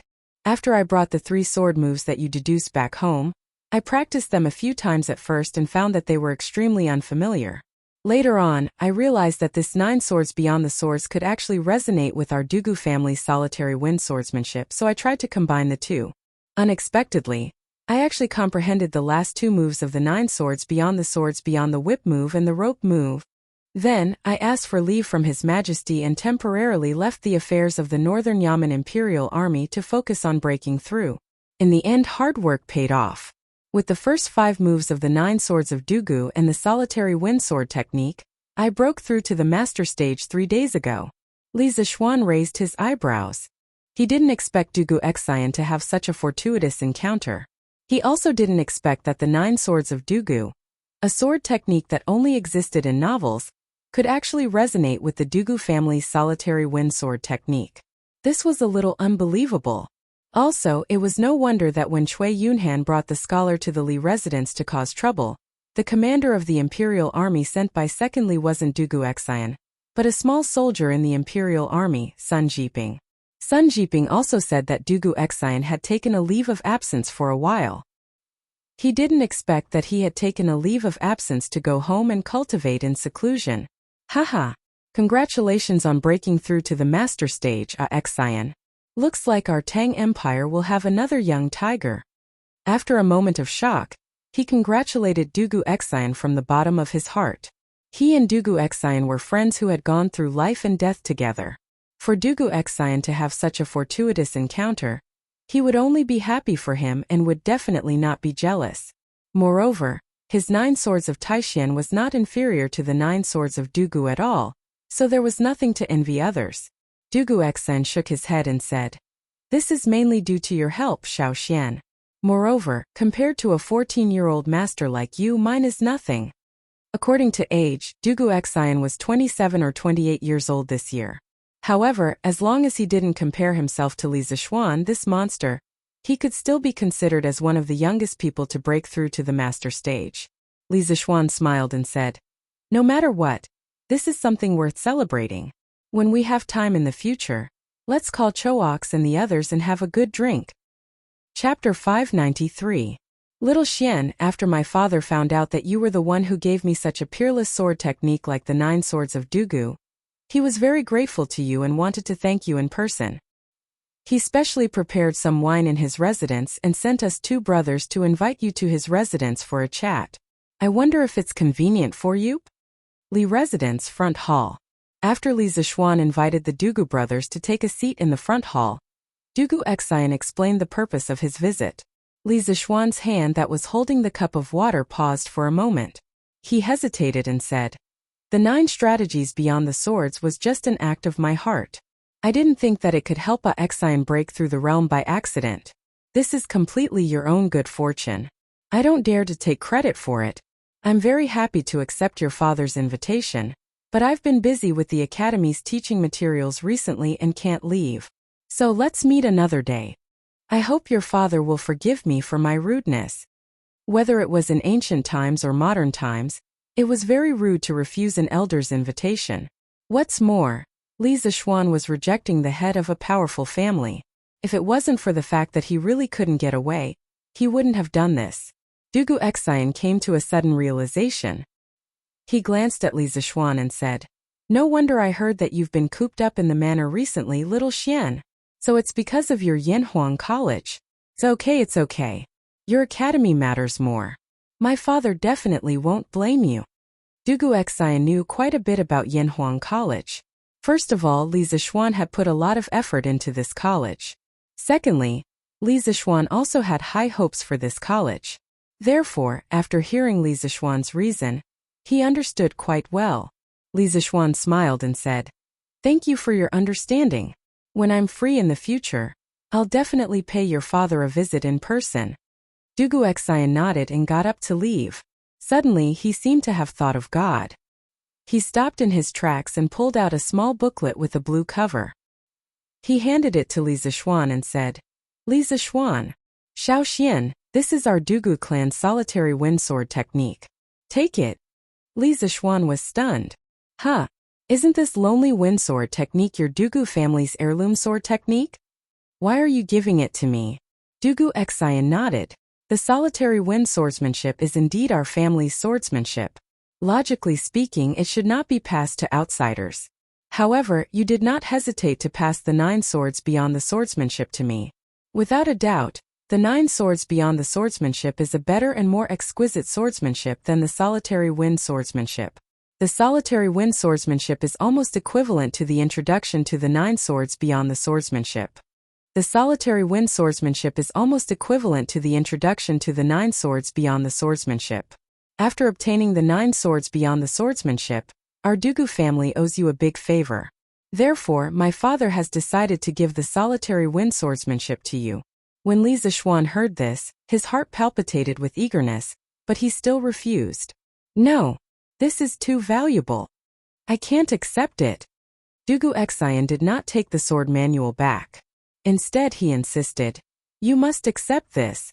Previously, you were able to deduce the 3 sword moves of solitary 9 swords without practicing the foundation of solitary wind swordsmanship.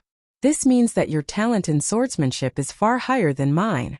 Now that the facts have proven that the solitary wind sword technique is helpful in comprehending the 9 swords of Dugu, Xiao Xian, you must try to practice it. Who knows, you might be able to deduce all 9 sword moves of the 9 swords of Dugu." Seeing Li Zixuan's hesitation, Dugu Feiying chimed in. "That's right. Little Xian, this is my father's wish, quickly accept it. At most, you can wait until you have deduced all the 9 strategies beyond the swords, then share your insights with my big brother." Dugu Xian's expression changed, and he immediately interrupted. "Flying Eagle, shut up. Exchanging the first 5 moves of the solitary wind swordsmanship for the solitary wind swordsmanship is already a bargain for us. How can we be greedy for other things?" Dugu Feiying smiled embarrassedly. Actually, he was just trying to persuade Li Zixuan to accept the lonely wind swordsmanship. He didn't have any bad intentions. Li Zixuan hurriedly waved his hand and said, "Don't. Axan, why are you still being so polite with me? Feiying is right. How about this? I will accept this solitary wind swordsmanship, and I will definitely not teach it to outsiders. If I can comprehend all the sword moves of the 9 swords of Dugu in the future, I will share them with you." "Absolutely not. This way won't I owe you more and more?" Li Zixuan laughed. It's fine. There's nothing between us brothers that we owe each other." Xian, aren't you treating me like an outsider?" Dugu Xian said helplessly. "All right then. It's getting late, we'll take our leave first." Li Zixuan nodded and personally sent the 2 of them out. Before Dugu Feiying left, he said, "Xiao Xian, does your academy teach martial arts? If it does, I'll enroll in it later." "Teach martial arts? Well, it's not like it's impossible." After sending the 2 brothers off, Li Zixuan rubbed his chin and thought to himself, "Who said that the academy can only teach knowledge? Cultivating both literature and martial arts is not bad. Sigh. No. This bunch of kids are already fixed in their bones. It's too troublesome to teach them." This kind of unreliable thought came and went quickly. After a while, Li Zixuan threw it to the back of his mind and turned his attention to the manual of the solitary wind swordsmanship. F***CK. There's a mountain of treasures in the air, but I can't go in to see it. School was about to start soon, and he had to finish the last textbook, chemistry. He had no time to study swordsmanship. After stuffing the manual into the bookshelf, Li Zixuan bitterly became a porter again. A porter of knowledge. Ganlu Hall. Li Er put down his brush and leaned on the couch. After a while he suddenly asked, "What has Li Zixuan been doing recently?" Why haven't I heard anything about him? Ever since Li Zixuan returned at the beginning of the year, he had been stirring up trouble in Chang'an City. Recently, he had suddenly been quiet for so long that Li Er was not used to it. That was why he asked this question. Zhao Song stepped forward and said, Your Majesty, Li Xianan has been in his residence recently. He should be busy with Yanhuang College. However, 7 days ago, Li Xianan personally went to Yunshan and brought His Highness Prince Wei back to Chang'an from the mountain. After hearing this, Li Er was puzzled and asked, Qing, how could he bear to come back from there? What is he doing now? Zhao Song replied, I don't know. Ever since His Highness Prince Wei returned, he has been in his residence. I don't know what His Highness is busy with. However, there have been many scholars coming in and out of the Prince Wei's residence recently. Li Er said curiously, Hey, all of them are not coming out? Zhao Song, let Qing enter the palace to see me later. After returning to Chang'an for so long, I haven't seen this child enter the palace to greet his mother. This is outrageous. Zhao Song bowed and said, Yes. Chapter 594. Prince Wei's Mansion Literature Hall. There were a dozen or so middle-aged scholars shuttling back and forth among the mountains of books. They were either reading ancient books, discussing with each other in low voices, or flipping through the books while taking notes. The room was filled with a dense aura of books. It had to be said that Li Tai's literature library had a large collection of books. There were at least 10,000 volumes, which was almost equivalent to a small-scale library. And what was Li Tai doing? This little fatty was currently hugging a book, immersed in reading at a table near the window. His expression was sometimes shocked, sometimes intoxicated, as if there was a peerless beauty in the book. Pui, there should be a table full of peerless delicacies, causing him to be deeply immersed, unable to extricate himself.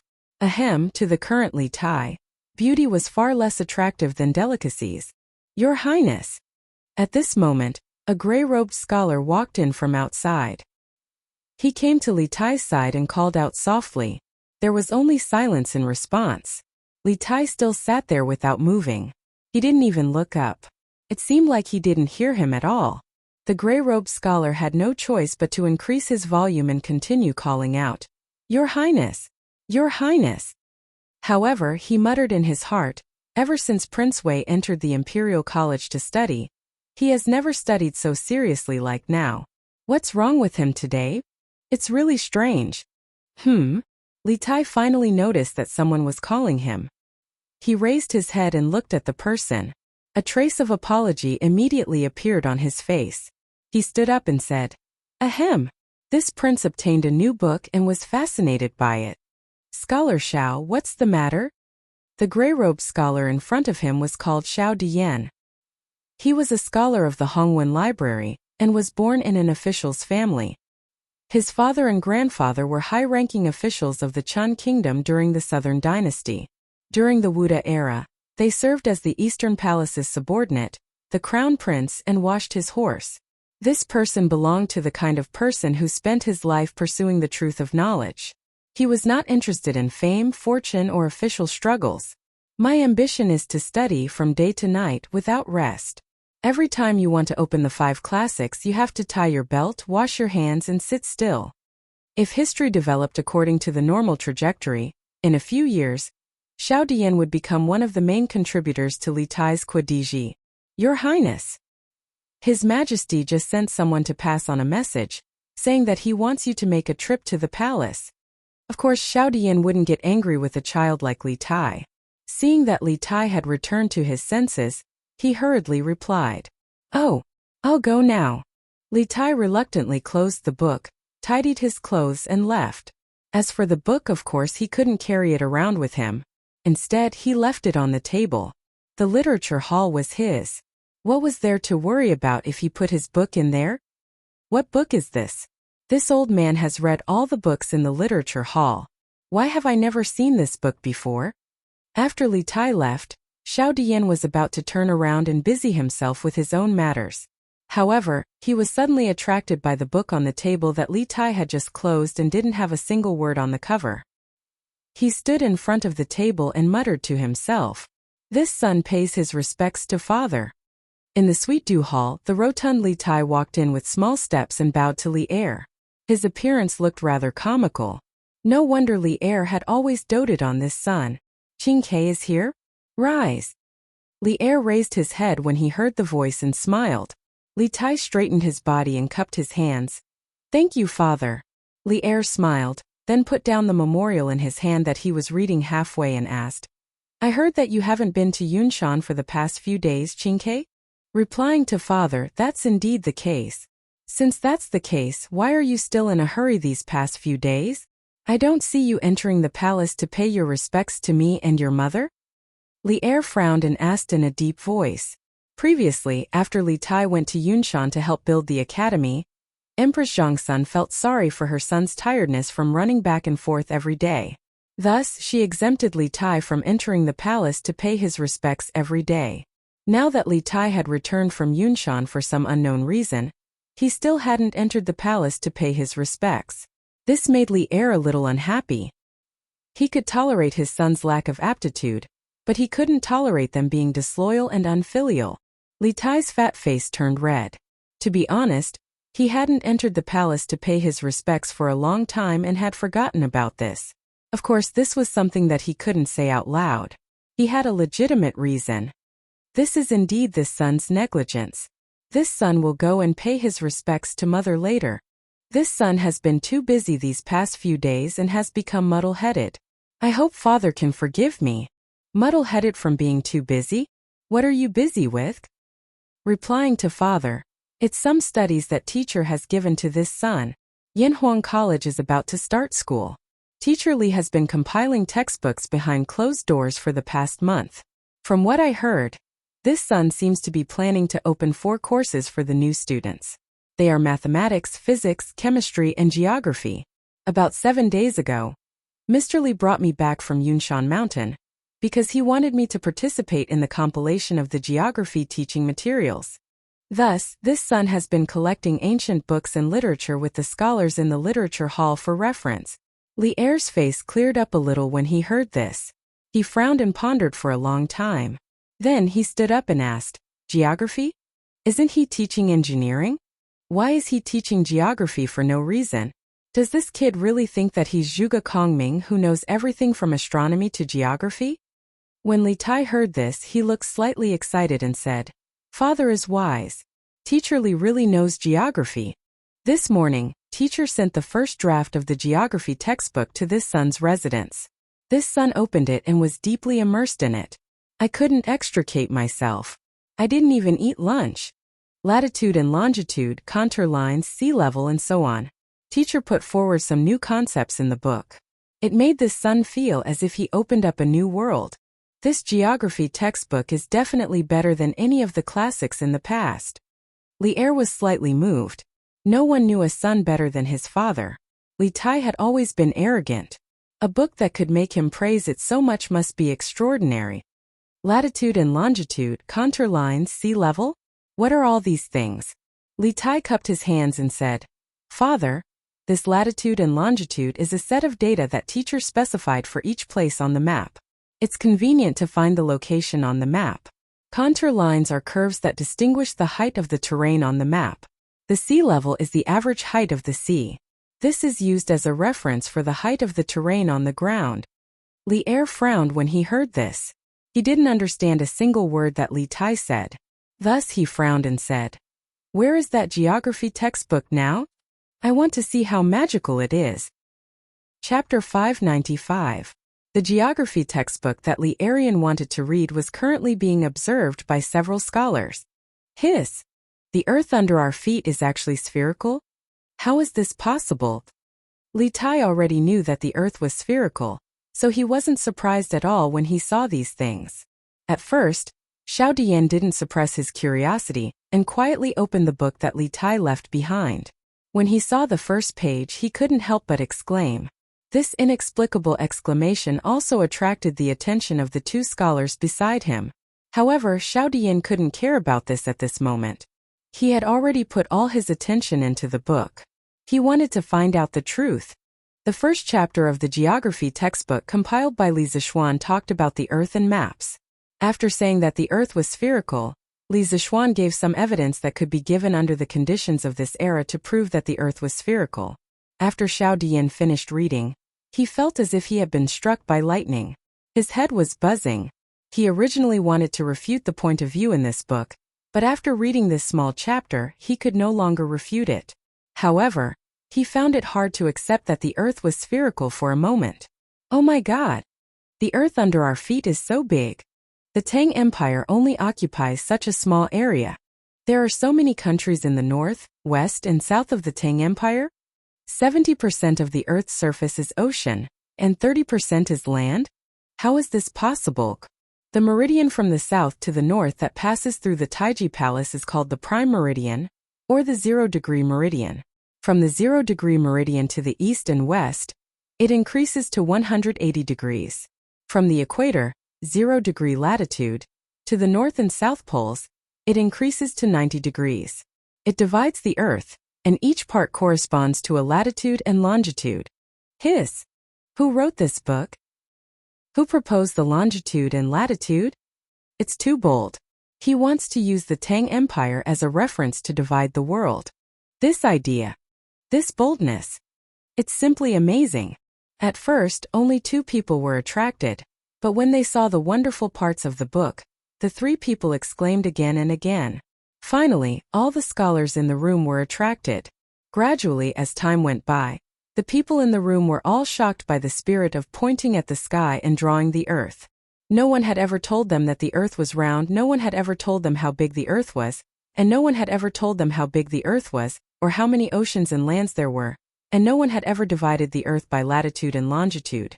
Just by reading the first chapter of the book, these grand scholars felt that their worldview had been completely overturned, and they were still in a state of confusion. Scholar Xiao, His Majesty has sent someone here. He said that he wants to help Prince Wei take away the geography textbook that he was reading earlier. Just when everyone was shocked to the point of being speechless, a manservant walked in from outside and cupped his hands at Xiao Dian. Seeing that an outsider came in to escape from the Tang Empire, escape from the Tang Empire was to the Tang Empire to the Tang Empire to read the book. After all, this book was Li Tai's private book. It was against the rules for them to read it without permission. Xiao Dian's face turned red. He stood up and looked at the servant and asked, "Geography teaching material? What geography teaching material?" Did His Highness say it clearly? Although the servant felt that the atmosphere in the room was strange, he did not dare to raise any questions. He directly answered. His Highness said that it was the book that he read earlier. Xiao Dian suddenly understood. He picked up the book on the table and looked at it.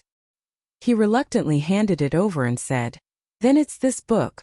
Take it and give it to the person sent by His Majesty." "Yes."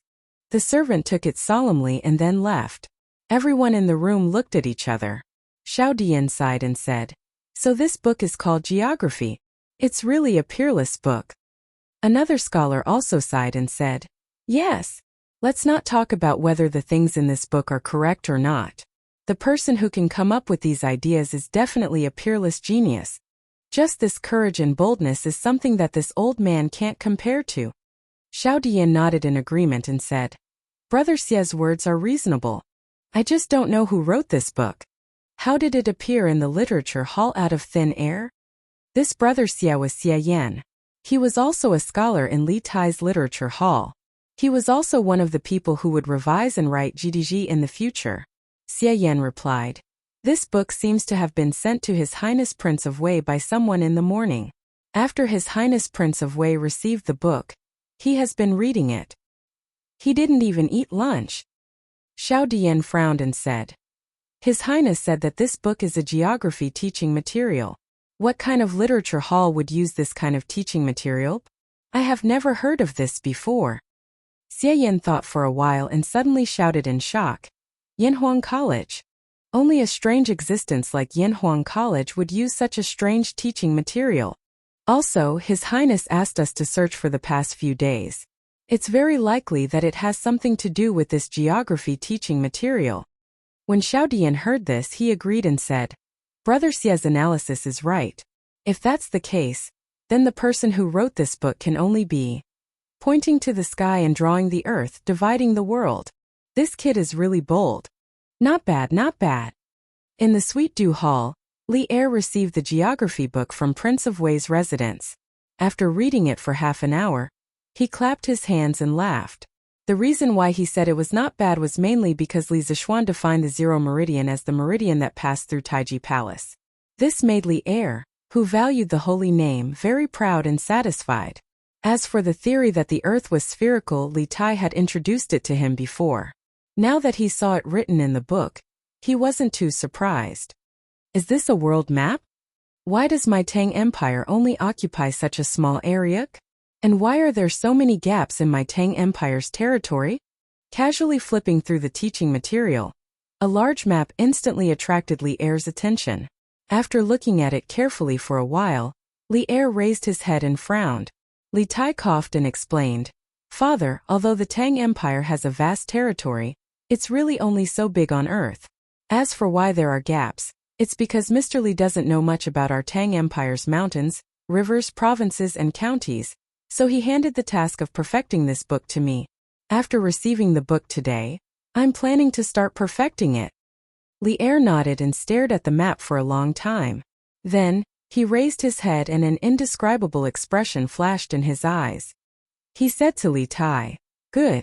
Then Qingke, you can go back. You must pay attention to the perfection of this book." Oh. Chapter 596. Eh? Scholar Xiao, Scholar Xia, you guys haven't left yet? Li Tai hugged the geography book. When he came back from the palace, he saw that no one was missing in the literature hall. He couldn't help but be surprised. When Li Er called him to the palace, it was already very late. At this time the sky would probably turn dark in a while, so Li Tai was surprised. Xiao Diyan went forward and chuckled. "We were all waiting for your highness to come back. May I ask your highness, why is his majesty looking for you?" Under normal circumstances, Xiao Diyan definitely wouldn't ask such an unruly question. But today, he was already stunned by the views in the geography book. Moreover, Li Er specially sent people to retrieve the geography book. This meant that Li Er looking for Li Tai today definitely had something to do with geography. He really wanted to know what Li Er thought of this book. Li Tai was startled. Although he felt that Xiao Dian's question was very impolite, he still answered, "And it's nothing big. This prince had already planned to do this long ago. It doesn't matter if Father Emperor sends a mission or not." Oh, damn.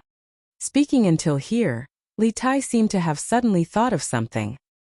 He slapped his head and said with regret, After getting the book in the morning, I was too engrossed in it, and actually forgot to tell everyone about proper business. It shouldn't be. What proper business? Xiao Diyan, Xie Yan, and the others asked in unison. Li Tai took out the book from his chest and said, "This book is called Geography. It's Yanhuang College's teaching material. This morning Mr. Li asked someone to send it to this prince. This teaching material was compiled by him, but there are some missing contents and needs to be supplemented. This is the reason why this prince gathered everyone to help collect the mountain and river records. This prince has accidentally wasted another day." Xiao Dian's eyes lit up, and he said somewhat excitedly, "Does your highness mean that you want us to help perfect this geography book?" Xiao Dian had already guessed who the author of this book was, so he was not surprised at all. But now he was suddenly interested in the task that Li Tai was going to assign to them. To Xiao Dian, who had been pursuing knowledge and truth all his life, it was simply too blissful to have the opportunity to participate in the compilation of such a peerless book. Li Tai nodded and replied, Scholar Xiao is right. That is exactly what I meant. Next, I will have to trouble you all. My imperial father is also very concerned about this matter. Therefore, from tomorrow onwards, everyone will start to improve the contents of this book. We must hand over a complete textbook of geography within 7 days. When the time comes, I will reward you handsomely." When the scholars heard this, some frowned and some rejoiced. Xiao Dian thought for a while and asked, "Your Highness, isn't 7 days a little short?" Li Tai spread his hands helplessly and said, "That can't be helped. Yanhuang College will start school in half a month, so we must complete it as soon as possible. This prince will work hard with everyone in these few days. What's more, Mr. Li only spent 7 days to complete 90% of the book's contents. With so many of us, can't we complete the remaining 10% of the book in 7 days? Ah? Only 7 days? This? When Xiao Dian heard this, he couldn't help but be flabbergasted. He never would have thought that the book that overturned his worldview was actually written by a single person in just 7 days. This directly made him doubt his life. The rest of the scholars were not much better. Their eyes were even bigger than Chang Yaojin's eyes. Since ancient times, scholars despised each other. As the saying goes, there is no first place in literature, and there is no second place in martial arts. Among scholars, no one was willing to submit to anyone. But at this moment, when they heard from Li Tai about Li Zishuan's abnormal speed, who would dare to say that they were unconvinced? Your Highness, rest assured, this old man will do his best. Although Li Zishuan's abnormal speed left many of them in the dust, Li Tai's last sentence still aroused Xiao Dian's competitive spirit in his heart.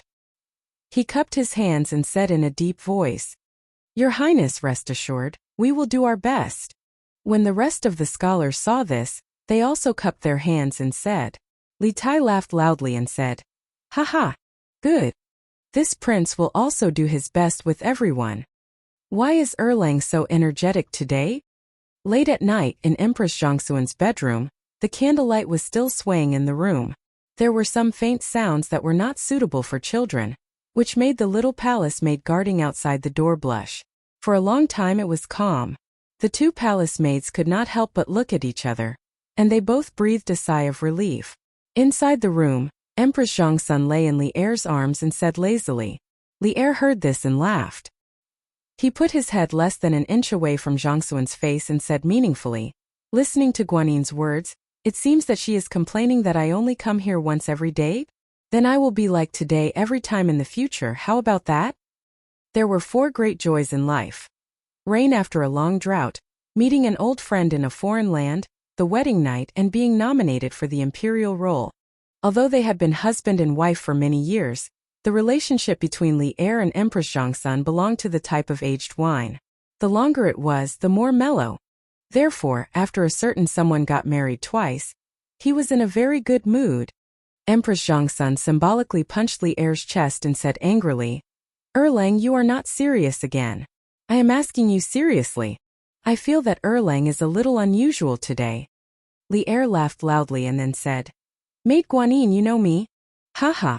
That's right. My heart is full of fighting spirit today. Empress Zhongxun asked curiously, Oh? Why? Li Er turned sideways and hugged Empress Zhongxun completely in his arms. He patted Empress Zhongxuan's jade back and sighed deeply. After the Wei River Alliance, the whole Tang Empire is hoarding provisions and preparing the soldiers and horses. Seeing the Tang Empire's national strength gradually increasing, while I am gratified, I also can't help but feel a little lonely. I am thinking that my Tang Empire is full of talents and fierce generals. According to this trend, in less than 2 years, the Turks will be destroyed. At that time, who can be my opponent? Haha. I didn't expect that child Qing Ke to give me something today that actually untied the knot in my heart. Make Guanin guess what it is? Empress Zhongxun looked at the man beside her who was smiling from the bottom of his heart, and suddenly felt very happy. She shook her head and said, I can't guess. Erlang, tell me. Li Er smiled and said, Haha. It is a map, a world map. I only found out today that my Tang Empire's vast territory is not even the size of a palm on the world map. I only found out today that other than the Turks, Tibetans, and Xinlua, there are so many countries and so many powerful opponents on the aristocratic families. Chapter 597. To the west of the Tang Empire, there's a country bigger than the Tang Empire called the Arab Empire. Further west, there's a big country called the Byzantine Empire. Haha. This world is really interesting. I have to ask Li Zishuan about the strength of these 2 countries. Speaking of the source of his excitement, Li Er couldn't help but laugh proudly. Zhongxun wasn't stupid. After listening for such a long time, she had long understood that the man beside her had the competitive spirit again tonight. However, she had never heard of the Arabian Empire and the Byzantine Empire. Therefore, she asked softly, Erlang, Is this world map accurate or not? How does that kid Xiaoxian know about those countries in the far west? Li Er was stunned and replied, the map should be accurate? That kid is preparing to use this as a teaching material for Yanhuang College in the future. How can he teach something that isn't accurate to the students? As for how he knows about those countries, that's hard to say. This kid has too many doubts, so this one won't make a difference. As long as his heart is with the Tang Empire, I'll turn a blind eye. Empress Zhongsun nodded. After a moment of silence, she suddenly said, "Oh right, Erlang. Speaking of Yanhuang College, I heard from my subordinates that many houses on Yunshan Mountain have been completed. In Xiaoshuan's college, the architectural style is not only strange, but also extremely luxurious. Yunshan Mountain used to be cold and cheerless, but now it has become a place where the people of Chang'an flock like ducks. It suddenly became lively. I'm really curious about how many students he will be able to recruit this time." Li Er smiled slightly and said, "It must be a lot. This kid is very good at creating public opinion. With the overwhelming publicity of Datong Daily, there's no place in the 358 provinces of the Tang Empire that doesn't know about the engineering school and Yanhuang College. But this college, I've only seen the sand table and haven't seen what it really looks like. When I'm free in the future, I'll accompany Maid Guanyin to take a look." Empress Zhongsun smiled sweetly and said, Okay. Li Er used his chin to press against Empress Zhongsuan's forehead, slowly saying, "Just geography, this brat gave Zhan such a big surprise. I heard from Qin Ke that this batch of students from Yanhuang College will be learning 4 courses. We are now looking forward to what surprises the other 3 courses will bring to us and the Great Tang. Dad, why do you have to wake me up early in the morning every day?" The next morning, Duke Lu's mansion. Chang Chumo rubbed his sleepy eyes and complained to Chang Yaojin, "Good morning. Early my ass. Don't you see that your schoolmates are already on their way to Yunshan? You're the only lazy one who's late every day." Chang Yaojin slapped the table and reprimanded in a bad mood. Chang Chumo pursed his lips and said nonchalantly, "Isn't it the same whether we go sooner or later? Xiaoxian and I are good brothers. Xiaoxian won't blame me if I go late. This is really a dead pig that isn't afraid of boiling water. Thick-skinned, stinking shameless." Chang Yaojin was so angry that he glared. He picked up the stick next to him and waved it over. "You stinking brat. You don't know how to make progress and you still have a reason? You don't let Lousy study hard and always score last in the exams. You don't let Lousy practice martial arts well. You're already so old and you're still a dabbler in the body tempering stage. How did Lousy give birth to such a disappointing son?" Chang Chumo fled in all directions while shouting, Hey, Dad, stop it. Why are you acting crazy so early in the morning? So what if my grades are last? I'm not in the last 5, and I've never been on the roll of shame. So what if I'm in the body tempering stage? A lot of people haven't even succeeded in drawing qi." To be honest, Chang Chumo felt wronged. He knew what he was capable of and he also knew that he wasn't outstanding. However, he originally thought that his father would also know. He hadn't been outstanding for so long. So why did his father suddenly explode today? Could it be that he was provoked by something? You little bastard, you're really shameless? See if Lousy doesn't beat you to death today." When Chang Yaojin heard his son's shameful words, he who was already angry, completely exploded. He dodged and easily caught Chang Chumo, who was still trying to escape. Then, he raised the stick and greeted Chang Chumo's butt. "Ouch! Mother! Save me!" Chang Chumo's stick hit hard. Chang Chumo immediately cried out in pain. No, it should be crying for his mother. "Stop!" Sure enough, Madame Chang didn't let her son down. She came out after being called for a long time. She angrily walked over and snatched the stick from Chang Yaojin's hand. Then she scolded, "You old thing, why are you acting crazy so early in the morning? It's fine if you're crazy, but why are you venting your anger on ugly cow?"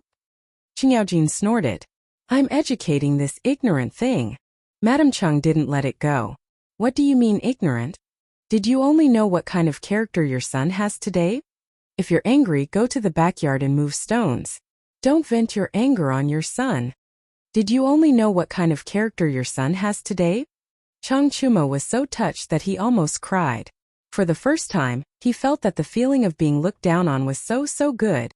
Chang Yaojin was hit where it hurt, and he angrily said, a loving mother is a loser. Let's not compare Xiaoxian. Look at that kid from the Dugu family. He became a master before he was 30. What about this kid? He only knows how to be lazy and idle all day long. Cheng Chumo was stunned. He finally understood why his father went crazy this morning. It was because he saw someone else's outstanding child and was provoked. He chuckled and said, Haha, Dad, so that's why you're angry. That kid, Dugu Exine, only became a master by luck with Xiaoshuan's help. Besides, he has a strong foundation in martial arts. Do you have to compare him to me? Cheng Yaojin said angrily. Oh, you still have the nerve to say that? Between you and Dugu Exine, who got to know Xiaoxian first? And in the end, Xiaoxian helped Dugu Exine to break through. And you're still sleeping at home. You don't know how to reflect on yourself. Cheng Chumo was puzzled. What should I reflect on? Reflect on why Xiaoxian helped Dugu Exine to break through and not you. How would I know why? You? Cheng Yaojin really wanted to say, I'm really ket up. However, his wife was beside him, and he could not say that. He could only say angrily, Isn't it because you're lazy and don't know how to improve yourself that Xiaoxian doesn't want to be with you? Cheng Chumo pursed his lips and said, That's not it. Xiaoxian is much lazier than me. Cheng Yaojin was speechless. Chapter 598. Achoo. Achoo. Li Zishuan, who was engrossed in writing in the study, inexplicably sneezed twice. He was already under pressure from a bunch of chemical reactions, and at this moment he was even more depressed. Damn! Which family's little girl is thinking of me? Sigh. It's also a sin to be too outstanding. As the saying goes, when you sneeze once, someone will scold you. When you sneeze twice, someone will think of you. When you sneeze thrice, someone will think of you. And when you sneeze thrice, someone will think of you. That's why Li Zishuan shamelessly muttered to himself. Who are you thinking of? Han Yushi pushed open the door at this time and quietly came to Li Zishuan's side. Li Zishuan blushed and quickly said, Cough, cough. Do you still need to ask? Of course, I'm thinking of you. Han Yushi sneered and said, Glib tongue, it's clearly not like that. Although that was what she said, Han Yushi didn't intend to dig into it seriously. She was mostly joking. Li Zishuan smiled embarrassedly. Suddenly, he caught a glimpse of the cup of bright red juice that Han Yushi brought in. He said in surprise, This is iced watermelon juice? Logically speaking, there were no juicers in the Tang dynasty. Han Yushi smiled gently and said, How did you know? I smelled it. Was there anything more blissful than having a cup of iced watermelon juice in front of him on a hot summer day? Li Zishuan didn't bother to ask Han Yushi how she squeezed the juice at this time. He directly picked up the cup and enjoyed it while answering Han Yushi's question. Now it seemed that although writing books at home was a little tough, it felt good to have a considerate person by his side to take care of him. 6 days later. Haha. I'm finally freaking liberated. Damn it, I didn't expect being a rich second-generation heir to be so tough. On this day, Li Zishuan finally walked out of his western courtyard. His 1-month closed-door training had made the people of Chang'an very lonely. Without the big news that he made every now and then, the people of Chang'an felt that their lives were less interesting. Fortunately, they still had the Datong daily to pass the time. Young master, have you come out of seclusion? Xiao He trotted over from a distance and said with a bright smile. That's right. What do you think? I went into seclusion for a month. Xiao He, did you miss me? Li Zishuan squinted his eyes and teased. Cough. Actually, it couldn't be said to be flirting. He had been with the 2 maidservants for so long that they couldn't be more familiar with each other. Rather than flirting, it was more like playing around. Li Zishuan would never joke about this kind of thing with an unfamiliar girl. Speaking of which, during the month of his closed-door training, not only were the people outside unable to see him, but even many people in the mansion rarely saw him. Xiao He, who spent every day in the western courtyard, could only see Li Zishuan's real body when he came out to go to the toilet every day. No way. Young master, aren't you afraid that young madam won't let you enter the room at night? Xiao He wasn't afraid of Li Zixuan. She stuck out her tongue and said mischievously. Li Zixuan was amused by her words. He laughed carelessly and said, "Heh, my Yushi isn't such a person. On the other hand, little girl, when you get married in the future, you might become a fierce shrew." "Young master, you." Xiao He was furious. She put one hand on her waist and pointed at Li Zixuan with the other. She said angrily, "Young master, you're too much. Xiao He doesn't want to get married. I'm ignoring you." If the person in front of her wasn't Li Zixuan, with Xiao He's unruly temperament, she would have already verbally abused him or punched him. It was rare that the little girl could still maintain her last bit of rationality at this time. "Haha. Little girl, you still want to fight with me?" Li Zixuan looked at Xiao He's back and muttered to himself happily. It seemed pretty good to be able to bicker with such an unruly little girl every day. "Husband, you're really too much. How can a girl like Xiao He withstand your words?" Han Yushi walked in from outside the courtyard and complained to Li Zixuan slightly. Li Zixuan laughed and said, "Haha. It's fine, it's fine. This little girl forgets everything after a meal and a nap." Han Yushi was speechless.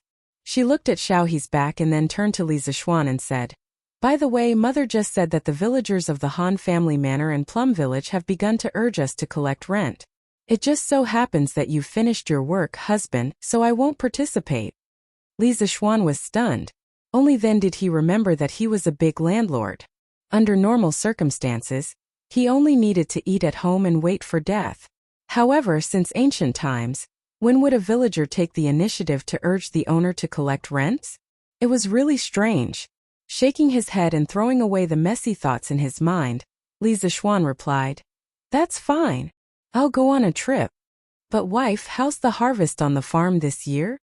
With his current wealth, of course, he didn't care about the rent. The quality of the annual harvest didn't affect him much, but the impact on the villagers was too great. That was why he asked this question. Han Yushi's face darkened when she heard this. She said softly, "There's little rain this year. I heard from my father that the harvest on the farm wasn't very good. Overall, it will be about 10 to 20% less than last year."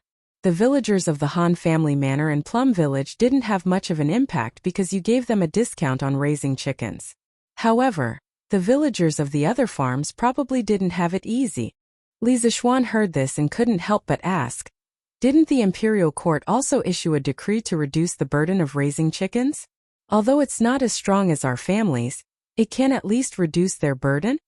Han Yushi rolled her eyes and said helplessly, "Husband, aren't you asking the obvious? Although the imperial court's decree can reduce the burden of some people, that's only for the villagers who have land to enjoy. Most of the villagers farm the land of the landlords. Those landlords can't wait to collect 100% of the rent. Why would they care about the lives of the villagers?" The Tang dynasty implemented a system of equalization of fields. Yongye fields and oral fields were divided.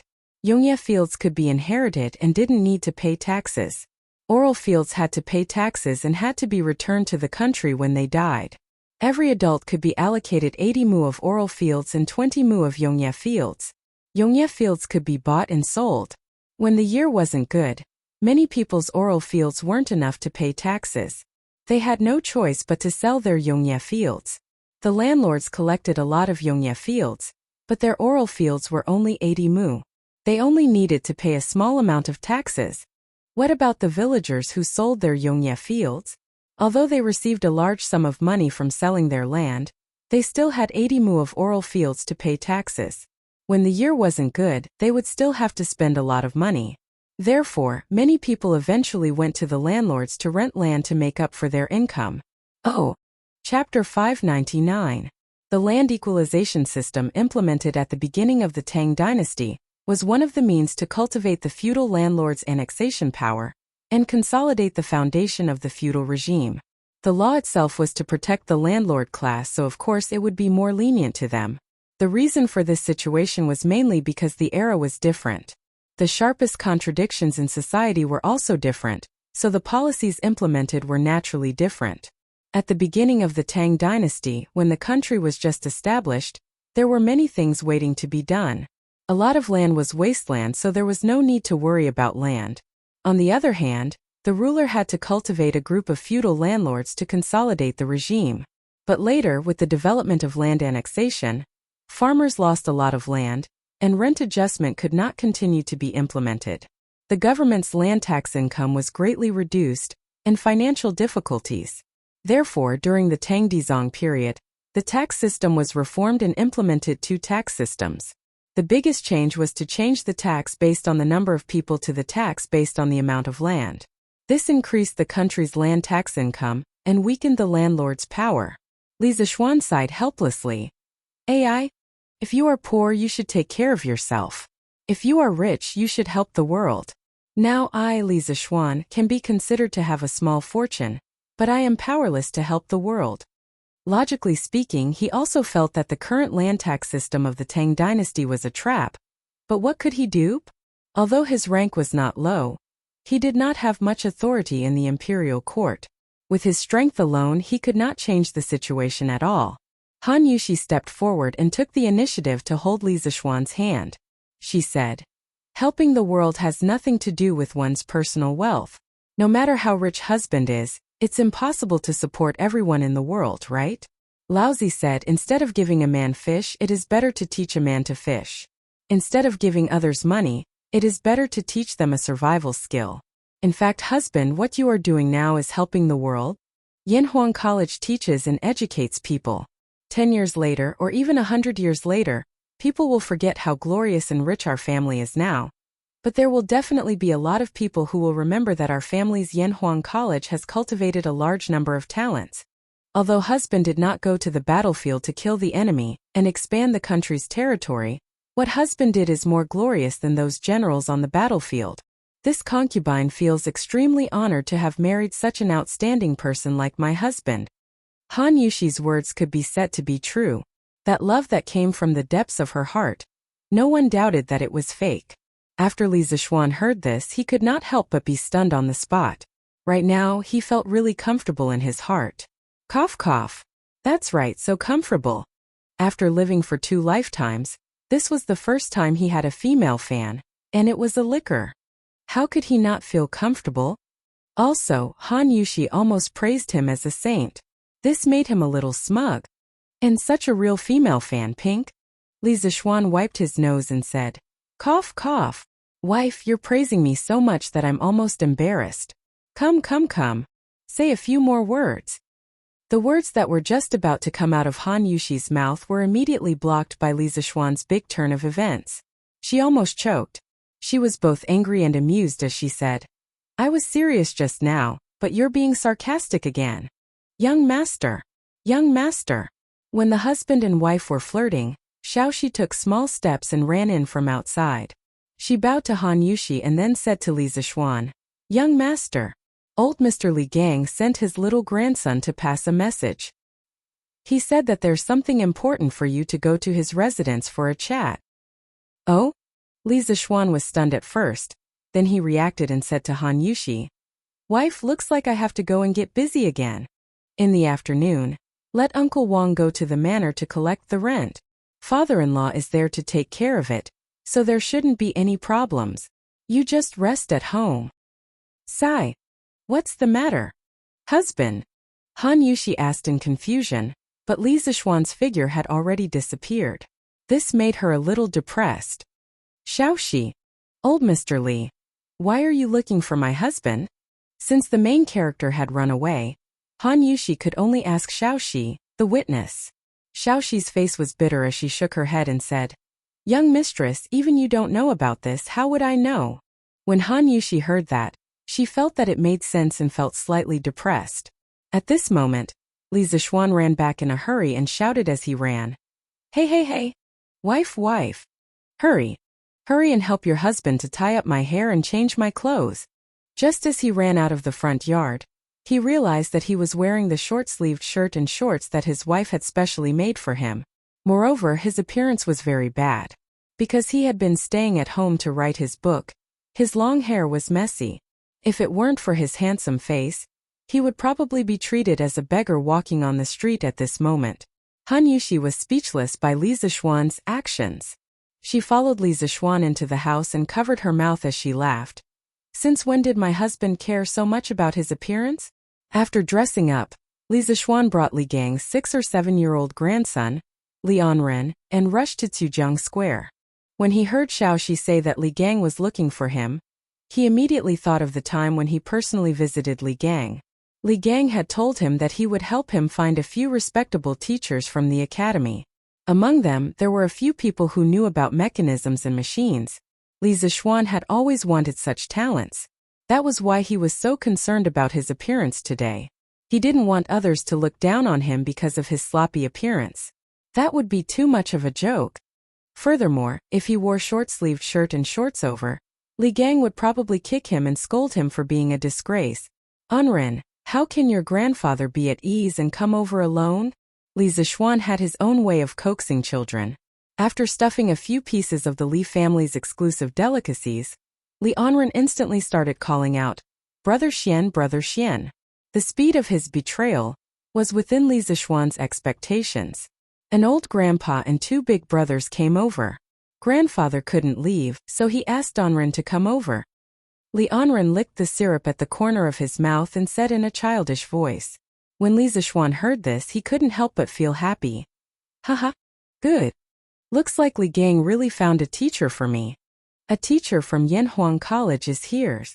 When he thought of this, Li Zixuan patted Li Anren's head and smiled. Anren, let's go. Let's go see your grandfather. When he thought of the mysterious teacher that Li Gang mentioned who was proficient in machines, Li Zixuan couldn't help but feel unusually excited. Oh! Chapter 600. His family's carriage had just been pulled to the rear courtyard for a thorough cleaning this morning, so it shouldn't be dry yet. Li Gang didn't seem to be in a hurry either. From the looks of it, he should be freeloading at Li Zixuan's house for lunch. Therefore, Li Zixuan brought Li Anren with him and rushed to Crooked River Square on foot. For nearly a month they had not strolled outside like now. Li Zixuan looked at the people coming and going around. He felt that Chang'an City seemed to be more lively than before, but this was only a guess in his heart. He was not sure. Hey! Little brother, please wait. At this moment, a young man carrying a bookcase, who looked like a scholar going to the capital to take the exam, walked over quickly and greeted Li Zixuan. Li Zixuan looked around. After making sure that the scholar was asking him, he asked curiously, "Your Excellency, what's the matter?" The scholar smiled shyly, then cupped his hands and said, "I heard that Yanhuang College is spreading the knowledge of making mortals soar in the sky, and on the 18th of this month they are recruiting students. Therefore, I came all the way from Bingzhou to see this grand event. I am ashamed to say that I have just arrived in Chang, and am not familiar with the place. I have passed by several inns, but there are no vacant rooms. I don't know if there are any other inns where I can stay. I hope this little brother can give me some guidance." Li Zixuan was stunned.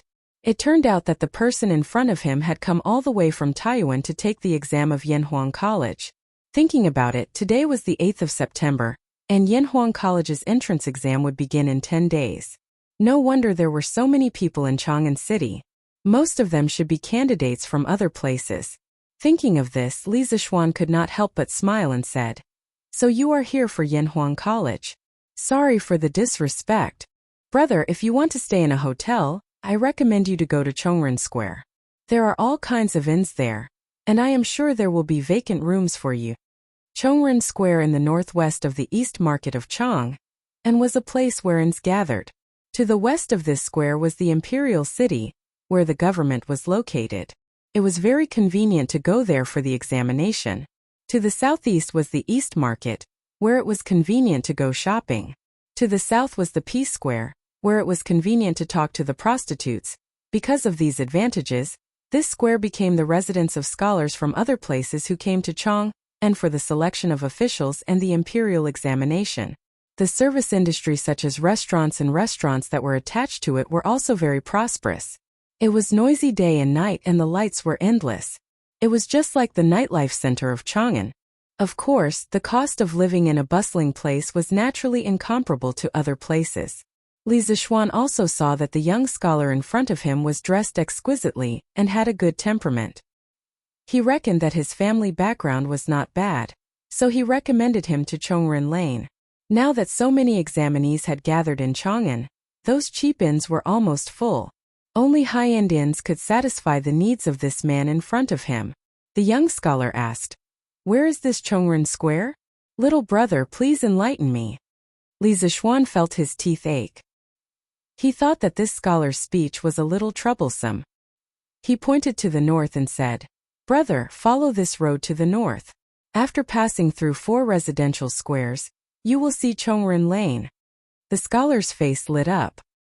He hurriedly cupped his hands and thanked, "Little brother, thank you for your advice. I am Di Jixuan. If fate allows us to meet again in the future, I will definitely invite you to drink and chat." Di Jixuan? Li Zixuan's heart skipped a beat. In his previous life when he read Young Di Renjie, there was 4 heroes of capital city. One of them was Di Jixuan, Di Renjie's father. However, he had been here for so long and was still a native of Chang'an. He had never heard of the 4 heroes of capital city. It was obvious that the stories in the novel were all fabricated. However, he did not expect to meet the future divine minister of Tang, Di Renjie's father. He really had the halo of a main character. "Brother Di, you are too polite.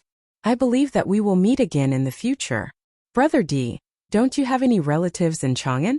Why do you want to stay in an inn?" Li Zixuan smiled faintly and asked with deep meaning. If he remembered correctly, Di Renjie's grandfather, Di Jixuan's father, should be an official in the imperial court. According to historical records, Di Jixuan's father, Di Xiaoxiu, had been the general manager of the army, the general, the left minister, the military envoy of Bian province, the golden-purple Guanglu Daifu, the scattered cavalry officer, and the provincial governor of Feng and Bian province. Later on, he was conferred the title of Liningnan and had a prominent position in the early Tang dynasty. Di Jixuan was Di Xiaoxiu's 5th son. He was a man of great talent. Since his father was a high-ranking official in the imperial court and his family was wealthy, Di Jixuan had received a good education from a young age. According to the normal course of history, Di Jixuan would have taken the imperial examination in the 4th year of Zhengguan and become an official. In the same year, he would have given birth to Di Renjie, the divine minister of Tang. At this time, Di Jixuan's face turned red. He cupped his hands and said, "I do have relatives working in Chang'an. However, I don't want to cause any trouble when I come to take the examination of Yanhuang College, so..." It was also because Di Jixuan saw that Li Zixuan was dressed in luxurious clothes and had an extraordinary temperament that he explained that he was definitely not the son of an ordinary family. After all, they were in Chang'an, a city where officials were as numerous as dogs. Although his father was an official, he did not want to make enemies for his father. Li Zixuan chuckled when he heard that and hurriedly waved his hand. "Haha. I know. Brother Di, you don't have to say anymore. Let's go to Chongren Square." From Di Jixuan's words, he guessed that Di Xiaoxiu didn't bring all his family members to Chang, and when he was an official. He also hoped that Di Jixuan would take the imperial examination and become an official. Di Jixuan was young and frivolous. He was attracted by the large number of reports about Yanhuang Academy in the newspaper. However, because of Di Xiaoxiu's opinion, he could only secretly come to Chang'an to take the examination. This was a rebellious young man who left the Li family without permission. Di Jixuan breathed a sigh of relief and said, "Ha, then I will take my leave. Thank you very much, little brother." Li Zixuan smiled and cupped his hands in return. He said, "Brother Di, I wish you all the best in the examination and have a good time in Chang'an. If you are free in the next few days, you can go to Yunshan Mountain in the eastern suburbs of Chang and take a look at Yanhuang College. Brother Di will not be disappointed." Di Jixuan's eyes flashed. He nodded and said, "I will go and take a look." After that, the two of them cupped their hands and said goodbye. Li Zixuan took Lianren and continued to rush to Crooked River Square. Looking at the crowded Chang'an, he muttered to himself, "It's the golden autumn of September. Talents from all over the world are gathering. I wonder how many students will pass the examination this time." Ooh. Chapter 601. According to the statistics of the various branches of the Tang Dynasty Daily, there were a total of 3,800 students who applied for the Yanhuang Academy. Even if they used the 50% reference rate, there would still be more than 1,900 students who came to take the exam. This number was more than the number of examinees who came to Chang, and every year. The imperial exam of the Tang dynasty was held in January or February every year. Generally, registration would start in November of the previous year. The exam location was at the southern courtyard of the Ministry of Rites of the Shangshu province. The examiner was the assistant minister of the Ministry of Rites. Generally, the number of examinees who came to Chang'an for the exam every year was around 1,000. At its peak, it could reach 2,000 examinees. However, Li Zishuan's academy was able to attract 4,000 examinees. One had to say that his publicity work was really on point. In many people's eyes, Yanhuang College's entrance exam was second only to the imperial exam. After all, the imperial exam had a limited number of examinees. Mingjing could not exceed 100 examinees. Jinshi could not exceed 30 examinees. Yanhuang College didn't seem to have any restrictions as long as one could pass the exam. After entering Yanhuang College, one could use the Yanhuang College's mathematics to participate in the imperial exam. If one failed, one could use engineering to earn money to support his family and become a rich man. Or one could invent a divine artifact.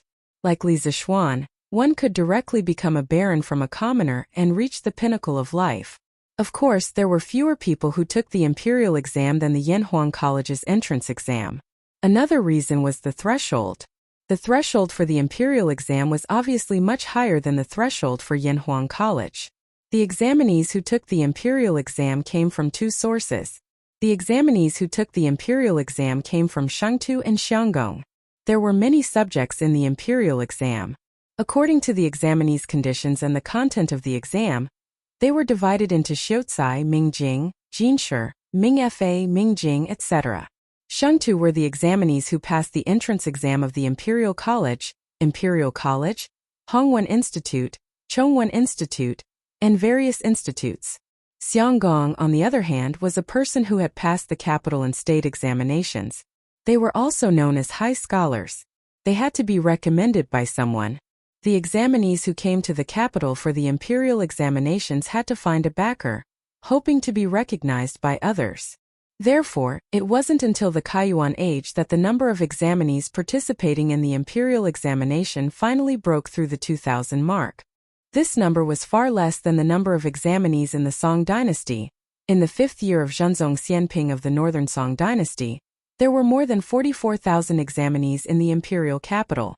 In comparison, the threshold for Yanhuang College's entrance exam was much lower.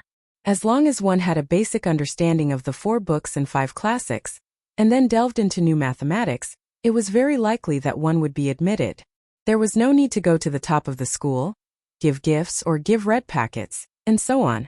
Naturally, the number of people applying for the exam was much higher. After walking for about half an hour, Li Zishuan finally arrived at Xujiang Square with Li Anren. Haha, you're finally here. How rude of you to make us 2 old bones wait for a junior like you for so long. When they arrived at the Li family's house, Li Gang heard someone knocking on the door and came to open it. When he saw Li Zishuan, he couldn't help but laugh. Li Zishuan hurriedly clasped his hands and apologized. I was delayed by something on the way here. Please don't blame me for it. After saying that, he saw 3 men in brown linen clothes following behind Li Gang.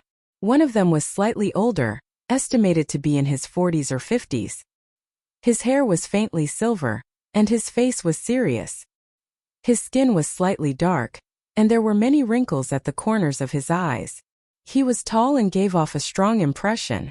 However, why did this person look like a laborer and not a teacher? Why did Li Gang invite him over? Could it be that he guessed wrong? The other 2 people were slightly younger, but they were a little thin, and belonged to the kind of people who were only skin and bones. At first glance, it was obvious that they were malnourished and often suffered hardships. However, the aura of these 2 young people was actually at the early stage of qi refining. This really surprised Li Zishuan. Sir, who are these people? Li Zishuan looked at the 3 of them and asked Li Gang.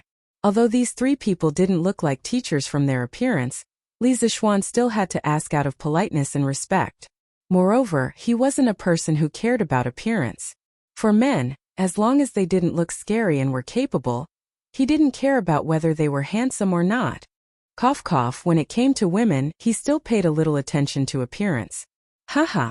Let's talk inside. Li Gang laughed and led them into the front hall. When they entered the room, they felt a trace of coolness.